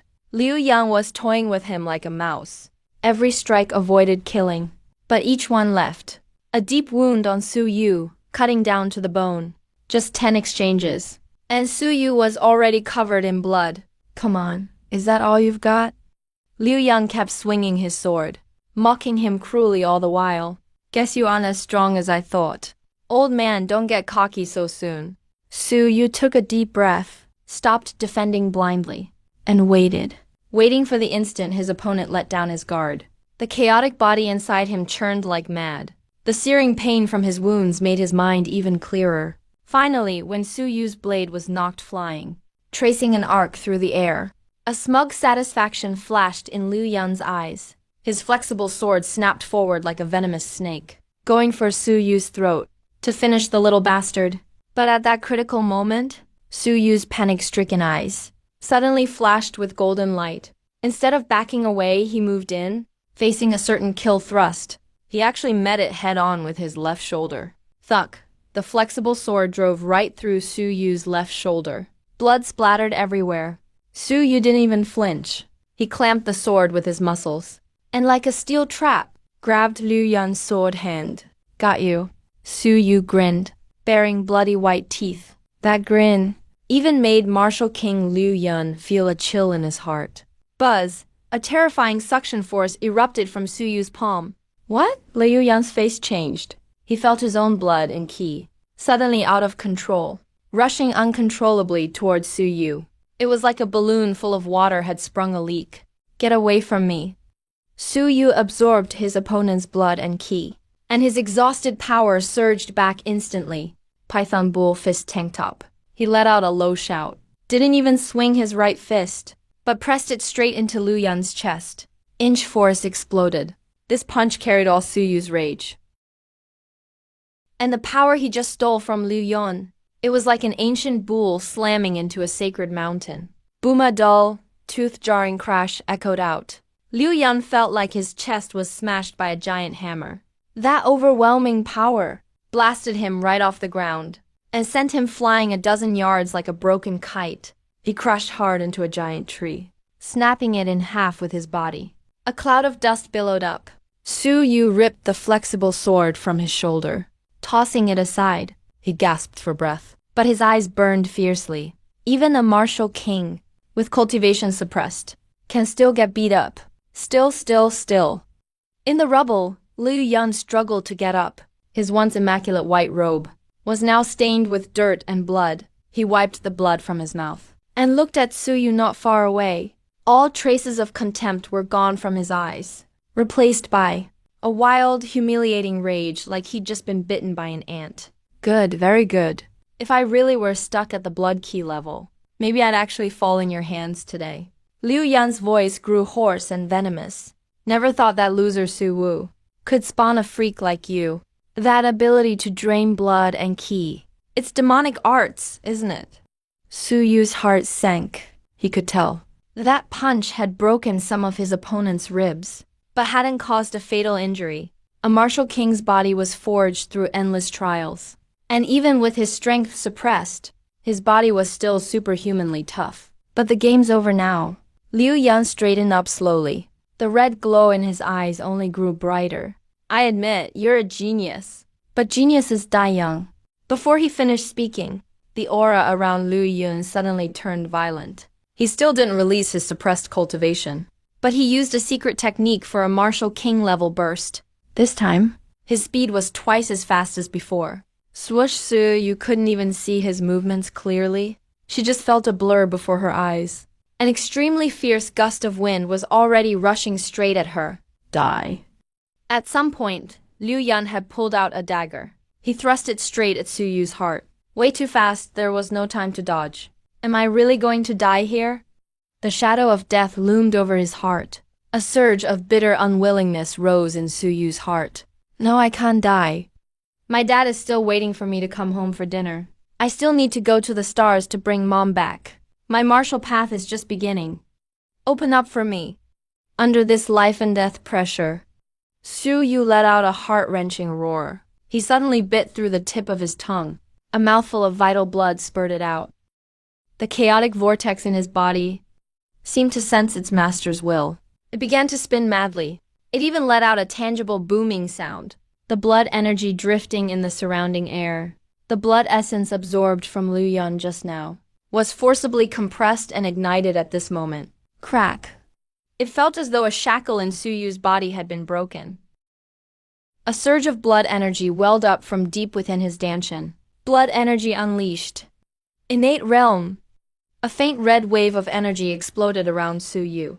It actually blocked Liu Yun's dagger for a split second. Ding! Detected. Su Yu broke through amidst battle. He advanced to the initial stage of the innate realm, synchronizing host level. Congratulations, host, for breaking the limits of the human body. You have advanced to the initial stage of the martial emperor realm. Although Su Yu broke through to the innate realm in battle and blocked that killer blow, Liu Yun was, after all, at the peak of martial king. Although the dagger was stopped by the energy waves, it still pierced little by little into Su Yu's chest. Innate brat, you deserve to die. You must not be allowed to live. Murderous intent exploded in Liu Yun's eyes. Blood energy surged within him. Go to hell for me. But right at the tip of the dagger, the very instant it pricked Su Yu's skin, a voice filled with endless majesty and fury erupted like thunder in Liu Yun's mind. This was not a sound heard with the ears. It struck directly at the soul. Buzz! Liu Yun's mind went completely blank, as if struck hard by a sledgehammer. The dagger in his hand, though it was only a centimeter from Su Yu's heart, he just couldn't push it in any farther, because the space around him was solidified by a vast invisible power as boundless as the sea. In an instant, it covered 1,000 meters in all directions. Faced with this power, even as a peak martial king, he was as weak as an ant. Psychic power. Liu Yun looked up in terror, turning his eyes with difficulty. He saw, high above, a familiar figure walking in the air. He wasn't flying or teleporting. Just a second ago, he was on the horizon. The next, he was standing in front of Su Yu. Right now, I have no fluctuations of blood energy, but as I stand there, the space around me shimmers and warps. My child, I reach out a hand and gently grab Liu Yun's wrist, the one holding the dagger. Crack! A crisp, bone-breaking sound rings out. Liu Yun's wrist was directly crushed to pieces and the dagger clattered to the ground. Liu Yun let out a miserable scream. But right after, the scream abruptly stopped, because my other hand was already pressed against the crown of his head. Liu Yun, we haven't seen each other in 20 years. You're still just as disgusting. Looking at this old enemy face full of terror, my tone was icy cold, utterly emotionless. I had originally planned to let you live a few more days, so you could watch my son's greatness. But you just had to harbor murderous intent.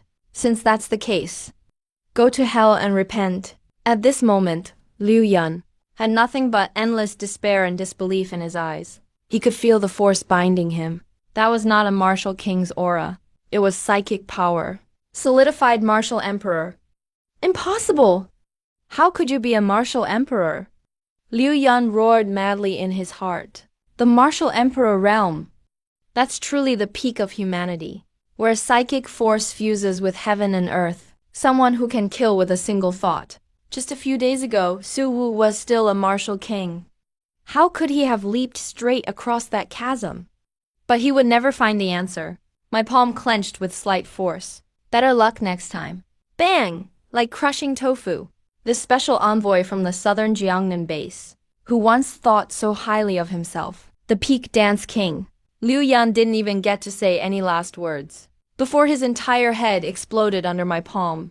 A once mighty tyrant died on the spot, dead without a shred of dignity. Gone in one swift move. I casually flicked my hand even though it wasn't actually dirty. I turned around. The death god look from moments ago vanished instantly. I looked at Su Yu, covered in blood and barely standing. The coldness in my eyes instantly turned into infinite gentleness and concern. Are you okay, daughter? I reached out my hand.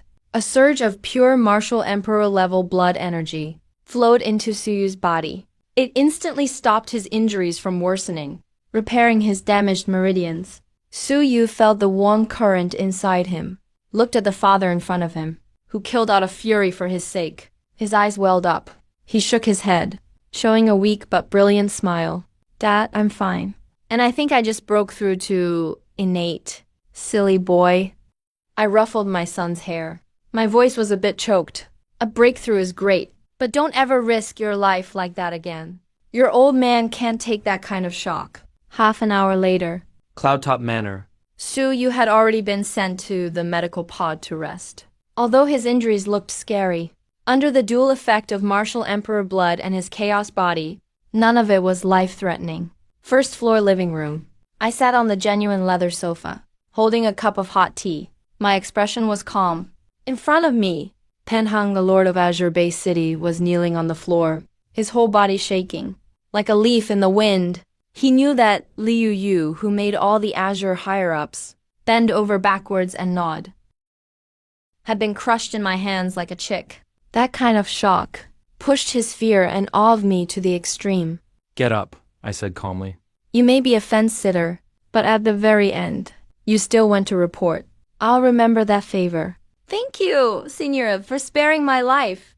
Pan Hong felt he'd received a royal pardon, and shakily got up, though his back remained bent, not daring to look at me directly.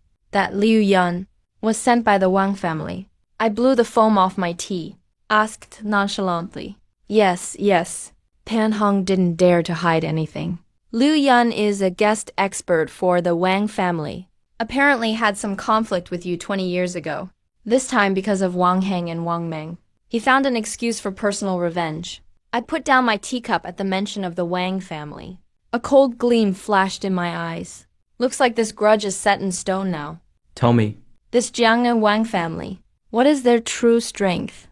Pan Hong nodded quickly. He spoke with a grave expression. Senior, don't underestimate them. The Wang family is a top and highly prestigious clan in the Jiangnan base. They have immense influence. Their roots run deep and connections are complex. There are no less than 10 martial king-level experts in the family. Liu Yun may be strong, but in the Wang family, he's only ranked in the top 10. At this point, Zhang Han lowered his voice even more. With deep fear, and it's rumored that the Wang family has an ancestor who's lived over 200 years. He has been in seclusion for years. It's said that 10 years ago, that old ancestor already reached the martial saint level. The martial saint lightly tapped the tabletop with his finger, making a soft sound. There are 8 realms in martial arts: physical body and vital energy. Innate master, grandmaster, martial king, martial emperor, martial saint. The martial emperor realm is where mental power becomes tangible. One can control objects and kill from afar. Divine sense can cover the whole area. But martial saint, that is truly a supernatural existence. Their spiritual power is fused perfectly with the world's energy. With every move, they can control the forces of nature. Their bodies are immortal, lifespan up to 500 years. They can even briefly leave the atmosphere and survive in forbidden orbital zones. Don't be fooled by just one level of difference. The gap between them is like heaven and earth. A single martial saint can easily suppress 10 martial emperors. Interesting. Instead of being afraid, the corners of my mouth curled up in excitement. If it were only martial king before, I might have considered carefully facing a martial saint. Might have even had to take my son and run. But now I'm a martial emperor. According to the way the system works, as long as Suyu makes a few more minor breakthroughs, what kind of bullshit martial saint? He'll just be a target for a single punch when the time comes. All right, I get it. I stood up and patted Pan Hong on the shoulder. Keep this matter to yourself. Liu Yun died from a beast attack. Understand? Yes, sir. I understand. A special envoy was inspecting the wilderness and unfortunately encountered an attack by a beast emperor. Dying for the country. Pan Hong reacted instantly, immediately coming up with a script. Go on, I dismissed Pan Hong.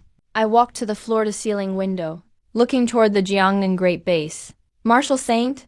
I hope those old bones of yours are tough. Don't end up unable to take even a single punch from me.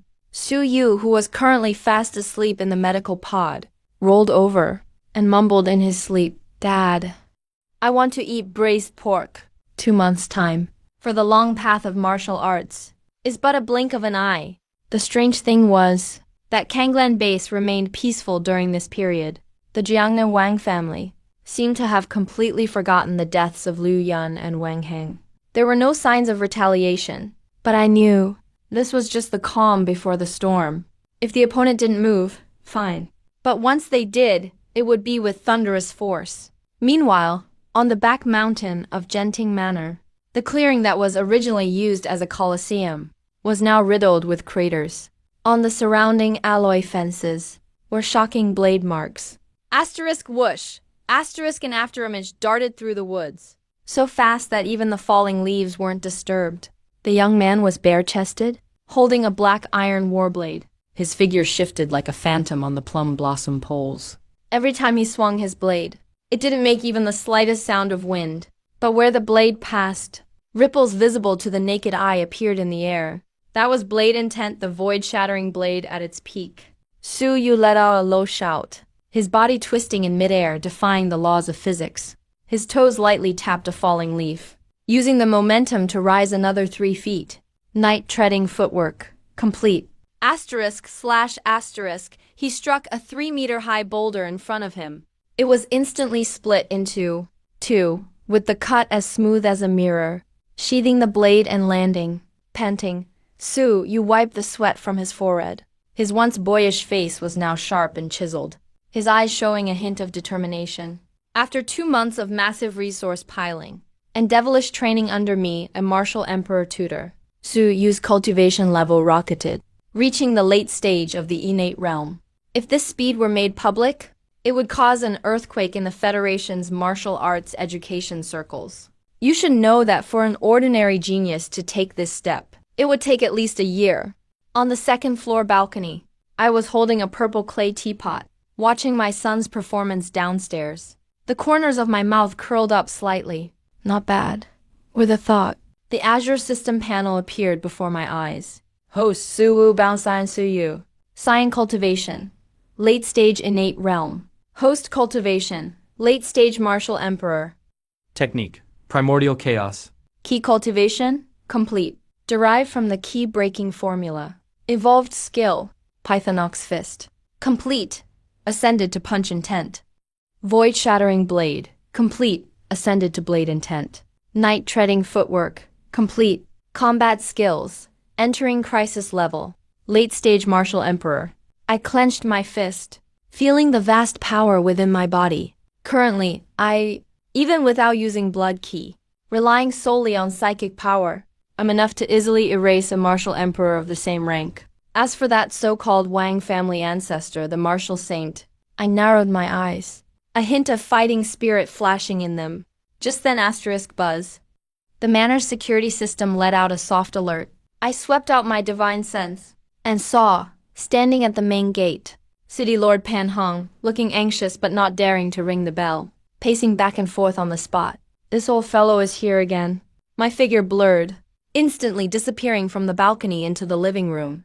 Pan Hong held the hot tea, barely sitting on the edge of the sofa. His expression was cautious yet urgent. Over these 2 months, he had become a frequent guest at Genting Manor. As the punching bag stuck between me and the Wang family, he was living his life on thin ice. But he was smart. Since he had already offended the Wang family, he could only cling tightly to my support. Senior, enough. Drop the pleasantries. I waved my hand and sat in the master seat. It's about those beasts outside the base, isn't it? You are truly wise, Senior. Pan Hong gave a bitter smile, Taking out a highly detailed electronic map from his robes. and projecting it onto the coffee table. Over the past 2 months, the beasts around the base have become increasingly abnormal. High-level beasts that should be deep in the mountains have been appearing frequently on the outskirts. They even attacked several mercenary teams. The martial arts exam is only half a month away. Not only will there be students from our city, but also examinees from several neighboring satellite cities, who will converge here at Kanglin. If things get chaotic at the exam site, or if a beast tide occurs, Pan Hong wiped away cold sweat. For me, the city lord, losing my head is a small matter, but ruining the children's futures is a catastrophe.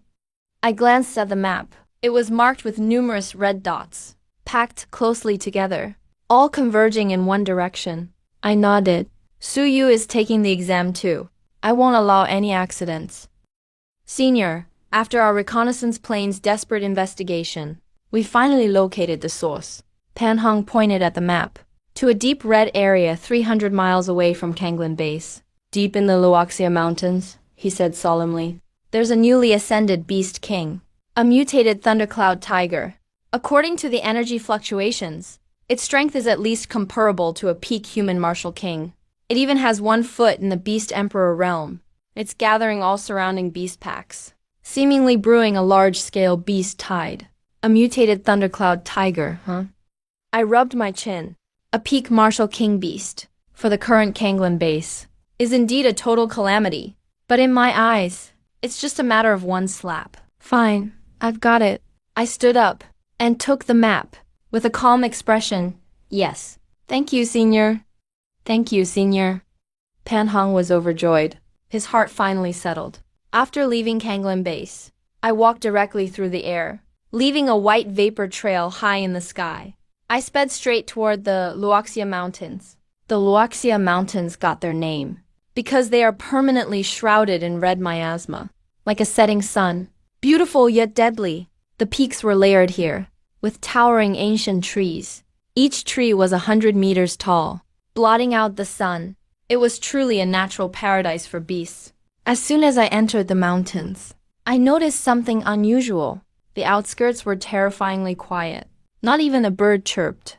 And the deeper I went, the animalistic agitation in the air grew even stronger. Is this the intimidation of a beast king? I floated above the treetops. My powerful psychic energy spread out like a tidal wave. In an instant, it covered 100 miles around me. Soon, I locked onto the spot that Pan Hong had mentioned. My brow suddenly furrowed from the feedback of my psychic perception. In that valley, there was indeed an extremely violent, thunderous presence. There was no doubt it was the mutated thundercloud tiger. But next to that thunderous aura, another hidden surge of blood energy was also lurking. This blood energy was extremely subtle. If I hadn't already reached the martial emperor realm and attained near-perfect perception, I'm afraid I wouldn't have discovered it at all. Even though it's subtle, the total amount and quality of it was shockingly immense. That blood energy... My pupils contracted. It was actually more than 10 times stronger than even the thundercloud tiger at the peak of martial king level, comparable to the blood energy of a human in the late martial emperor stage. Is there an adult beast emperor hiding in this mountain? I instantly became on high alert. If it's an adult beast emperor, then today we're in for a fierce fight. At this moment, in the center of the valley, lay a terrifying beast as big as a truck. Its entire body was covered in blue and purple striped fur. Each hair stood up like a steel needle. Arcs of lightning crackled all around it. With every breath it took, twin streams of scorching thunder fire shot from its nostrils, scorching the rocks on the ground and charring them black. The mutated thundercloud tiger. This is exactly the culprit that kept Pan Hong up at night in fear. And all around the thundercloud tiger, there were 4 peak C-rank armored giant crocodiles crouching low, serving as its bodyguards. This kind of lineup truly makes it a local overlord. However, my gaze didn't linger on the thundercloud tiger, even for a second. I stared intently behind the thundercloud tiger, at a seemingly inconspicuous corner. There, a pile of all kinds of spiritual fruits and precious minerals formed a small mountain, and at the very top of that treasure pile was a little ball of white fur. It was a tiny beast about the size of a house cat. Its fur was snow white all over, without a single stray hair. It looked fluffy and was incredibly cute. Its ears were pointy, somewhat like a fox, but also a bit like a cat. There were 2 faintly protruding bumps on its forehead. Right now, this little beast was lying sprawled out on the pile of fruits, fast asleep. There was even a glistening strand of drool at the corner of its mouth. And that awe-inspiring thundercloud tiger actually looked like a docile big cat at this moment, occasionally and carefully, using its tail to swat away bugs around the little beast. Hidden behind an ancient tree 100 meters away, I was shaken to my core. That frightening blood energy on par with a martial emperor was actually radiating from this tiny sleeping ball of fur. The source was this little fur ball. The thundercloud tiger isn't the beast king. I realized the truth. He's just a nanny. This little beast is the real ancestor here. This is definitely not a common ancestral regression of a mutated beast.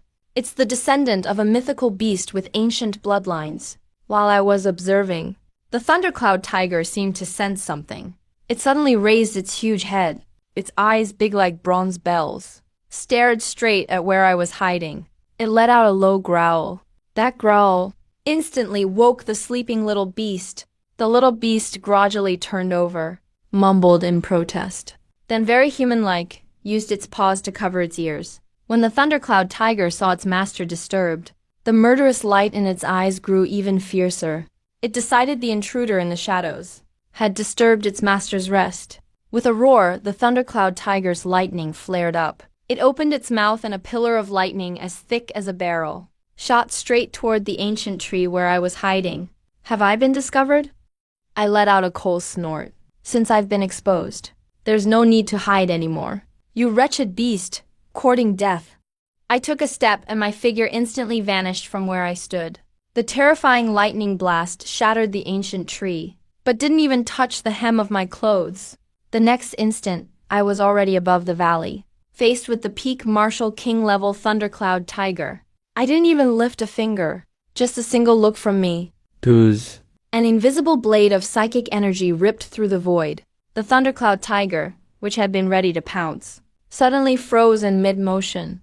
Without warning, a line of blood appeared on its iron-hard skull. With a thud, the giant tiger head slipped off instantly, and blood gushed out like a fountain. Instant kill in one blow. Even the 4 armored giant crocodiles nearby were instantly killed as their internal organs were shattered by the psychic blow. They died on the spot. The entire valley instantly fell silent. Only the just awakened, little white furball rubbing its eyes, was left, utterly baffled as it looked at its fallen nanny. And bodyguards? The little white beast stared blankly at the corpses on the ground, then looked up at me floating in the air. Those big round eyes instantly shifted from confusion to intense alertness and rage. Then it suddenly jumped up. Its palm-sized body swelled up in an instant. Every strand of white fur stood on end, like a bristling hedgehog. With a boom, a terrifying martial emperor-level blood energy erupted from its body without restraint. Such powerful energy. Golden light flashed in my eyes. This little thing, just on sheer presence alone, could actually rival me. Human, how dare you kill my little brothers? Then something happened that made my pupils quake. The little beast actually opened its mouth and spoke in a voice that was childish, but clearly enunciated in human language. It can speak human words. This is only supposed to be possible for beast saints, or for those with extremely noble divine beast bloodlines. Only they can do this. I'm going to eat you. The little beast let out a fierce but adorable roar and launched itself with a mighty kick. The entire valley floor caved in beneath its force. Its speed was astonishing, turning into a streak of white lightning, instantly breaking the sound barrier with a sharp screech as it tore through the air, coming straight for my face. As its paw struck out, even space itself seemed to distort, leaving golden claw marks in its wake. So fast, just its physical speed alone was over 3 times as fast as the thundercloud tiger. I was shocked inside, but as a battle-hardened martial emperor, my gaze instantly turned cold, shifting into emergency combat mode and activating my battle techniques. Tracking the little beast's charging trajectory, I precisely predicted its landing point. I sidestepped ever so slightly, swish. The little beast's sharp claw brushed right past my nose. Again, the little beast missed its target, twisting its body nimbly in the air. Its tail lashed like a steel whip, whistling through the air toward the back of my head. I raised my right hand, but I didn't block it head-on. Instead, I used a bit of finesse, just tapping lightly on its tail. Boom! The little beast lost its balance from the clever force, tumbling through the air a few times before landing. He was clearly enraged, and launched another wild, storm-like attack. Scratching, biting, pouncing, sweeping. Moves as fast as lightning.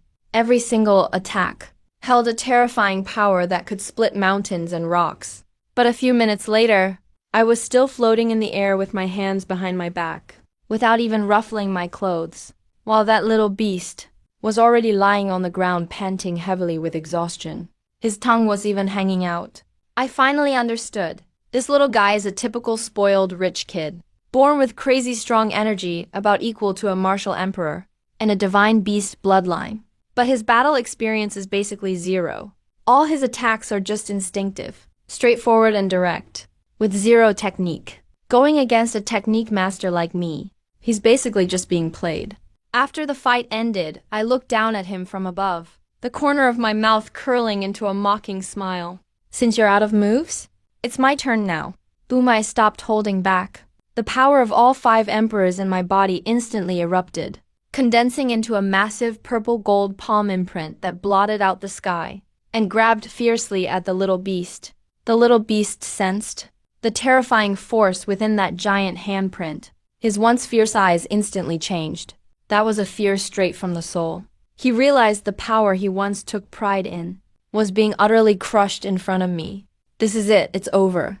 I'm done foreseeing the massive palm about to slam down. That little beast, who moments ago was so cocky and threatened to eat me, suddenly did something that stunned me. He flopped right down on the ground, hugged his head with his front paws, stuck his butt high up in the air, and shouted, trembling, "Please, master, have mercy. I surrender, Ga."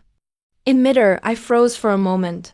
The massive purple gold palm hovered 3 inches above the beast's head, coming to a hard stop. Wait, this isn't how the story's supposed to go. What happened to the dignity of a divine beast? Weren't you supposed to be unyielding to the death? I let my energy dissipate, and slowly landed in front of the little beast, looking at the trembling white furball with a bit of a laugh. "Hey, Dumpling, weren't you just acting pretty fierce? Didn't you say you were going to eat me?" The little beast secretly raised a paw, revealing a big, watery eye, saw that the large handprint was gone, and finally breathed a sigh of relief. He immediately put on an extremely obsequious expression, stood upright on his 2 hind legs, and clasped his front paws together in a bow. With eyes brimming with tears, he said it was a misunderstanding. It's all just a misunderstanding. "Big brother, boss, grandpa, it was just because I woke up on the wrong side of the bed. I was just messing around with you." As he spoke, he tried hard to squeeze out 2 tears, looking so pitiful, small, and helpless. Although I'm strong and energetic, I really am still just a baby. I was born less than 3 years ago. I've barely fought in any real fights. I was just trying to scare you a little.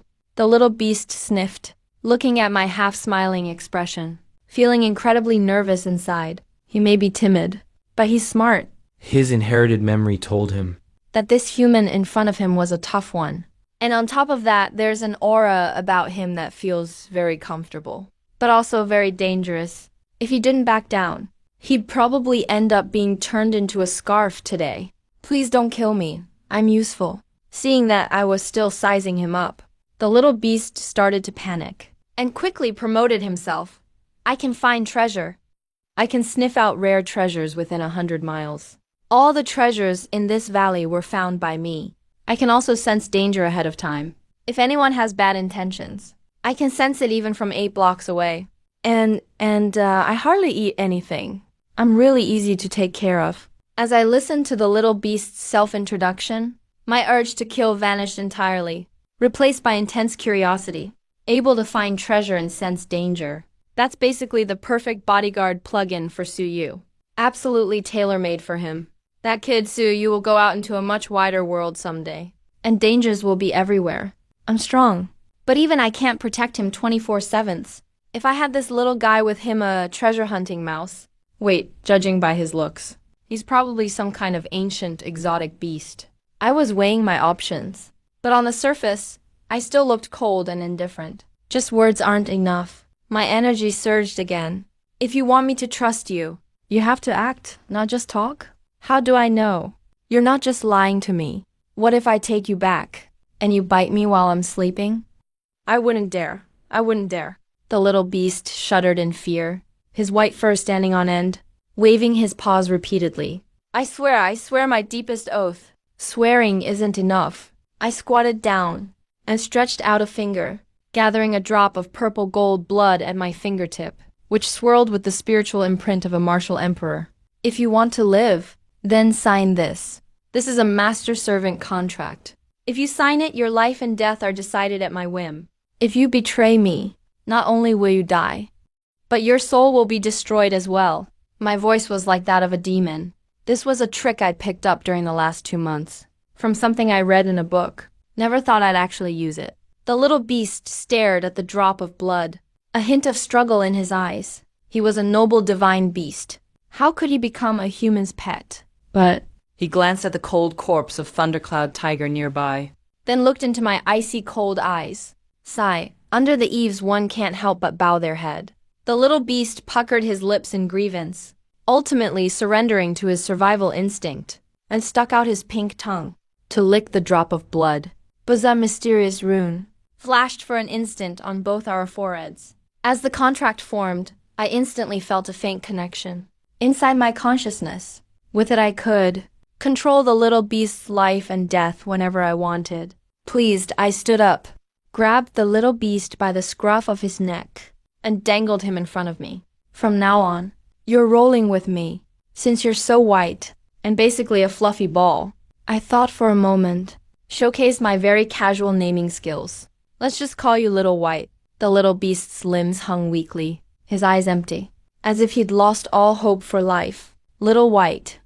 What a tacky name. But he dared not complain, so he just let out a soft meow. Oh yeah, something just occurred to me. I pointed at the pile nearby, of spirit bones and ores. Did you find all these?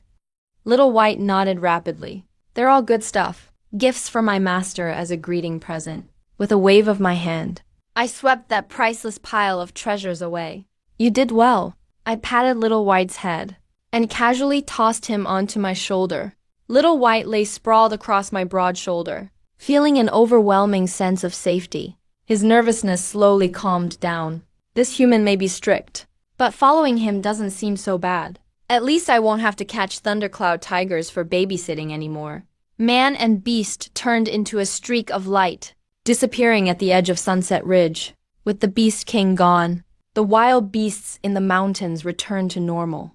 Azure Base. Head to Cloudtop Manor. Silently, I appeared at the manor gate. At that moment, the usually busy city lord, Pan Hung, was actually waiting at the door. When she saw me return, and noticed I wasn't stained with a single drop of blood, Pan Hung finally felt halfway reassured. Senior, Pan Hung hurried over. Is the Beast King of Sunset Ridge taken care of? I answered blandly. Go handle the preparations for the afternoon exam. Make sure nothing goes wrong. Yes, thank you, Senior. Pan Hung was overjoyed and bowed deeply to me, then sensibly took her leave. Once Pan Hung left, I didn't return to the villa to rest, but headed straight for the back mountain. The beast arena behind the mountain was already a mess, with the remains of more than a dozen Earth-class beast corpses scattered around, the air thick with the smell of blood, and at the center of the corpses, Su Yu stood shirtless, holding an alloy combat blade, panting heavily, with several new wounds on his body, but eyes shining bright.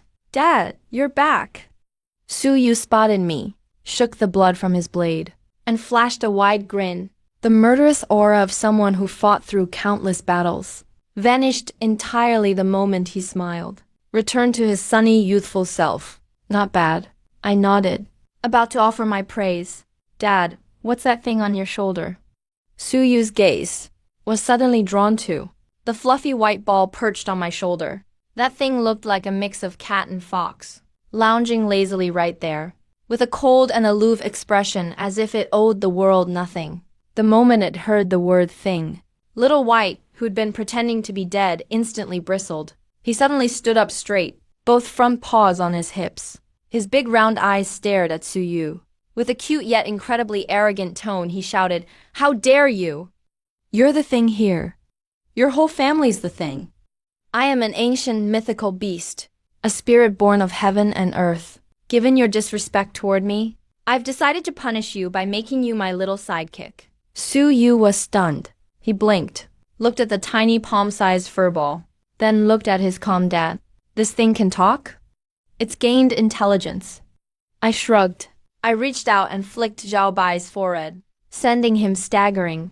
This little guy is one I tamed in the Luoxia mountain range. His name is Zhao Bai. Don't be fooled by his size. That recent episode where Pan Hong was so scared she couldn't sleep, he caused all that. What? Su Yu widened his eyes? He instantly got interested. He crouched down. Now I level with Xiao Bai on my shoulder. With a teasing expression, he joked. So you're the great mythical beast, huh? My apologies, my apologies.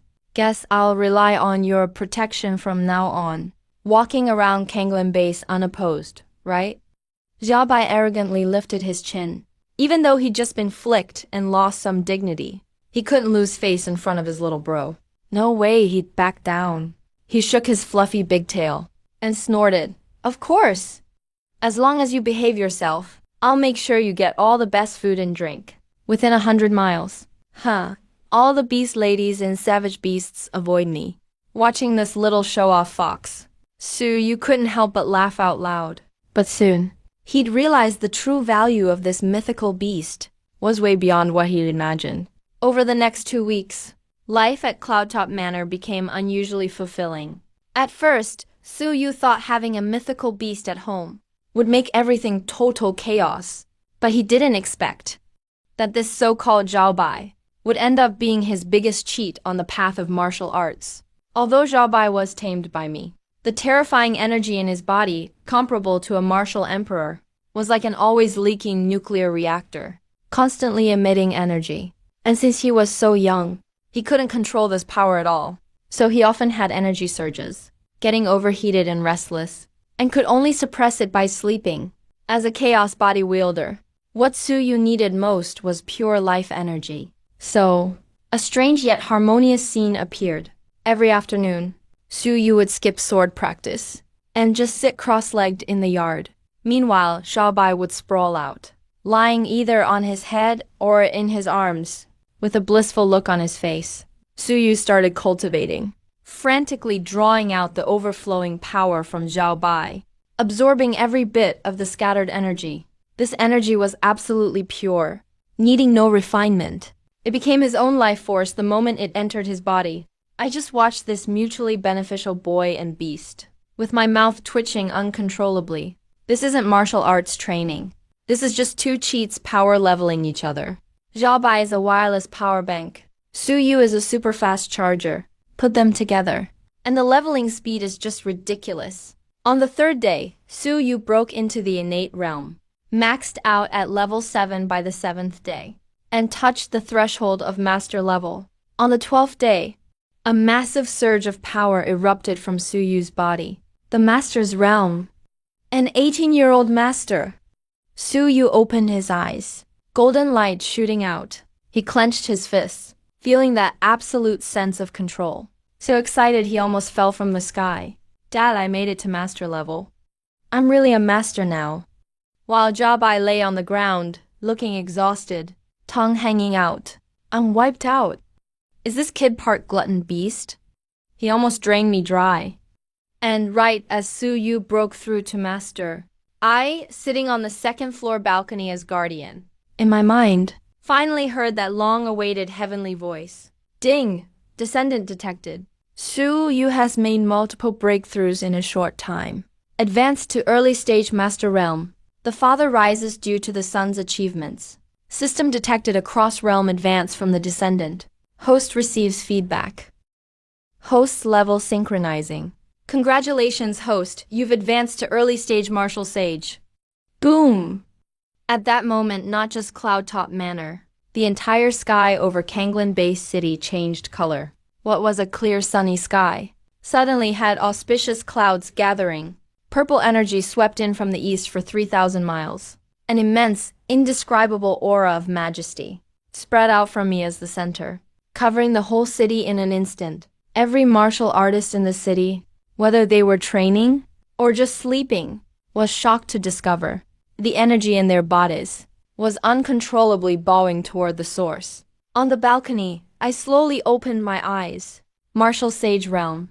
This was no longer just pure physical strength, but a unity of mind and nature itself. Now I could even manipulate elemental energy, the so-called energy of heaven and earth, which was the spiritual energy born with the universe. It's often connected to all kinds of power, vast and mysterious. For humans, cultivation starts with training their life energy, reaching martial emperor for great mental power, and eventually merging mind and world as one. The purpose of it all is to control elemental energy. This feeling, I took a deep breath. Even after living 2 lives, I couldn't help but feel overwhelmed. Martial Sage, huh? This is truly standing at the peak of the planet. A lifespan of 500 years. A body that's indestructible, even able to travel through outer space physically. I looked downstairs at my foolish son, who was ecstatic after his breakthrough, and the corner of my mouth lifted. In a fond smile, an 18-year-old master is indeed a monster, but your old man is a martial sage. I reined in all the strange phenomena, returned to being an ordinary middle-aged man, leapt down from the 2nd floor, gently landing in front of Su Yu. Tomorrow is the martial arts entrance exam. I looked up at the starry night sky, my tone suddenly deep and distant. Your Su Yu froze. Just do your best on this martial exam. Your safety comes first. I said it seriously. Forget the beasts. The real danger in this martial exam is still the humans. Got it, Dad. I'll be careful tomorrow. Su Yu replied casually. You don't understand a thing. I flicked Su Yu's forehead, annoyed. The sharp smack even made Zhao Bai, who was chewing on a chicken leg, jump in shock. Ouch, Dad! What was that for? Su Yu complained, rubbing his head, looking aggrieved. I'm already a grandmaster, but I still got hit on the head. How am I supposed to keep my dignity? You got hit to help you remember your lesson. I crossed my legs and said seriously, don't think you're invincible just because you're a grandmaster. This world is huge, way beyond your imagination. I activated the holographic projection and pulled up some encrypted data. I've already found out through some special channels. The reason we have so many outside candidates this year, gathering at Kanglin base, is because near Kanglin, several satellite cities with interstellar jump points have been newly built. I pointed at a few red markers on the map and said grimly, most of these candidates are from Mars. Mars. Su Yu frowned slightly. In this era, Mars is no longer the red wasteland. A few hundred years ago, Earth's resources dried up, and some who possessed cutting-edge technology and wealth, influential people, moved en masse to Mars, where they established a higher-level civilization circle. You could say, Martians are the aristocratic class of today's Federation. That's right, I sneered. Those who think themselves as superior humans, although their technology is advanced, and they drink genetic optimization fluid like water. But because there are no wild beasts, locally born children may have high cultivation, but their actual combat skills tend to be shaky. So, to pass the harsh Federation elite selection, many Martian families send their children to Earth to take the college entrance exam. They call it field gilding. But in reality, it's to snatch spots and rack up scores over Earth's candidates. A cold glint flashed in my eyes. And these young masters and ladies show no mercy. In their eyes, Earth natives are no different from wild beasts. Every year, many candidates from Earth are crippled, or even seriously injured. I looked at Su Yu. My tone became solemn. I'm not worried you can't beat them. I'm worried you'll go too easy and end up in trouble instead. Remember, once you're in the exam arena, doesn't matter if they're from Mars or Mercury, if anyone bares their teeth at you, hit them as hard as you can. After hearing this, Su Yu also had a cold glint in his eyes, stealing spots and treating Earth people as stepping stones. He clenched his fists. There was a crisp cracking sound. A confident smile appeared at the corner of his mouth. Don't worry, Dad. Doesn't matter where they're from. If they dare mess with me, I'll show them who's boss. Early the next morning, just at dawn, at the entrance of Kanglin No. 1 high school, it was already packed with people. The security cordon extended for 3 kilometers. The city defense troops, fully armed, maintained order. Countless parents waited anxiously outside the security line. Their eyes were full of hope for ordinary families. The martial arts college entrance exam is the only chance to change one's fate. I drove the limited edition floating luxury car gifted by the city lord, with Su Yu and Zhao Bai, who was coiled around my shoulder pretending to be a scarf. We parked quietly by the VIP lane. Go on, I patted Su Yu on the shoulder. No unnecessary words. I'll wait for you outside. Su Yu nodded. Dressed in all black, he looked sharp and imposing. As soon as he got out of the car, many students nearby recognized him. Look, it's Su Yu. That's the legendary young Master Su. I heard his dad is a major figure in the film industry. Keep your voice down. Su Yu ignored the gossip around him and walked straight toward the school gate. But just as he was about to step in, rumble. The once clear sky suddenly darkened. A massive air current descended from the sky. Gale winds howled, kicking up a dust storm everywhere. Countless students and parents were buffeted about. Even The electronic banner at the school entrance was torn down. What's going on? Look up at the sky. Everyone looked up in terror and saw the clouds being violently ripped apart. Over a dozen sci-fi style, sleek, completely black small spaceships were hovering over the school like steel behemoths. Blue engine flames spewed scorching heat, warping the air around them. Those are private shuttles from Mars. Clear the way, unrelated people step aside. A cold, arrogant voice boomed from the ship's loudspeakers, showing no concern at all for the crowds of students below. The ship slowly descended next to the school. onto an open space temporarily requisitioned. Massive landing gears left deep dents in the ground. The hatch opened, and blasts of white, icy mist poured out. A group of young people dressed in silver-white nano-combat suits, all exuding an air of nobility and coldness, filed out. The men were all sharp and tall. The women strikingly beautiful, with flawless porcelain-like skin. They didn't line up for check-in right away. Instead, they stood in the hatchway, looking around the crowd, with the same gaze as someone watching monkeys at the zoo. At the dust-stained earthlings. Tisk, so this is Earth? There's so much dust in the air. It's making my throat hurt. A blond boy pinched his nose in disgust, covering his nose. No choice, just bear with it. My old man insisted I come here for this. The provincial top scorer, another red-haired girl, twirled a laser dagger in her hand, her eyes full of disdain. But looking at this bunch of weirdos, even those so-called geniuses, are only at the early innate stage. So lame, standing outside the crowd, I narrowed my eyes slightly. My spiritual sense swept over the group instantly. That's quite the show of force. I sneered to myself. There are about 50 of them, nearly a third of whom have energy fluctuations at the Grandmaster level. Most, though, are only that strong thanks to drugs. Their foundation as Grandmasters is unstable. But among all these Earth students, who are still struggling at the vitality or innate stage, that's a complete one-sided overpower. Ever since the ecology recovered, Mars really has had far richer resources than Earth. Just then, a deeper rumbling echoed from the sky. A streamlined ship, Its hull.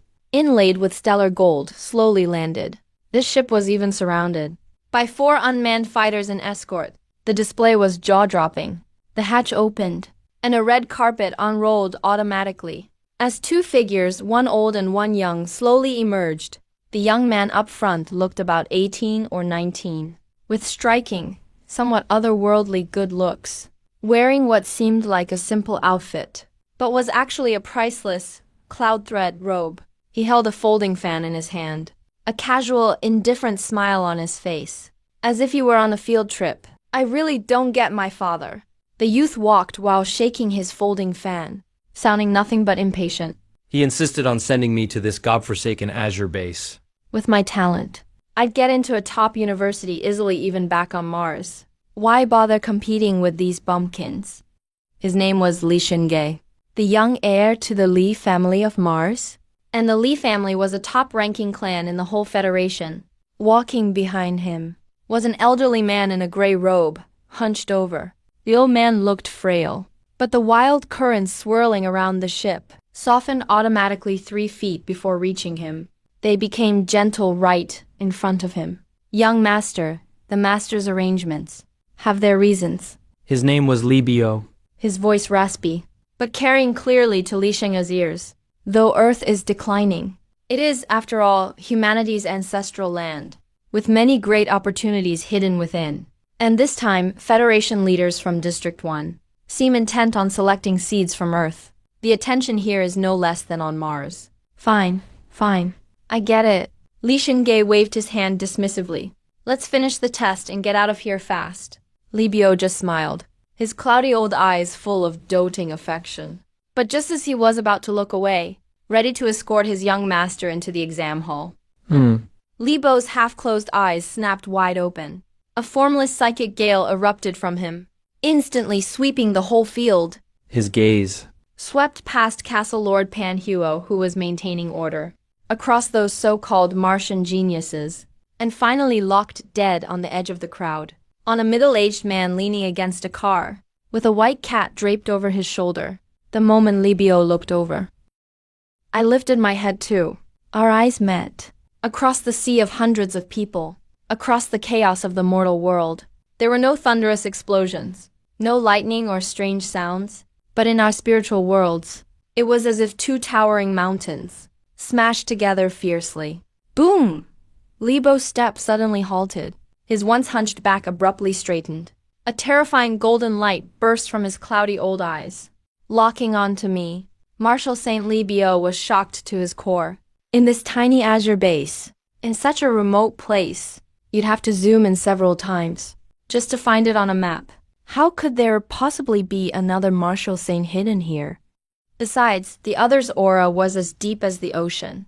Though it seemed restrained, that faint energy fluctuation was enough to make even a veteran Martial Saint like himself uneasy. What's wrong, Libio? Li Xingye up ahead noticed something odd about the old man and stopped in confusion. He turned to ask. Libio took a deep breath, forcibly suppressing his boiling inner energy. He withdrew his gaze, visibly complicated. Nothing, young master.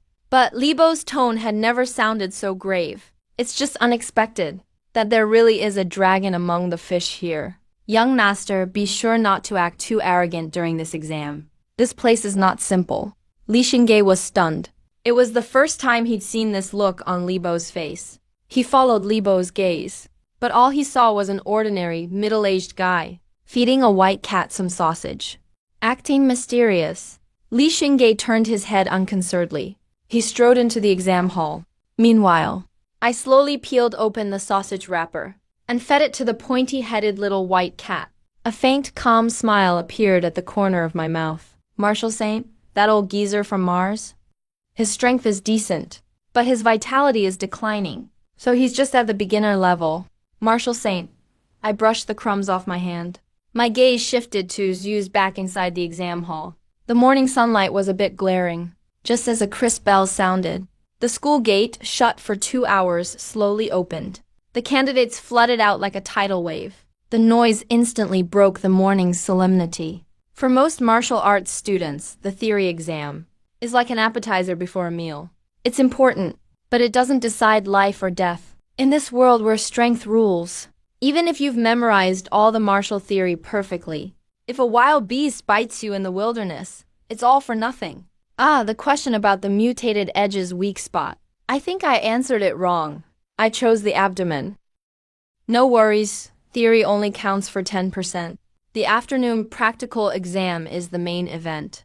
As long as you can kill a level 1 fierce beast, that's worth getting 10 multiple choice questions right. Groups of examinees gathered in 2s and 3s. Some were lively and excited. Others looked dejected. And the group of noble candidates from Mars still maintained their high and mighty attitude. They didn't even bother to talk to the Earth candidates around them. Each looked arrogant. Among the crowd, Su Yu walked out with steady steps. His expression was calm, showing no sign of emotion, as if he hadn't just gone through the college entrance exam, but rather an ordinary pop quiz. Su Yu immediately spotted me relaxing under the shade of a tree, looking a bit lazy, so I smiled and handed over the small white cat sleeping soundly on my shoulder. Don't worry. Su Yu took the cat and gave its soft fur a gentle stroke. Those questions were way too easy. They're all just common knowledge. That's good. I nodded. Let's go get a good meal. The afternoon practical is the real challenge. It lasts a day and a half, about 36 hours.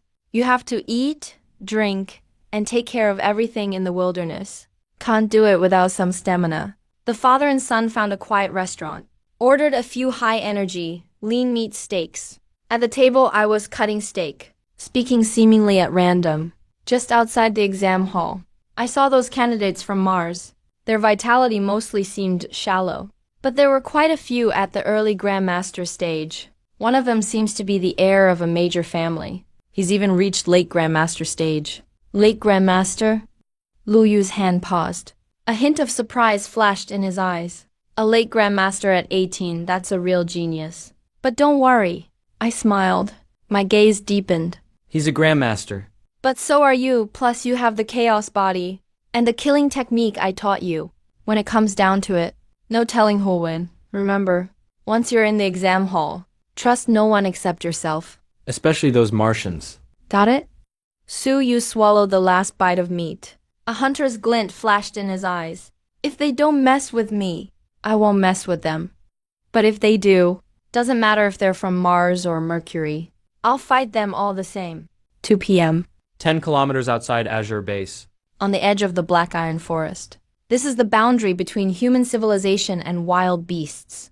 The towering curtain utterly blocks out the sky. In the distance, beast roars echo, chilling the heart. Thousands of candidates are assembled in the buffer zone.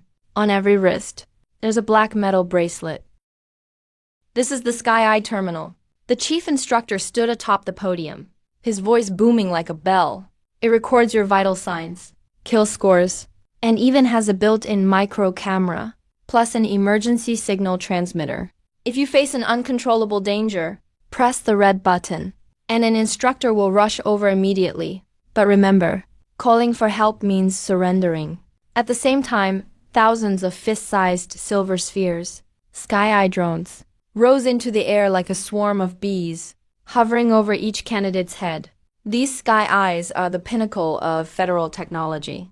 They have all-terrain tracking and thermal imaging analysis, combat power assessment, and more.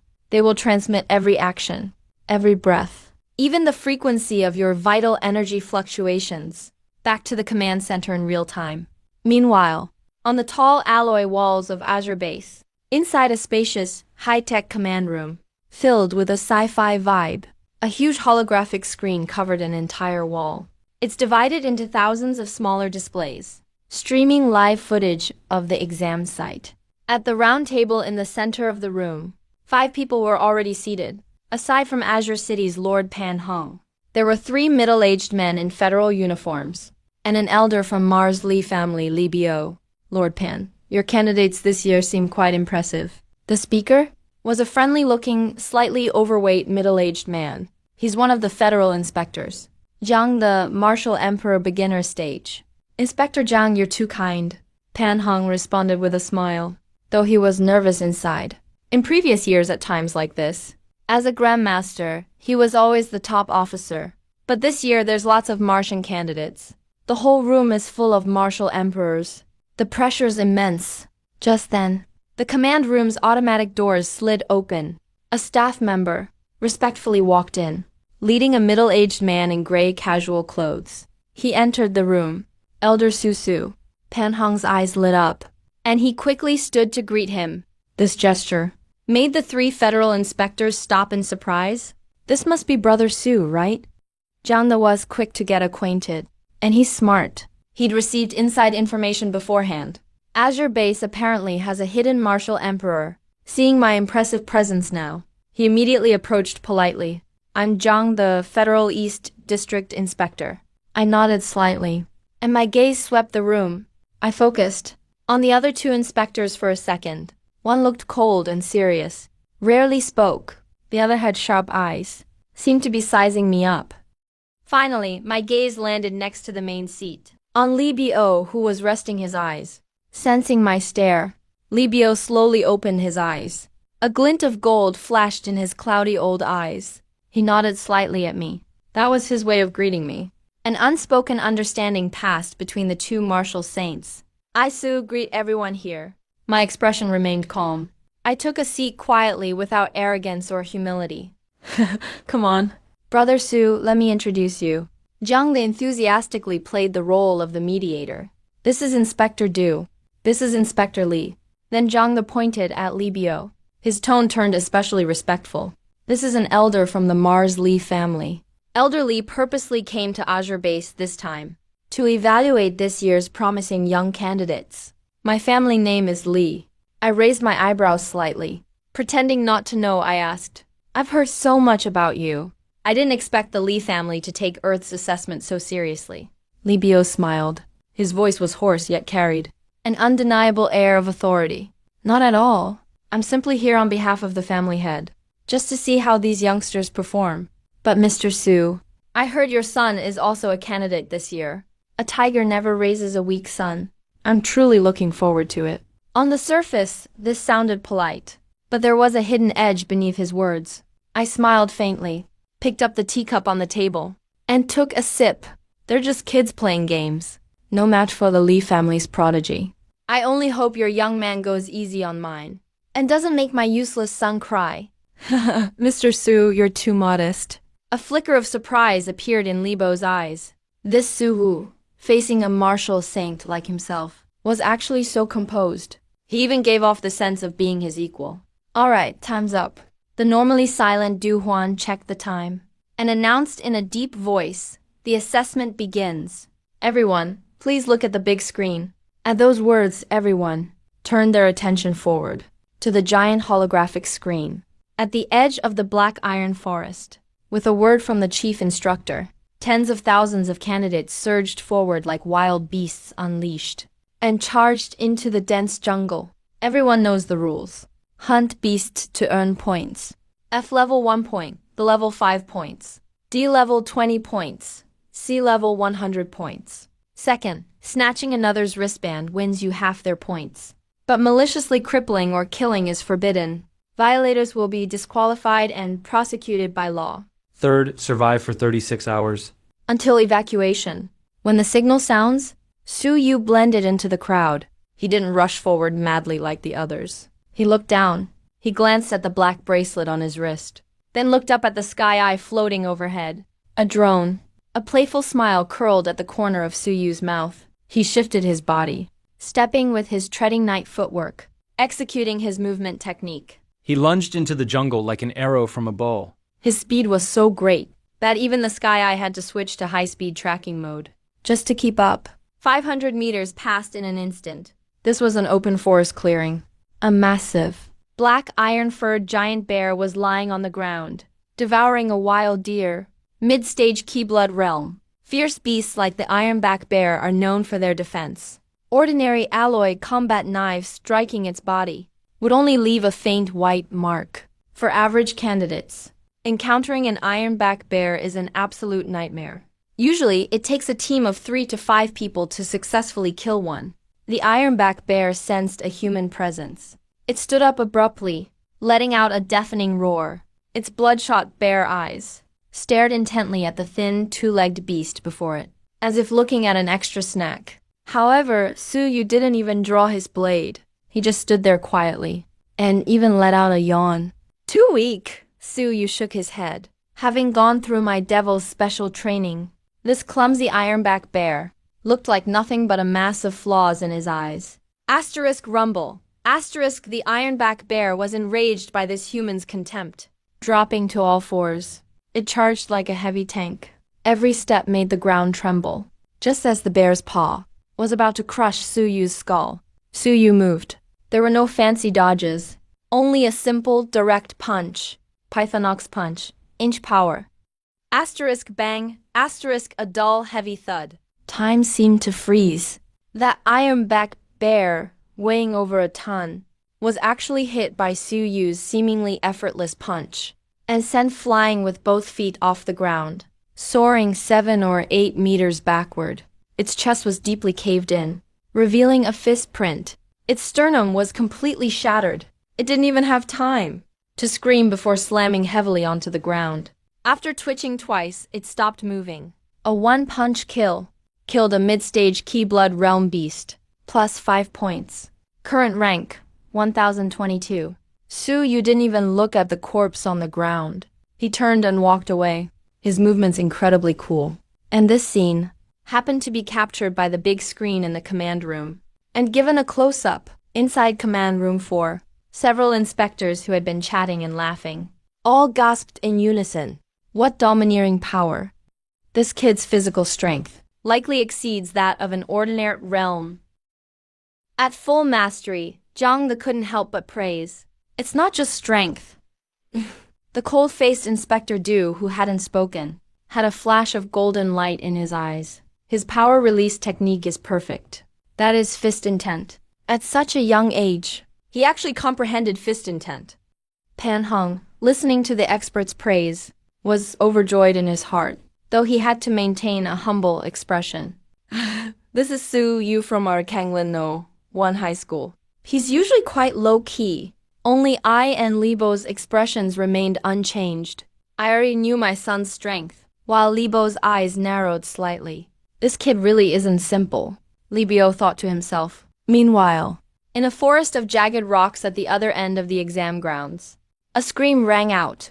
An Earth candidate was kicked flying, crashing heavily against a rock. The point bracelet on his wrist was forcibly ripped off. Ji only 15 points. What a pauper! Li Xingge disdainfully threw the stolen bracelet on the ground and crushed it with his foot. Behind him followed 4 Martian candidates in silver combat suits.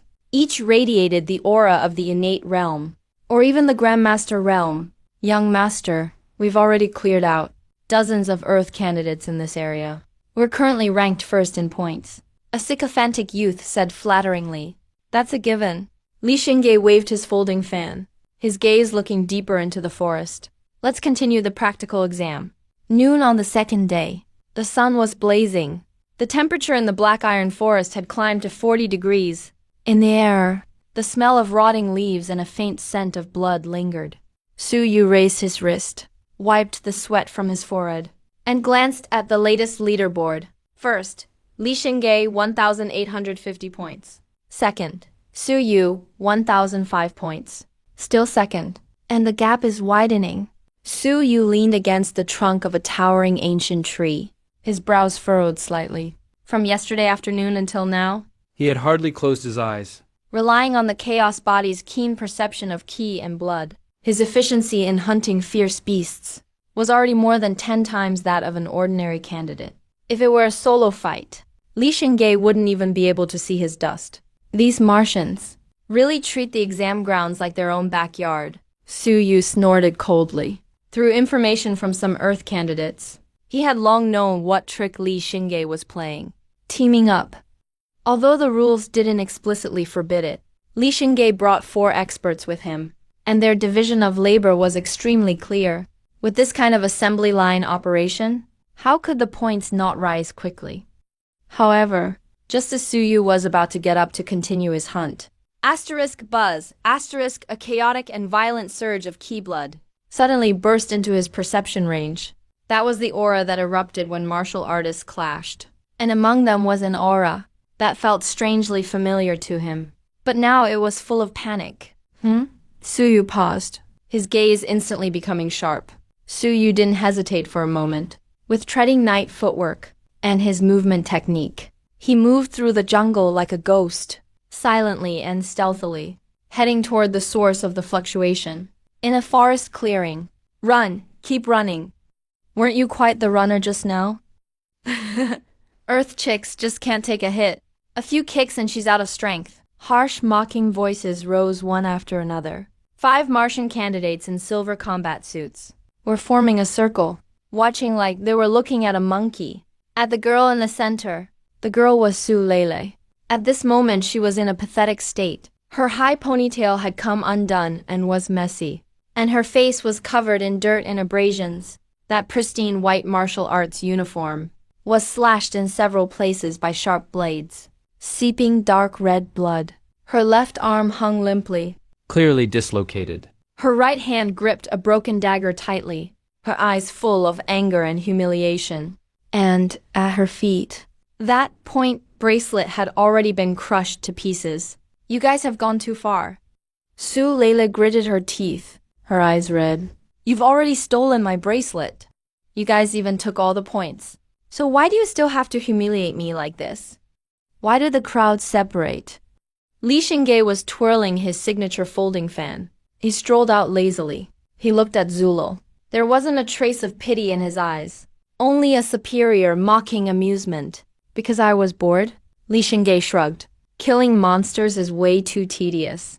Gotta find some fun in it. Someone said. You and that second place guy, what's his name? Su Yu seemed close. Hearing the name Su Yu, Su Lele's expression changed. Tisk tsk. Looks like it's true. A trace of viciousness flashed through Li Xingye's eyes as he mentioned Su Yu. Right now he's in second place. He's biting at my heels. I really don't like someone chasing after me. Since I can't catch him, I'll start with his little girlfriend then. Li Xingye snapped his fingers. The flunky next to him, an innate completion level guy, immediately came forward with a wicked grin. The alloy staff in his hand slapped loudly against his palm. Hey, little girl. Don't blame me for being rough. Su Lele shut her eyes in despair and cried, just as that staff was about to smash down on Su Lele.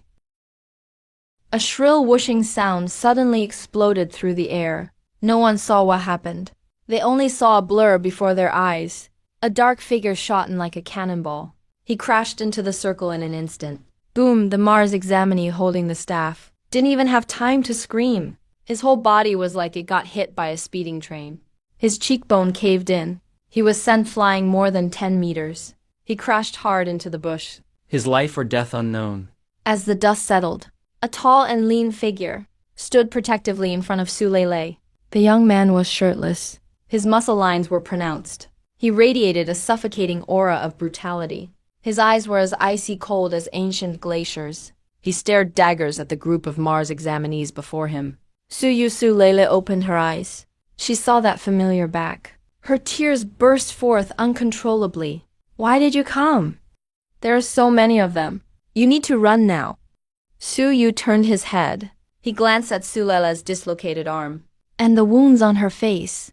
Rage instantly engulfed his reason. He reached out his hand, gently wiped the dirt from Sulela's face. His voice was gentle, yet brimmed with killing intent. Were you bullied? Why didn't you hit the rescue button? I don't want to be eliminated, Sulela choked out. Silly girl, Su turned around. He now faced Li Shengge and his group. He slowly drew the alloy battle blade from his back. Li Shengge was watching the suddenly appearing Su Yu. Not only was he unsurprised, he even closed his fan. A gleam of excitement flashed in his eyes. Su Yu, I've been waiting for you a long time. I thought I'd only see you later on. Didn't expect you'd deliver yourself to me. He glanced over at the guy Su Yu had sent flying with a punch, raised an eyebrow slightly, knocked him out with one punch. Innate completion stage. Not bad. Looks like you have real skill. Guess your points aren't all just luck, huh? But Li Xing's tone suddenly changed. His aura burst out powerfully from his body. You really think you alone can turn this around? Boom, late master level. A surge of overpowering blood energy swept out from Li Xingge. The fallen leaves around swirled up from the shockwave and were shredded in midair. At the same time, the other 3 Mars examinees behind him also dropped into battle stances. 3 master beginners. Inside the control room, watching this scene, several Federation inspectors sat upright. Now things are getting tricky. Zhang Yi frowned deeply. Li Xingge is a late-stage master and has top-level gear. Su Yu is also a master, but just at beginner level, plus he's up against 3 more helpers. It's basically impossible for him to win. Li Biao sat in his chair, holding a teacup. A faint smile played at the corner of his mouth. He gave me a subtle glance. Mr. Su, looks like your son is being a bit reckless. Being a hero to save the damsel is great, but he should know his limits. If he hits the rescue button now, there might still be time. I showed no expression. I just kept quietly watching the big screen. My fingers tapped gently on the table. You're overthinking, Elder. In this world, some fights just have to be fought. Even if you end up bloodied and battered, gang-up fights on the battlefield prove nothing. You animals. Su Yu spat out the words coldly. No more words needed.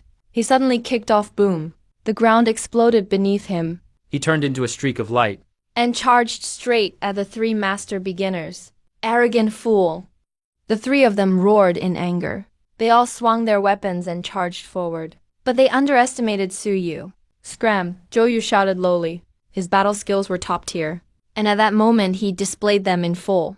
Surrounded by 3 opponents, he moved like a butterfly weaving through flowers. Every dodge was perfectly timed. Barely a hair off danger each time. Wild ox fist impact.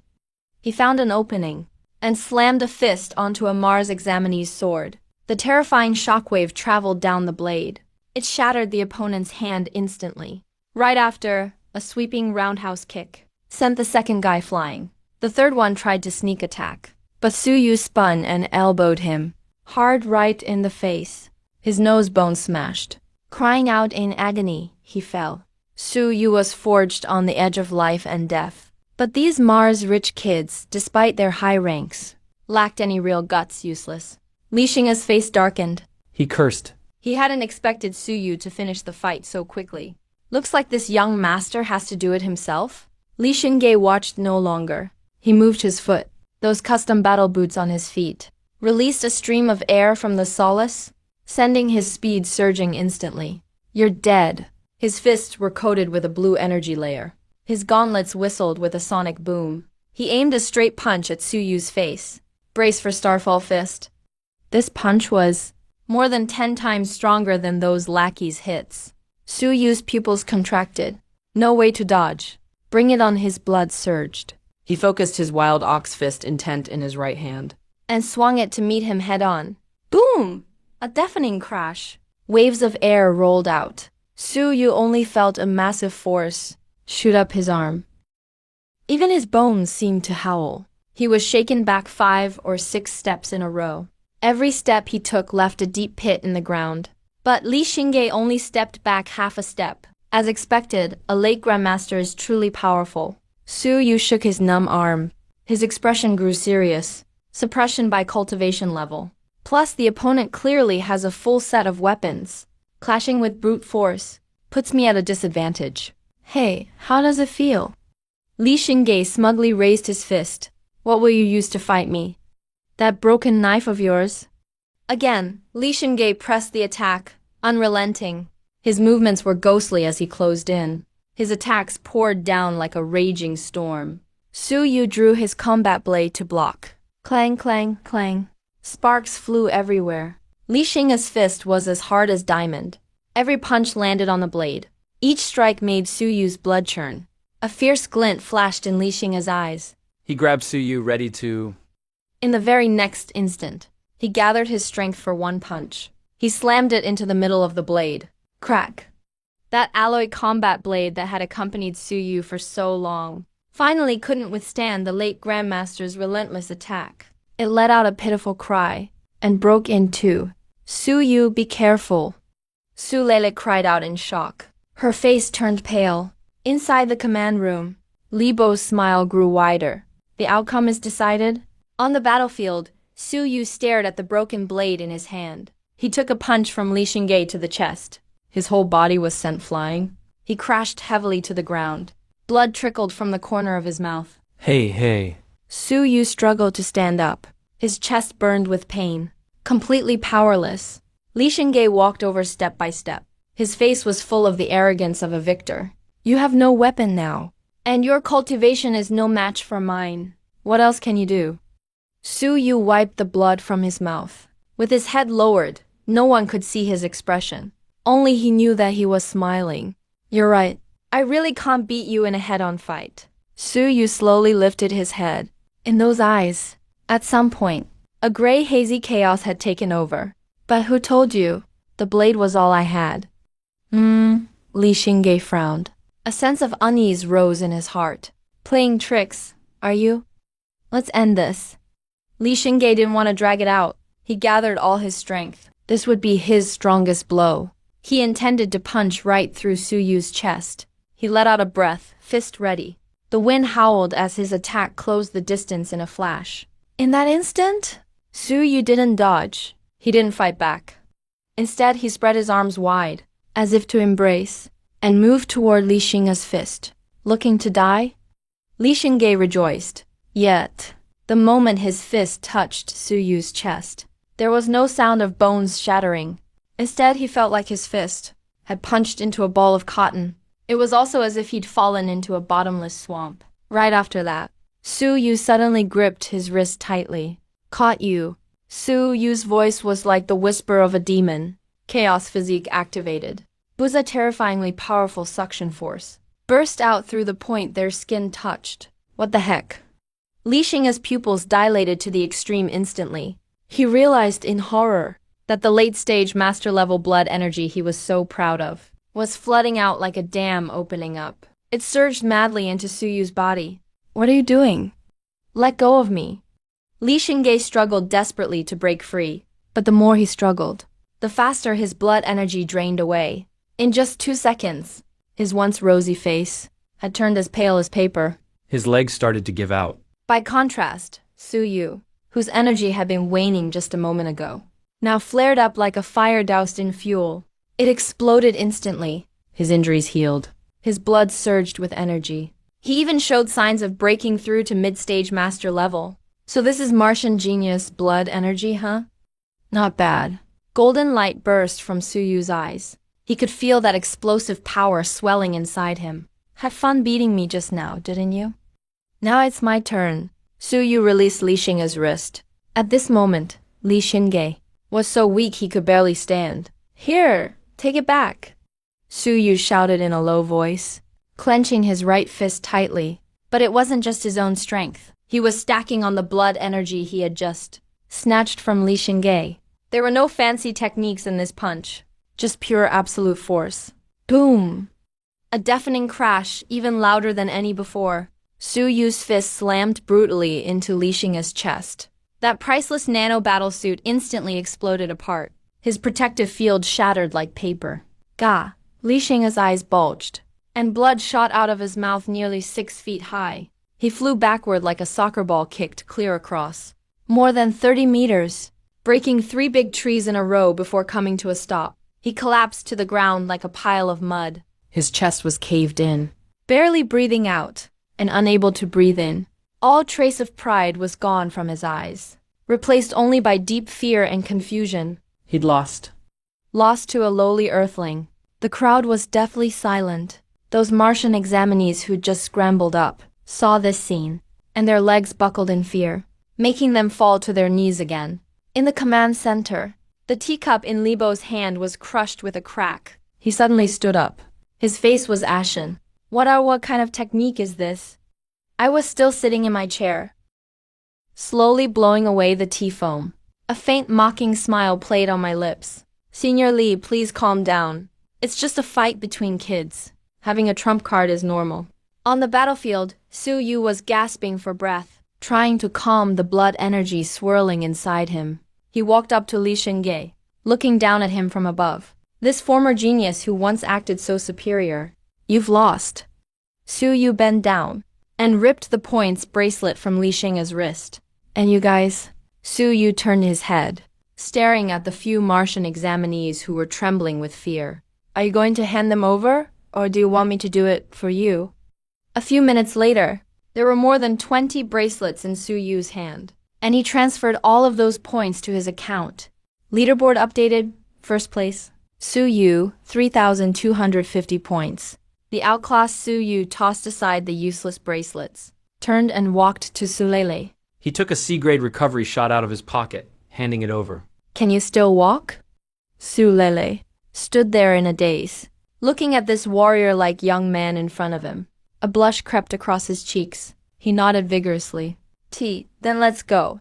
Su Yu picked up the broken blade from the ground, strapped it behind him, and started walking out of the forest. The sunset was blood red, dyeing the vast black iron forest outside Azure Base in a bright orange. As the last glow of dusk slipped behind the horizon, the days-long ordeal, the 36-hour field exam finally came to an end. Examination over? All examinees must immediately stop fighting and head to the nearest rally point for evacuation. The instructor's voice came through the Skynet system. When they heard these words, the examinees all collapsed to the ground in relief, gasping for breath. Some cheered, grateful just to have survived. Some broke down in tears, too traumatized by the fierce beasts they had faced. Some supported one another, limping their way home. On the alloy road to Azure Base, a long convoy of vehicles was moving forward. At the very front was Su Yu, carrying a broken yet still sharp blade, his expression calm. Beside him, Su Lele, though injured, had his wounds roughly bandaged by now, and was chattering excitedly. Su Yu, do you know? Su Lele waved his only uninjured hand, his eyes sparkling like stars. 3,250 points! That's the highest score since Azure Base was ever built. And by a huge margin, too. Second and third place just barely broke 1,000. Not even a fraction of your total.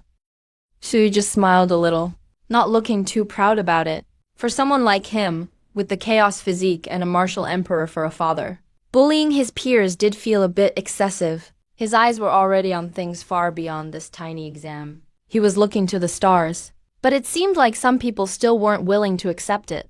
Su Yu's sharp senses detected a sinister glare in his direction.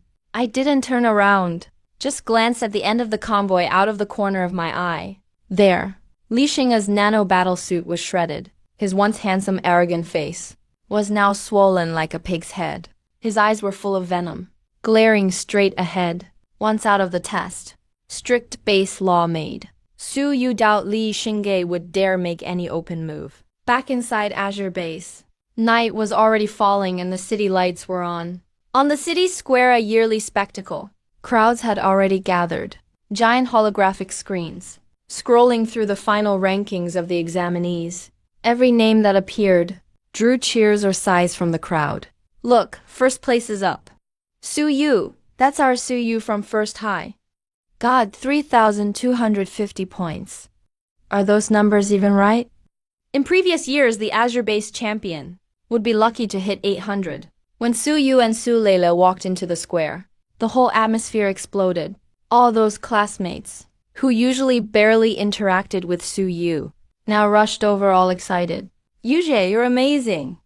A tall, athletic guy cheered. He slapped Su Yu's shoulder forcefully. His face was flushed with excitement. From now on, you're my bro. Don't forget me if you make it big. Su Yu, classmate, can you give me your autograph? My little sister really looks up to you. Faced with this sudden enthusiasm, although Su Yu was a bit uncomfortable, he could only respond politely. It's just good luck, that's all. Li Xingge just entered the plaza. He saw this group of earthlings cheering for Su Yu.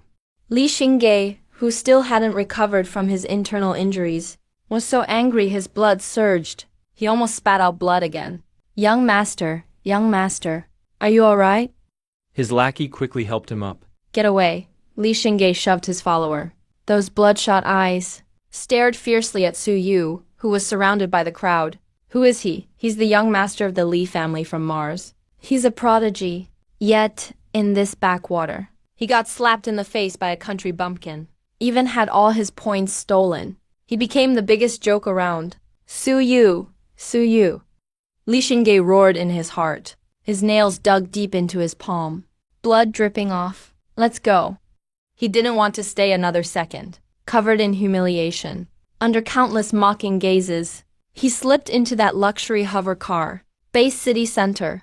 At the top floor of a luxury hotel reserved for foreign guests.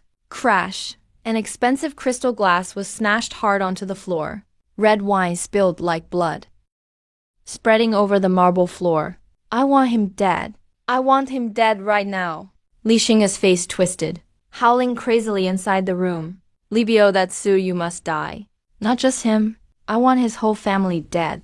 I want everyone in Kanglan Base to know what happens if you mess with me. The Li family's revenge. In the shadowy corner of the room, Libyo stood silently. The wrinkled old face showed no emotion. He looked at his young master's out-of-control appearance and sighed silently. Is this the heir nurtured by our family? Hysterical after a minor setback. No composure whatsoever. Young master, Libyo spoke slowly. His voice was hoarse. That Su Yu can't be killed. At least not right now. With all eyes watching. It's not a good time. Why not? You're a martial sage. You're the martial sage the family sent to protect me.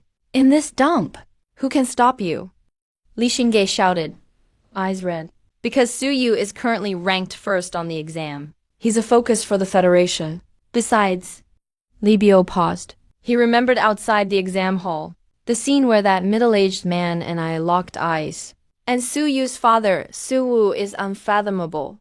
I suspect he's also a martial sage. Martial sage? Li Xingge acted as if he heard a ridiculous joke. Libyo, have you gone senile? How could a martial sage come from this godforsaken place? Even if he is a martial sage, he's probably an outsider. How could he compare with a proper martial sage raised by family traditions like you? Can he match you? Li Xingge suddenly rushed up to Libyo, grabbing the old man's sleeve tightly. Eyes wild. This is an order. I'm the family heir. Right now I'm ordering you to kill Su Yu. Immediately, right now. Otherwise I'll tell my father that you stood by and did nothing, and watched me get humiliated. Looking at the nearly crazed boy before him, Libyo was silent. The family hierarchy is strict, though he is a martial sage. Within the Li family, he's still just an old servant. Libyo let out a deep sigh.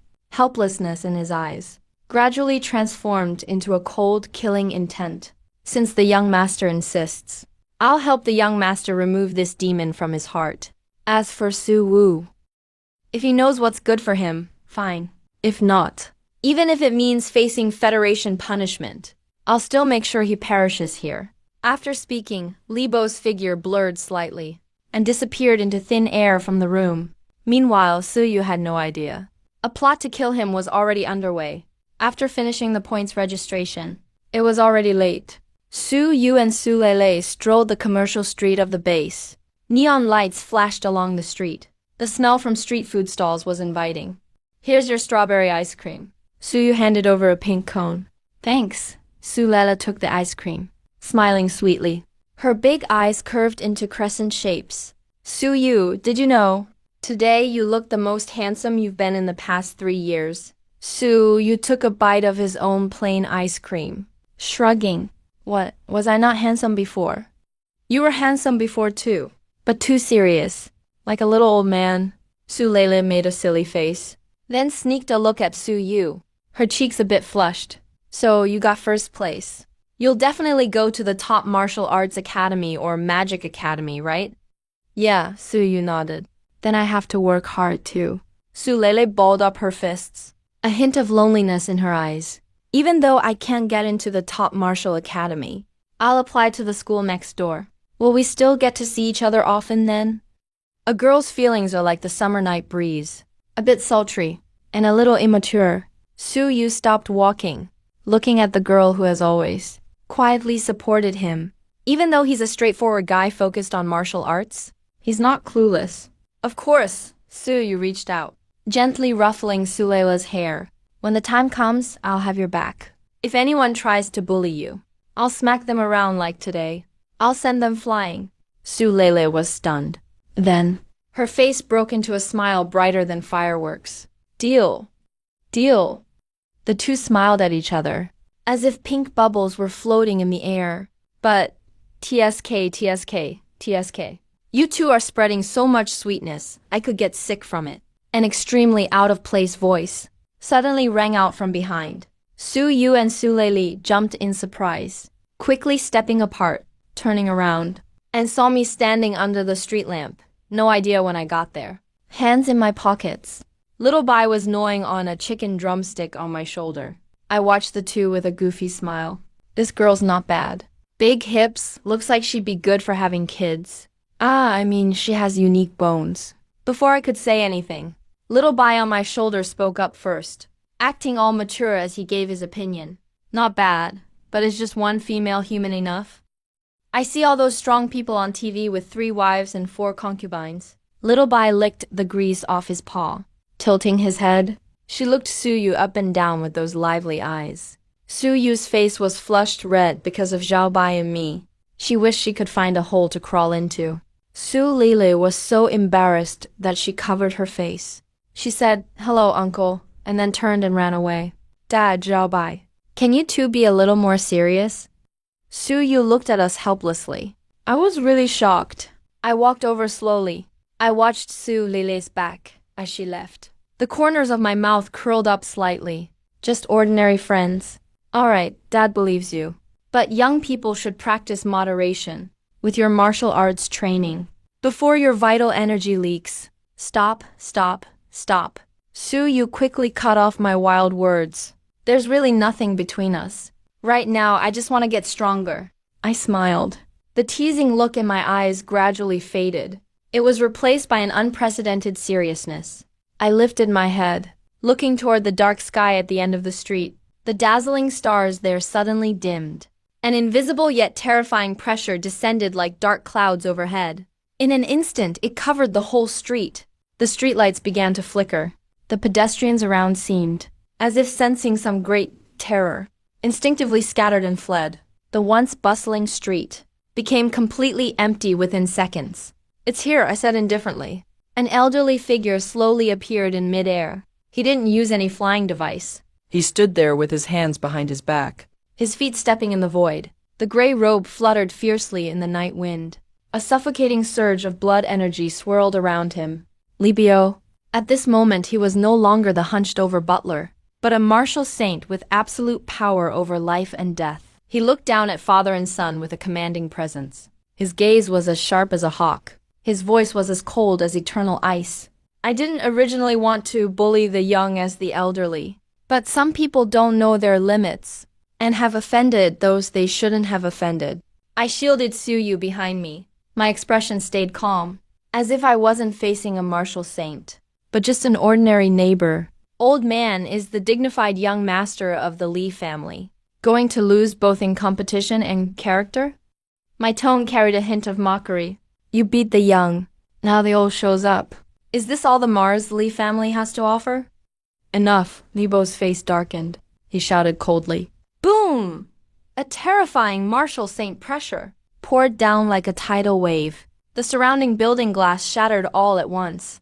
The asphalt road was instantly covered in web-like cracks. Whether you can accept losing or not is not up to you today. I'm just following orders for the young master. A murderous intent flashes in Libo's eyes. Su, you can barely breathe. It feels like a mountain is crushing him. Even moving a single finger is hard. Is this what a martial saint is like? Just the aura alone makes me, a grandmaster, completely helpless. I chuckled and took a step forward.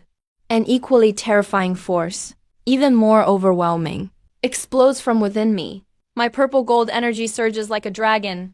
It instantly tears through Libo's aura restraint. Two martial saint-level energies collide in midair. A deep thunder rolls out. You dare to make a move on my territory. Against my son? I raise my head, gaze sharp as lightning, staring right at Libio in the sky. Old man, where do you get your courage? Libo's pupils suddenly contract. So you really are a martial saint too. He had guessed it before, but now truly sensing my boundless aura, Libo's heart is thrown into chaos. So this remote base really is hiding a dragon. But now the arrow is knocked, and there's no turning back. Since we're both martial saints, let me see your skills. Libio knows full well, if he doesn't finish his mission today, he can't answer to his family. Besides, he's proud of his prestigious background and cultivates an elite technique. He refuses to believe he'll lose to an upstart. I'm warning you, stay out of this. Don't lose all your skills for your son's sake. Anyone the Lee family wants dead has never survived. As the great battle is about to begin, I don't attack immediately. Instead, I turn my head slightly and whisper to Zhao Bai on my shoulder. Zhao Bai, take Su Yu away. I won't go. Su Yu panics and tries to move forward. My tone allows no argument. Fights of this level, even the backlash could kill you. Staying here will only distract me. Zhao Bai might be unreliable usually, but when it matters, he can be counted on. He understands what's important. He immediately jumps off my shoulder. His body grows larger in an instant, bites onto Su Yu's clothes, and drags him away. Kid. Don't cause trouble. Compared to your dad, you're as fragile as a chicken. Let's go. Zhao Bai turns into a streak of white light and forcefully drags Su Yu far away. Seeing this, Libio gathers his energy into a flame and blasts it at Su Yu, trying to run. Stay here. Your opponent is me. I give a cold snort and flick my fingers. Ban.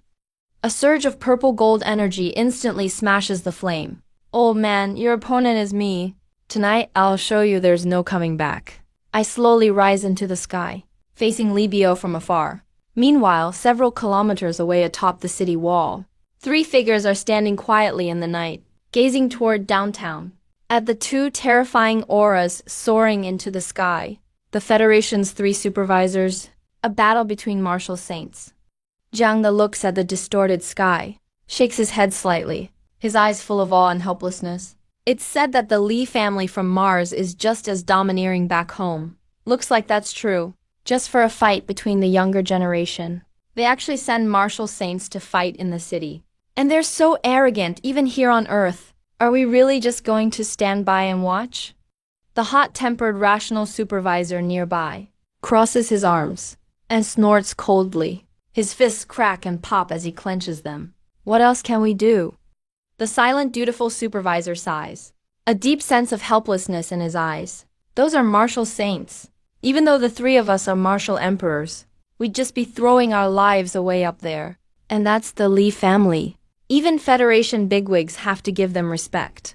Lee family supervising officer looks into the distance at the two figures already clashing together. He shakes his head. Our job as supervisors is to maintain the exam's order. But with personal duels of this level, there's nothing we can do. That Suwu is a martial saint too. But I'm afraid his chances aren't good. Such a shame about Su Yu, such a rare talent. Tonight he may fall with his father. The night wind howls, sweeping up dead leaves from the ground. Two rays of light streak through the sky, piercing the blue at lightning speed, above the base at night, and landing 30 kilometers outside the base, in a desolate wasteland. This is a true no man's land.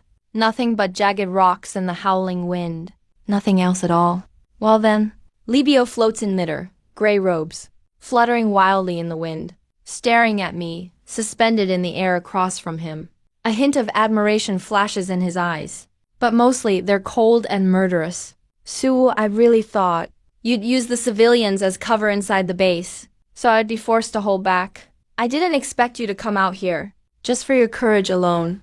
You're something else. I stand with my hands behind my back, purple gold energy rippling over my skin, keeping out the chill of the wind. I look at Libio and smile calmly. No one else is here, so no need to keep up appearances as some elder.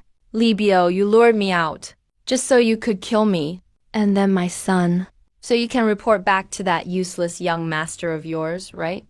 Good, because I want to see if the famed martial saint of the Mars Lee family really lives up to the legend. So arrogant.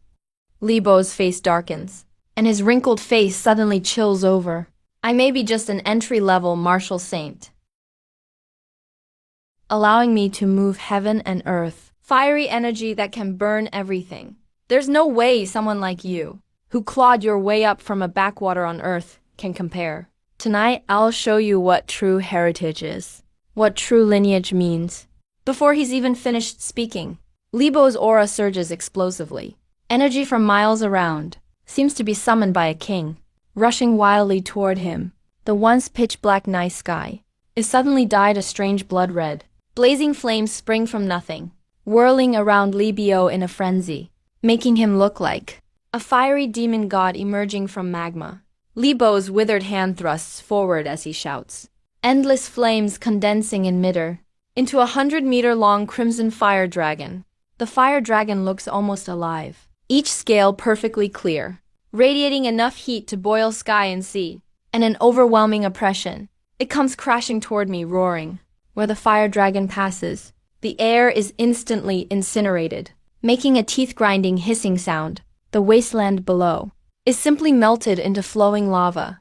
This is what it means to be a martial saint, to command the powers of heaven and earth, to destroy cities in a single blow. Facing the terrifying fire dragon barreling at me, I show not a hint of panic. Firelight engulfs my pupils, but deep in my eyes was a chilling calm, flashy and showy. I can't manipulate the energy of heaven and earth. I simply parted my feet slightly in midair.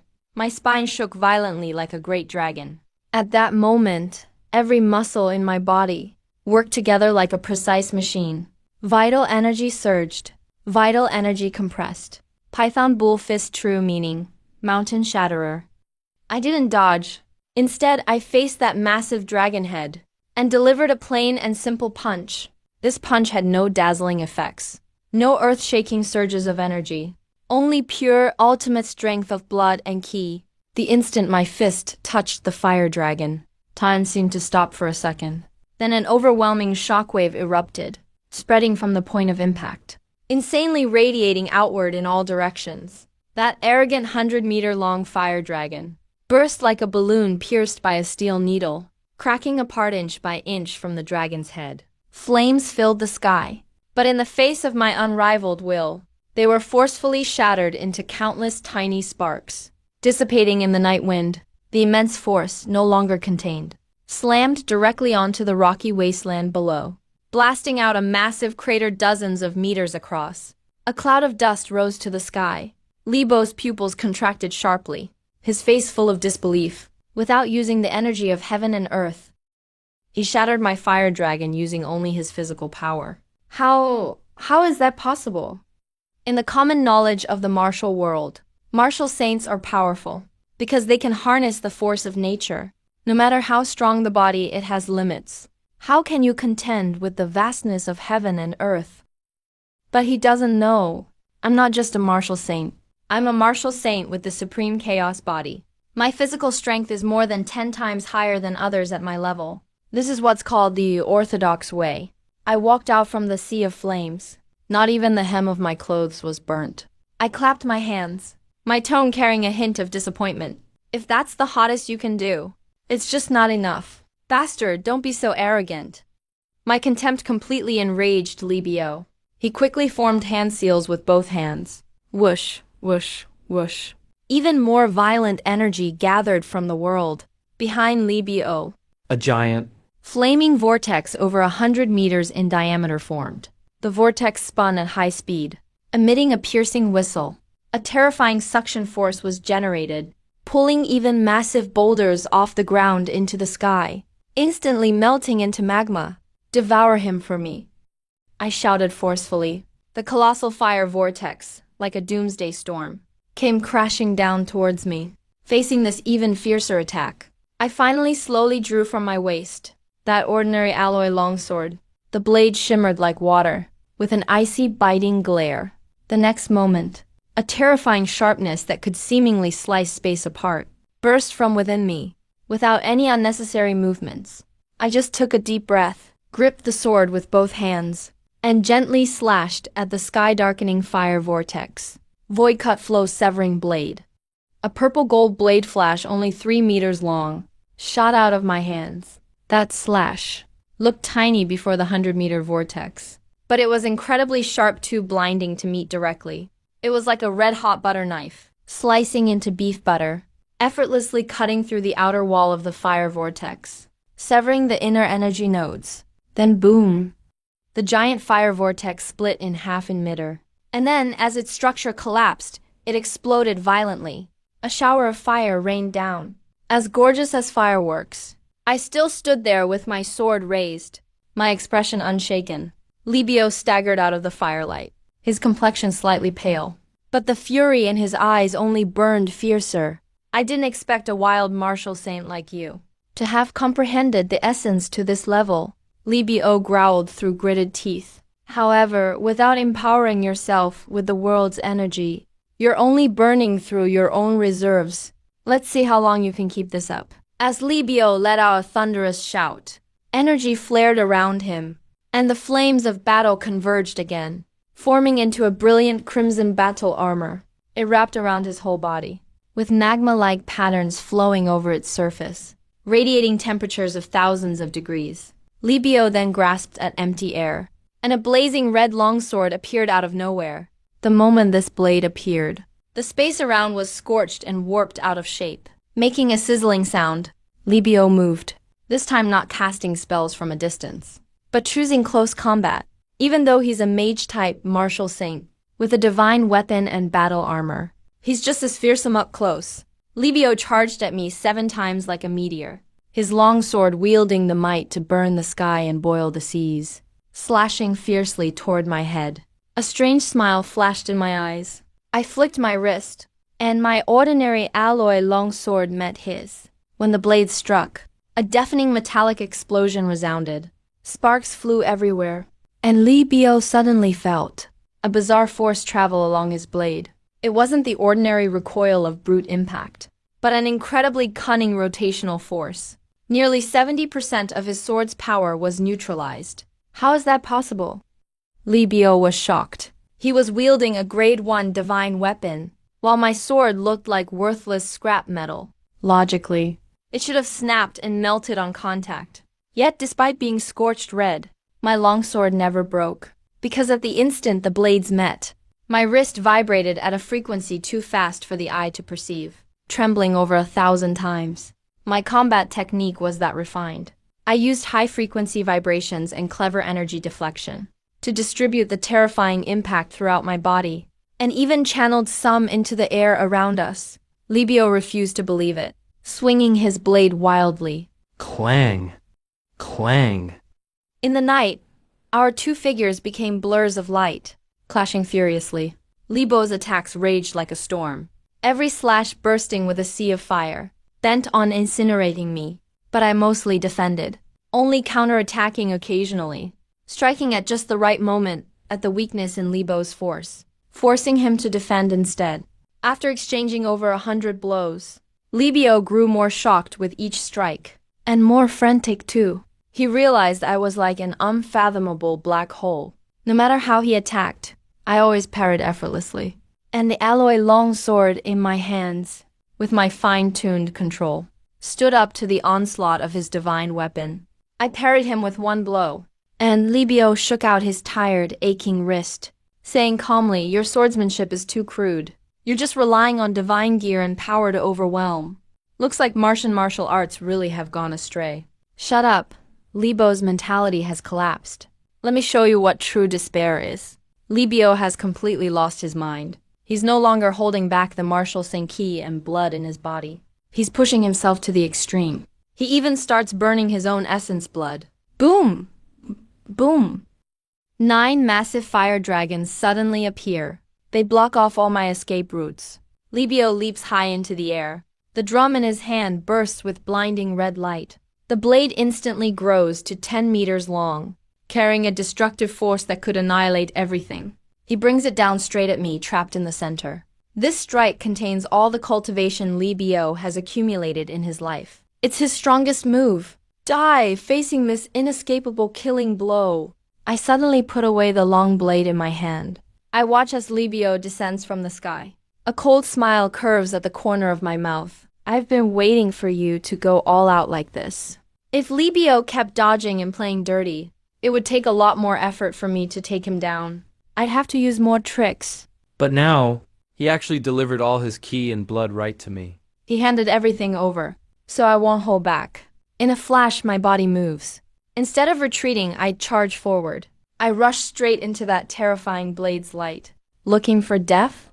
Libio is overjoyed. However, just as the blade is about to hit me, my figure flickers ever so slightly. My micro-level footwork bursts out.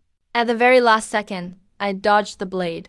My whole body moves like an octopus, instantly sticking right in front of Libio. The distance between us is less than 10 centimeters.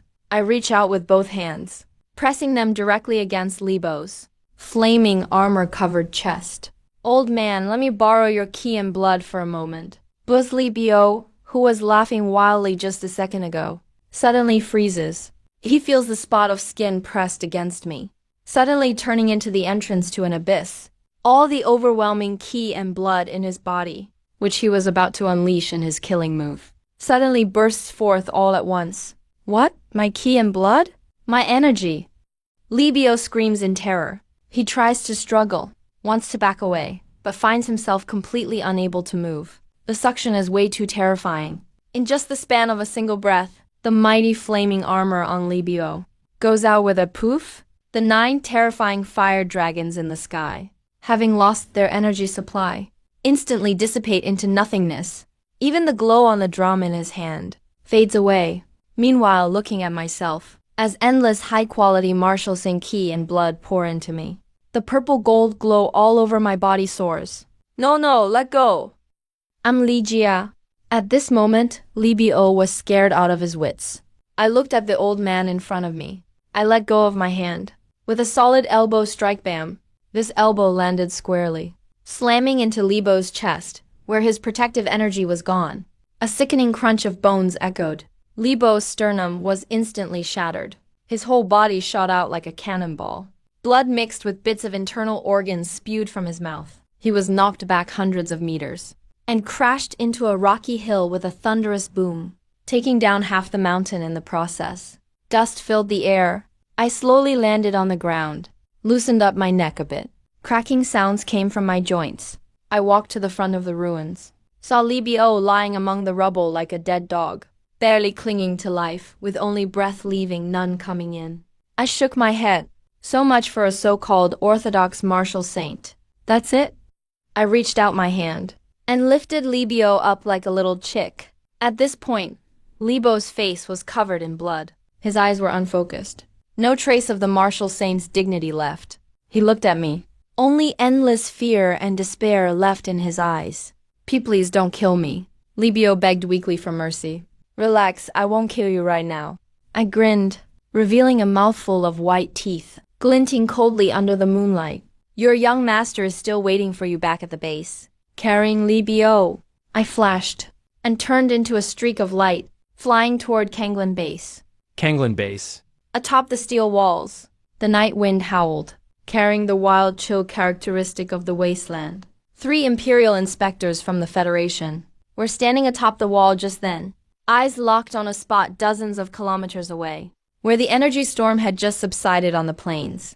Just a few minutes ago, the place looked like a living hell, with fire shooting sky high, and blades slashing everywhere. That was a battle between martial saints. The fight had ended. Jiang Yi swallowed nervously. His voice sounded parched. Just as the three stood there, uncertain whoosh. A streak of violet gold light pierced the black night, drawing closer by the second, with a suffocating sonic boom rushing toward them. It's coming. The three tensed up, instinctively circulating their protective energy. The streak crashed down heavily onto the city wall, cracking the hard alloy floor instantly, kicking up a cloud of dust. As the dust settled, with a clean, unblemished face, a tall figure stepped out of the shadows. I was wearing that gray leisure wear, not even a speck of dust on me, looking as calm as if I had just gone downstairs for a walk. But in my hand, as if carrying a dead dog, I was hauling an old man, covered in blood, his limbs limp, not knowing if he was alive or dead. When the three inspectors saw the old man's face clearly, they all sucked in a sharp breath together. That face was battered out of shape, covered in blood and grime. But his iconic gray robe was unmistakable. That's Li Bo, the one from Mars? The high and mighty orthodox martial saint of the Li family, Li Bo. Now, his breathing was as faint as a thread. His chest collapsed. Nothing left of his former arrogance. Jiang the felt like his head was about to explode. He had imagined countless endings. Su Wu dying in defeat, or Su Wu fleeing with serious injuries. Maybe even a draw and a stalemate. But he never imagined I could actually capture a martial sin alive and beat him like this. Defeating and killing are two different things. And killing versus capturing alive is a whole different league. To capture a martial sin alive, you'd need to be at least 2 stages above them in power, totally overwhelming them. Could he be a mid, or even high-tier martial saint? God, what kind of dragon is hiding in the depths of Kanglin Base? What kind of monstrous power is lurking here? I switched the unconscious Li Bo to my other hand casually, gave a cold glance at the three Federation officials who were already scared stupid. What are you standing there for? My voice wasn't loud, but carried an undeniable authority. Where's Li Xingge? The three looked at each other, all lost for words, completely blanked out, mouths opened, but from shock and fear, their throats seemed stuck, unable to make a sound for a long time. What? Struck dumb? I frowned slightly. The aura of a martial saint fresh from battle unintentionally leaked out a bit. Crack! The tiles under their feet shattered instantly. In the presidential suite at the top of the Tianhao Hotel, Jiang De was the first to react, almost dropping to his knees in fright, talking so fast it sounded like a machine gun. That's the base's VIP guest house. Li Xin has been there since the exam ended. Thanks. I nodded. Didn't even spare them another glance. Tapped my toe. Once more turned into a streak of violet gold light, shooting toward the base's city center. Not until my presence had fully disappeared did the three atop the wall finally feel the weight on their chests lift. All exhaled heavily, realizing their backs were soaked with cold sweat. Everything's changed, seriously changed. Du Wancha stared after me, muttering to herself. At this moment in the presidential suite atop the Tianhao International Hotel. Damn it, damn Earth Hicks. Li Xingge sat on the leather couch, holding an expensive bottle of wine, but drinking it with clenched teeth. His face, though treated and no longer swollen, still burned with humiliation, like a maggot clinging to his bones, impossible to shake off. Li Xingge took a heavy swig, his eyes flashing with resentment. In his mind, Li Bo's move was a crushing strike by a martial saint. Killing a grandmaster would be as easy as crushing an ant. Su Yu was probably already a corpse by now, or trapped in Li Bo's hands, unable to live, unable to die. Genius? Please. Number 1. So what? Against absolute power and connections. It's all trash. Li Xingge comforted himself this way, trying to fill his sense of defeat with the family's glory.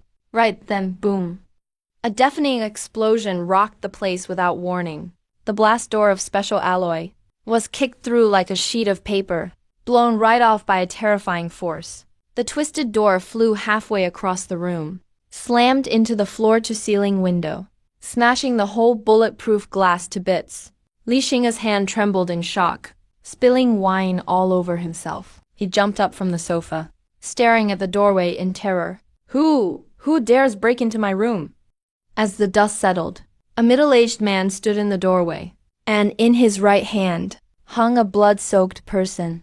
When he saw that bloodied face, Li Xing's anger froze on his face, replaced instantly by sheer terror. That was his protector. He was the martial saint of the Li family. He was the biggest reason why Li dared to act so recklessly on Earth. But now, he's being held like a dead dog in someone's hand. This can't be. This is an illusion. Li Xingge staggered back 2 steps. He fell onto the couch. His lips trembled. He couldn't even form a complete sentence. Why are you surprised? I sneered, striding into the room. So this is the martial saint you rely on. This is your supposed trump card to kill my son. With a flick of my wrist, I threw the half-dead Li Biao at Li Xing's feet. Blood splattered onto Li Xing's skin. The warm touch finally made him realize this wasn't a dream. Li Xingge let out a piercing scream, scrambling backward on hands and feet, cowering in the corner of the couch. Don't come any closer. I'm warning you. I'm a direct heir of the Li family from Mars. My father is the head of the Li family. My grandfather is a new lord expert. If you lay a finger on me, the Li family will never let you go. Even now, he was still trying to scare me off with his family name. I stepped toward him, my powerful presence nearly suffocating Li Xingge. The Li family? I stopped in front of the couch, looking down from above, gazing at this shivering ant. My eyes were full of contempt. If all the Li family are like you, I'd like to see what they can possibly do to me. Despite saying this, I knew very well in my heart that right now I really couldn't afford to provoke the entire Li family. But I couldn't show weakness, and I definitely couldn't kill him. If I killed Li Xingge, that would make us mortal enemies. The Li family would stop at nothing to get their revenge, so I needed to defeat him mentally. I had to put on a show. Seeing his threats fail, Li Xing's psychological defenses completely collapsed. What do you want from me? He whimpered, face covered in tears and snot. What do I want? A cold light flashed in my eyes. I suddenly leaned in, grabbed Li Xing's expensive collar, and lifted him off the ground. Weren't you pretty arrogant before? Weren't you the one who sent this old guy to kill my son? Come on, show me some of that attitude now. Ooh, I was wrong. I really was wrong. Li Xingge was dangling in midair. His legs kicked frantically. Like a helpless child. Please, I'm begging you, let me go. I have money, I can give you lots of money. 1 billion. As long as you let me go, I'll give you anything. Money? I sneered. My gaze was filled with disgust. I swung my arm and smacked Li Xingge hard across the face. I didn't use any inner strength this time, just pure physical force. But it was enough to make Li Xingge remember it his whole life. A bloody tooth flew out. His left cheek instantly swelled up like a steamed bun. Stars danced before his eyes. His head was buzzing. That slap was for my son. Smack. I slapped him again with my other hand. And this slap. I just did it because I felt like it. Li Xingge was stunned by the beating. His eyes glazed over. All he could do was cry and beg for mercy, with not a single thought of resistance left. Stop. Stop hitting me. I'm nothing but a piece of crap. Please, let me go. Looking at this once high and mighty Martian noble, now begging on his knees like a dog. Most of the anger in my heart faded away. I tossed Li Xingge back onto the couch like throwing out the trash. Listen up. I straightened my slightly wrinkled collar, putting on an inscrutable expression. I turned around, my back to Li Xingge, and looked out at the shattered night sky through the window. My voice turned dark and mysterious. Li Biao, I know you're awake. Li Biao, who'd been playing dead on the floor, trembled. He struggled to crack one eye open. Go home and tell your people, and tell those old geezers of the Li family. There was a domineering confidence in my voice, with a depth they couldn't fathom. If you really think a tiny azure base could suddenly produce a martial saint out of nowhere, if not for the power backing me staying hidden, and their refusal to bother with the likes of your Li family, the 2 of you would have died here tonight. After saying this, I moved in a flash, jumping straight out the shattered window, and disappeared into the vast night. leaving only the old and the young behind in the room, shivering in the cold wind. The power behind him. Libio gasped painfully, his eyes full of terror. Yeah. How could a lone cultivator possibly be this strong? How could he have such advanced combat skill? Unless he's an heir of some ancient hidden sect, or a secret protector cultivated by the Federation's top brass. At this moment, in Cloudtop Manor, Su Yu was pacing anxiously back and forth in the living room. Sweat covered his forehead. He glanced at the clock on the wall every few seconds. It's all my fault, all my fault. Su Yu muttered to himself, his nails dug deep into his skin. If I hadn't provoked Li Xingge, Dad wouldn't have risked his life against that martial saint. That's a martial saint. If anything happened to Dad, just thinking that his father might die, Su Yu felt like the sky was falling. His heart felt like It was being squeezed tightly. Ooh, stop pacing. You're making me dizzy. On the couch, Little Bai was lying there, chewing on a roast chicken, but his darting eyes betrayed his unease. So, if the boss really does get killed, we should probably run for it. Little Bai mumbled through a mouthful, wiping the grease from his mouth at the same time. See, I checked earlier. And if we head south, we could find a deep forest and lay low for a few hundred years. You can take revenge after you become a martial saint. Wouldn't that be awesome? Shut up, Su Yu suddenly spun around, eyes red as he glared at Little Bai. If you want to run, go ahead. I'm staying right here. If Dad really doesn't make it back, I'll fight that old bastard myself. Sheesh, why can't you just listen to good advice? I call this a strategic retreat. Little Bai shrank his neck. His voice grew small. Honestly, he was scared too, if our meal ticket dies.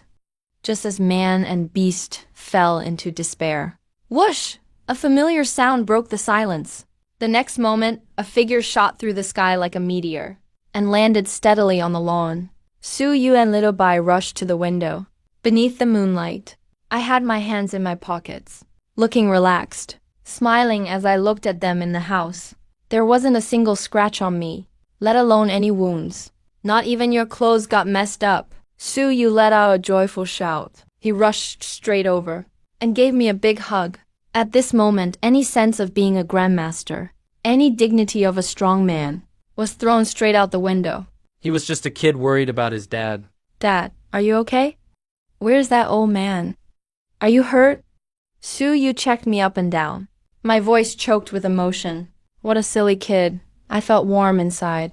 I just let my son hug me. Smiling, I ruffled Su Yu's hair. Who do you think your dad is? Just some old man from Mars trying to hurt me? I sent him packing long ago.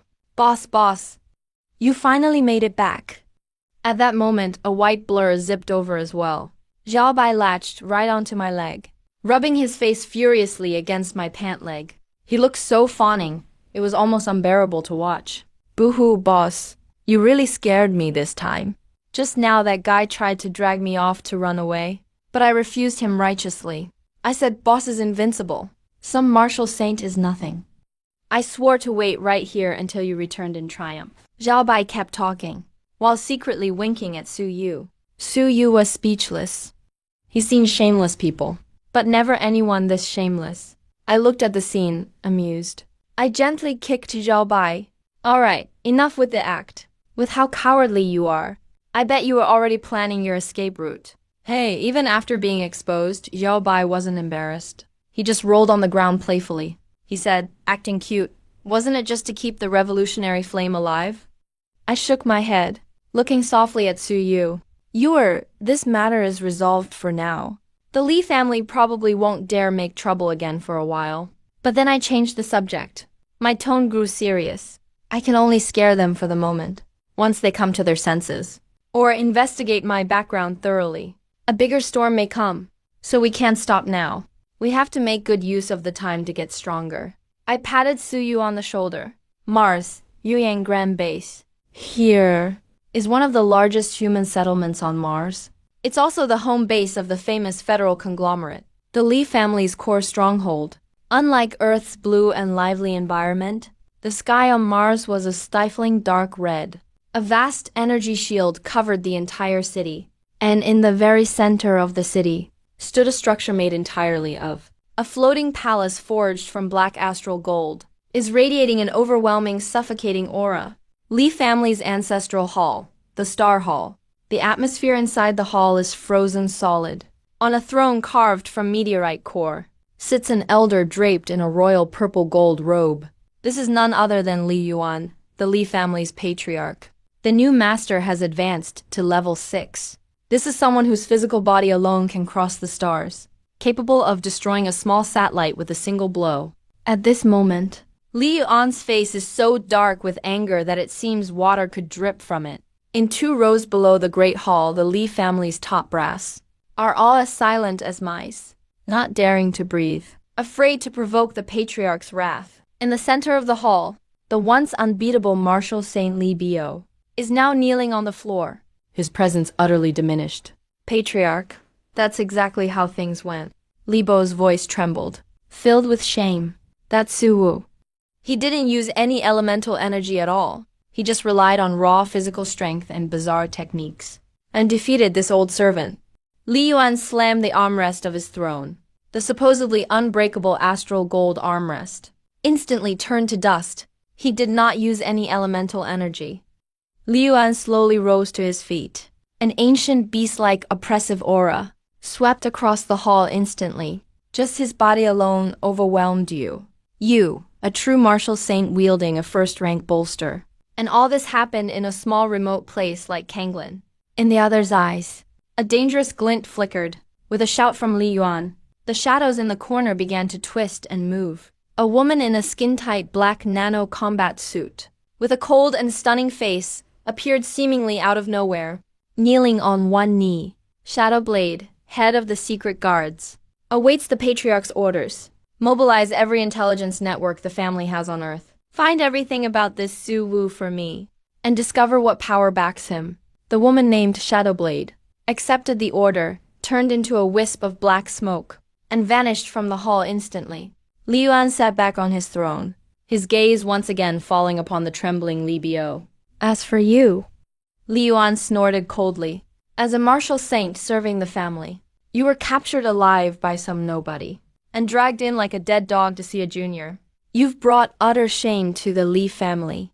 I may spare you from death, but you won't escape punishment. Go to the smelting pool and serve penance for 3 years. If you can survive, it will depend on your own fate. Li Bio turned pale at these words, his face white as a sheet, his body shaking violently. But he dared not resist in the slightest. He could only kowtow deeply. Thank you, Patriarch, for sparing my life. After settling Li Bio, Li Yuan gazed in the direction of Earth, his eyes seeming to pierce billions of kilometers of space. Earth, Kanglin Base. Time flew by in a flash. In the blink of an eye, a week had passed since the martial arts entrance exam ended. Ding dong, the doorbell rang again. Seriously, again, when will it end? On the leather couch, Xiao Bai munched spirit fruit and rolled its eyes, sprawling out limbs like it had no will to live, looking utterly miserable and hopeless. That must be the 12th wave of visitors today. Even my beauty sleep keeps getting interrupted. Sitting in the living room practicing the primordial key method, Su Yu also sighed helplessly, opened her eyes and straightened her clothes. No choice, I guess that's the price of fame. Su Yu smiled bitterly. Ever since his combat footage was released, that 3,250-point record-shattering score, and a series of miraculous instant wins over higher-level opponents, had caused a frenzy in the entire Federation college scene. All the elite college's admissions offices felt like sharks who smelled blood. They crowded madly into Cloudtop Manor. The day before yesterday, the vice president of Jiangnan 5 universities visited in person, offering Su Yu elite disciple treatment, even promising a martial emperor as his mentor. But Su Yu's own father is already a martial saint. Why would he care about a martial emperor? So Jiangnan Martial University exited the race in tears. Yesterday, it was the Western War Zone's Note 1 military academy, offering the tempting rank of major. Just like that, Su Yu turned down invitations from over a dozen top universities in 1 week. This time is different. My voice drifted down from the 2nd floor, dressed in a loose set of house clothes, carrying a purple clay teapot. I strolled unhurriedly down the stairs. My gaze pierces the front door. as if I already see through everything. 2 interstellar shuttles. Clearly rides only the best universities would possess. I sat at the main seat on the sofa. A faint smile at the corner of my lips. Capital Marshall University. Magic City Marshall University. The twin pillars of Waxia's martial world. Even Beto can't sit still anymore. The door swung open. 2 groups stepped into the Cloudtop Manor's living room nearly simultaneously. On the left, a middle-aged man in a black mandarin suit, with a burly build, a square-jawed face, and each step as steady as a mountain. A faint iron-blooded aura of ruthlessness surrounds him. Lei Zhen, head of admissions, Capital Marshall University. Peak Marshall Emperor. On the right, a young woman in a white professional skirt suit, wearing gold-rimmed glasses. Her features are stunningly beautiful, with a cool, aloof air, but her gaze is sharp as a blade. A subtle ripple of psychic force surrounds her. Lin Kingru, Special Admissions Chief, Magic City Marshall University. A peak emperor. And she's a psychic adept. Either of these two, in a smaller base city, would be a VIP whom even the city lord would meet on their knees. But right now, the moment they enter, their gazes skip right over Su Yu, locking onto me. Sitting on the sofa, enjoying my tea. Lei Zhen and Lin Kingru both felt a shock in their hearts. Both are peak martial emperors, with keen senses. But in their perception, I appeared just like an ordinary middle-aged neighbor, with not a trace of martial energy on me. But when their eyes met mine, it felt like standing before the boundless starry sky, immeasurable and unfathomable. The two exchanged a glance, instantly putting away their administrative arrogance as elite university officials, their expressions growing respectful, properly deferential. Junior here greets senior. Lei Zhen pays his respects to senior. This junior, Lin Kingru, greets senior. Both offered a fist-in-palm salute at the same time. I nodded slightly, motioned casually toward the sofa across from me. Since you're here for you, let's just get straight to the point. I'm not a fan of beating around the bush. Lei Zhen and Lin Kingru sat down, with their eyes finally landing on Su Yu nearby. Just a single glance made their eyes blaze with excitement. Vitality as strong as a dragon. Restrained yet full, what an outstanding prospect. Truly a flawless rough gem. Lei Zhen was thrilled inside. His records say he's a master. But seeing in person that vitality quality is more terrifying than even most mid-level masters. Lei Zhen spoke first, his voice booming. Student Su Yu, I'm from Capital Marshall University. You already know the style of our school. Focus on practical combat and solid foundations. As he spoke, he raised 3 fingers. Receive training benefits as soon as you enroll. All cultivation resources are free and unlimited. Second, we provide a unique set of techniques that can lead directly to the new sovereign realm. 8 Desolation and 6 Harmonies technique, plus your choice of 2 martial arts skills. Third, one of our deans from Kyoto Martial University, a new sovereign realm, 3rd-tier powerhouse, will personally take you as their last disciple. As soon as he finished speaking, the entire living room fell silent. Even Su Yu couldn't help but feel his heart race. A new sovereign-level master as your mentor. That's an opportunity countless people can only dream of. Hey, Director Lei, that's quite the generous offer. Lin Kingru next to him adjusted her glasses, with a hint of elegance at the corner of her mouth. But her smile was also full of aggression. But student Su Yu practices with the blade. You brutes from Jingu all train with fists. Can you really teach him well? Lin Kingru turned to look at Su Yu. Her gaze softened, full of allure. Su Yu, our Modu Martial University, is located in the most prosperous economic center of the Federation. Whether it's vision or resource circulation, it's on a whole different level from those fossils at Jingwu. Here are our offers. Resource provisions and new sovereign-level mentors. At our school, that's standard. No need for me to elaborate. Second, and most importantly, a glint of gold flashed in Lin Kingru's eyes. She played her trump card. At Modu Martial University, we have control over a newly discovered entrance to an ancient interstellar relic in the solar system. As long as you join us, our school promises that before your sophomore year, you'll get a chance to enter the relic and explore ancient martial heritage. Relics? Su Yu was briefly stunned. In this era of advanced martial arts, aside from modern martial disciplines, the most mysterious and powerful are those ancient martial heritages, unearthed from the vastness of space. Each discovery of such relics represents countless opportunities and risks, a chance to explore ancient martial arts. I, who had been silent all along, suddenly put down my teacup, and it made a crisp clink sound. I gave Lin Kingru a half smile. Teacher Lin, if I remember correctly, that so-called relic is actually a shattered grade site, isn't it? The space inside is extremely unstable. Most who enter never make it out. Are you really trying to make my son your bait? Or do you truly want to nurture him? As soon as I said that, Lin Kingru's expression instantly changed. She hadn't expected this reclusive expert from a remote base would even be privy to such top-secret intel. In reality, during this past week, I hadn't stayed only at Kanglin base. Relying on my martial sane strength, I traveled among different bases, naturally gathering a lot of useful information. Senior, you've misunderstood us. Lin Kingru was just about to explain. Enough, I waved my hand, interrupting her. Then I turned to Lei Zillan beside me. Director Lei, since Modu Martial University is just gambling on luck, what about you? Do you have something solid to offer? I drummed my fingers lightly on the table, my gaze deep and penetrating. For example, directly providing a ready-made ancient weapon. Upon hearing this, Lei Zillan, his pupils contracted sharply. He shot me a deep look. A storm raged in his heart. This man really knows his stuff. Right to the point, and straight to the core. Exploring ancient relics is just an empty promise. Not only dangerous, but also depends on luck. But real ancient weapons, that's true, tangible resources. Lei Zin was silent for a moment, apparently struggling within. He glanced at the gifted Su Yu, then at the unfathomable me. If he can recruit such a gifted student, and also pull in a martial saint master, he won't lose out. In the end, he gritted his teeth, and pulled out a palm-sized metal case from his coat. He slapped it on the table with a heavy thud. Senior Su, you really know your business. Since Modu Martial University offers empty promises, then we'll offer something real at Jingyu. Lei Zian opened the box.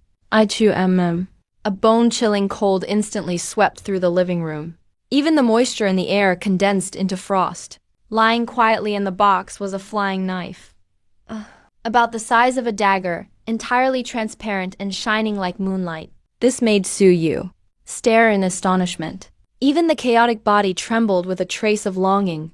A first-tier ancient martial divine weapon. The Hanyu Blade Lei Zhen's voice was full of pain, but even more determination. We unearthed it from a Mars relic. It was discovered there, though it's only first tier.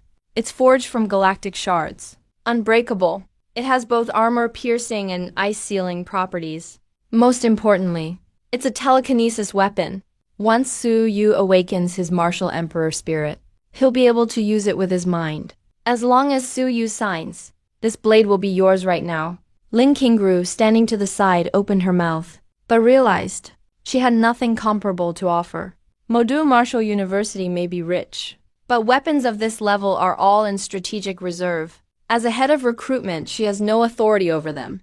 Since Jinggu is showing such sincerity, Lin Kingru sighed, stood up and gave me and Su Yu a slight bow. Her voice filled with regret. Then I'll leave with dignity rather than offend myself. Su Yu, I wish you a bright future at Jinggu.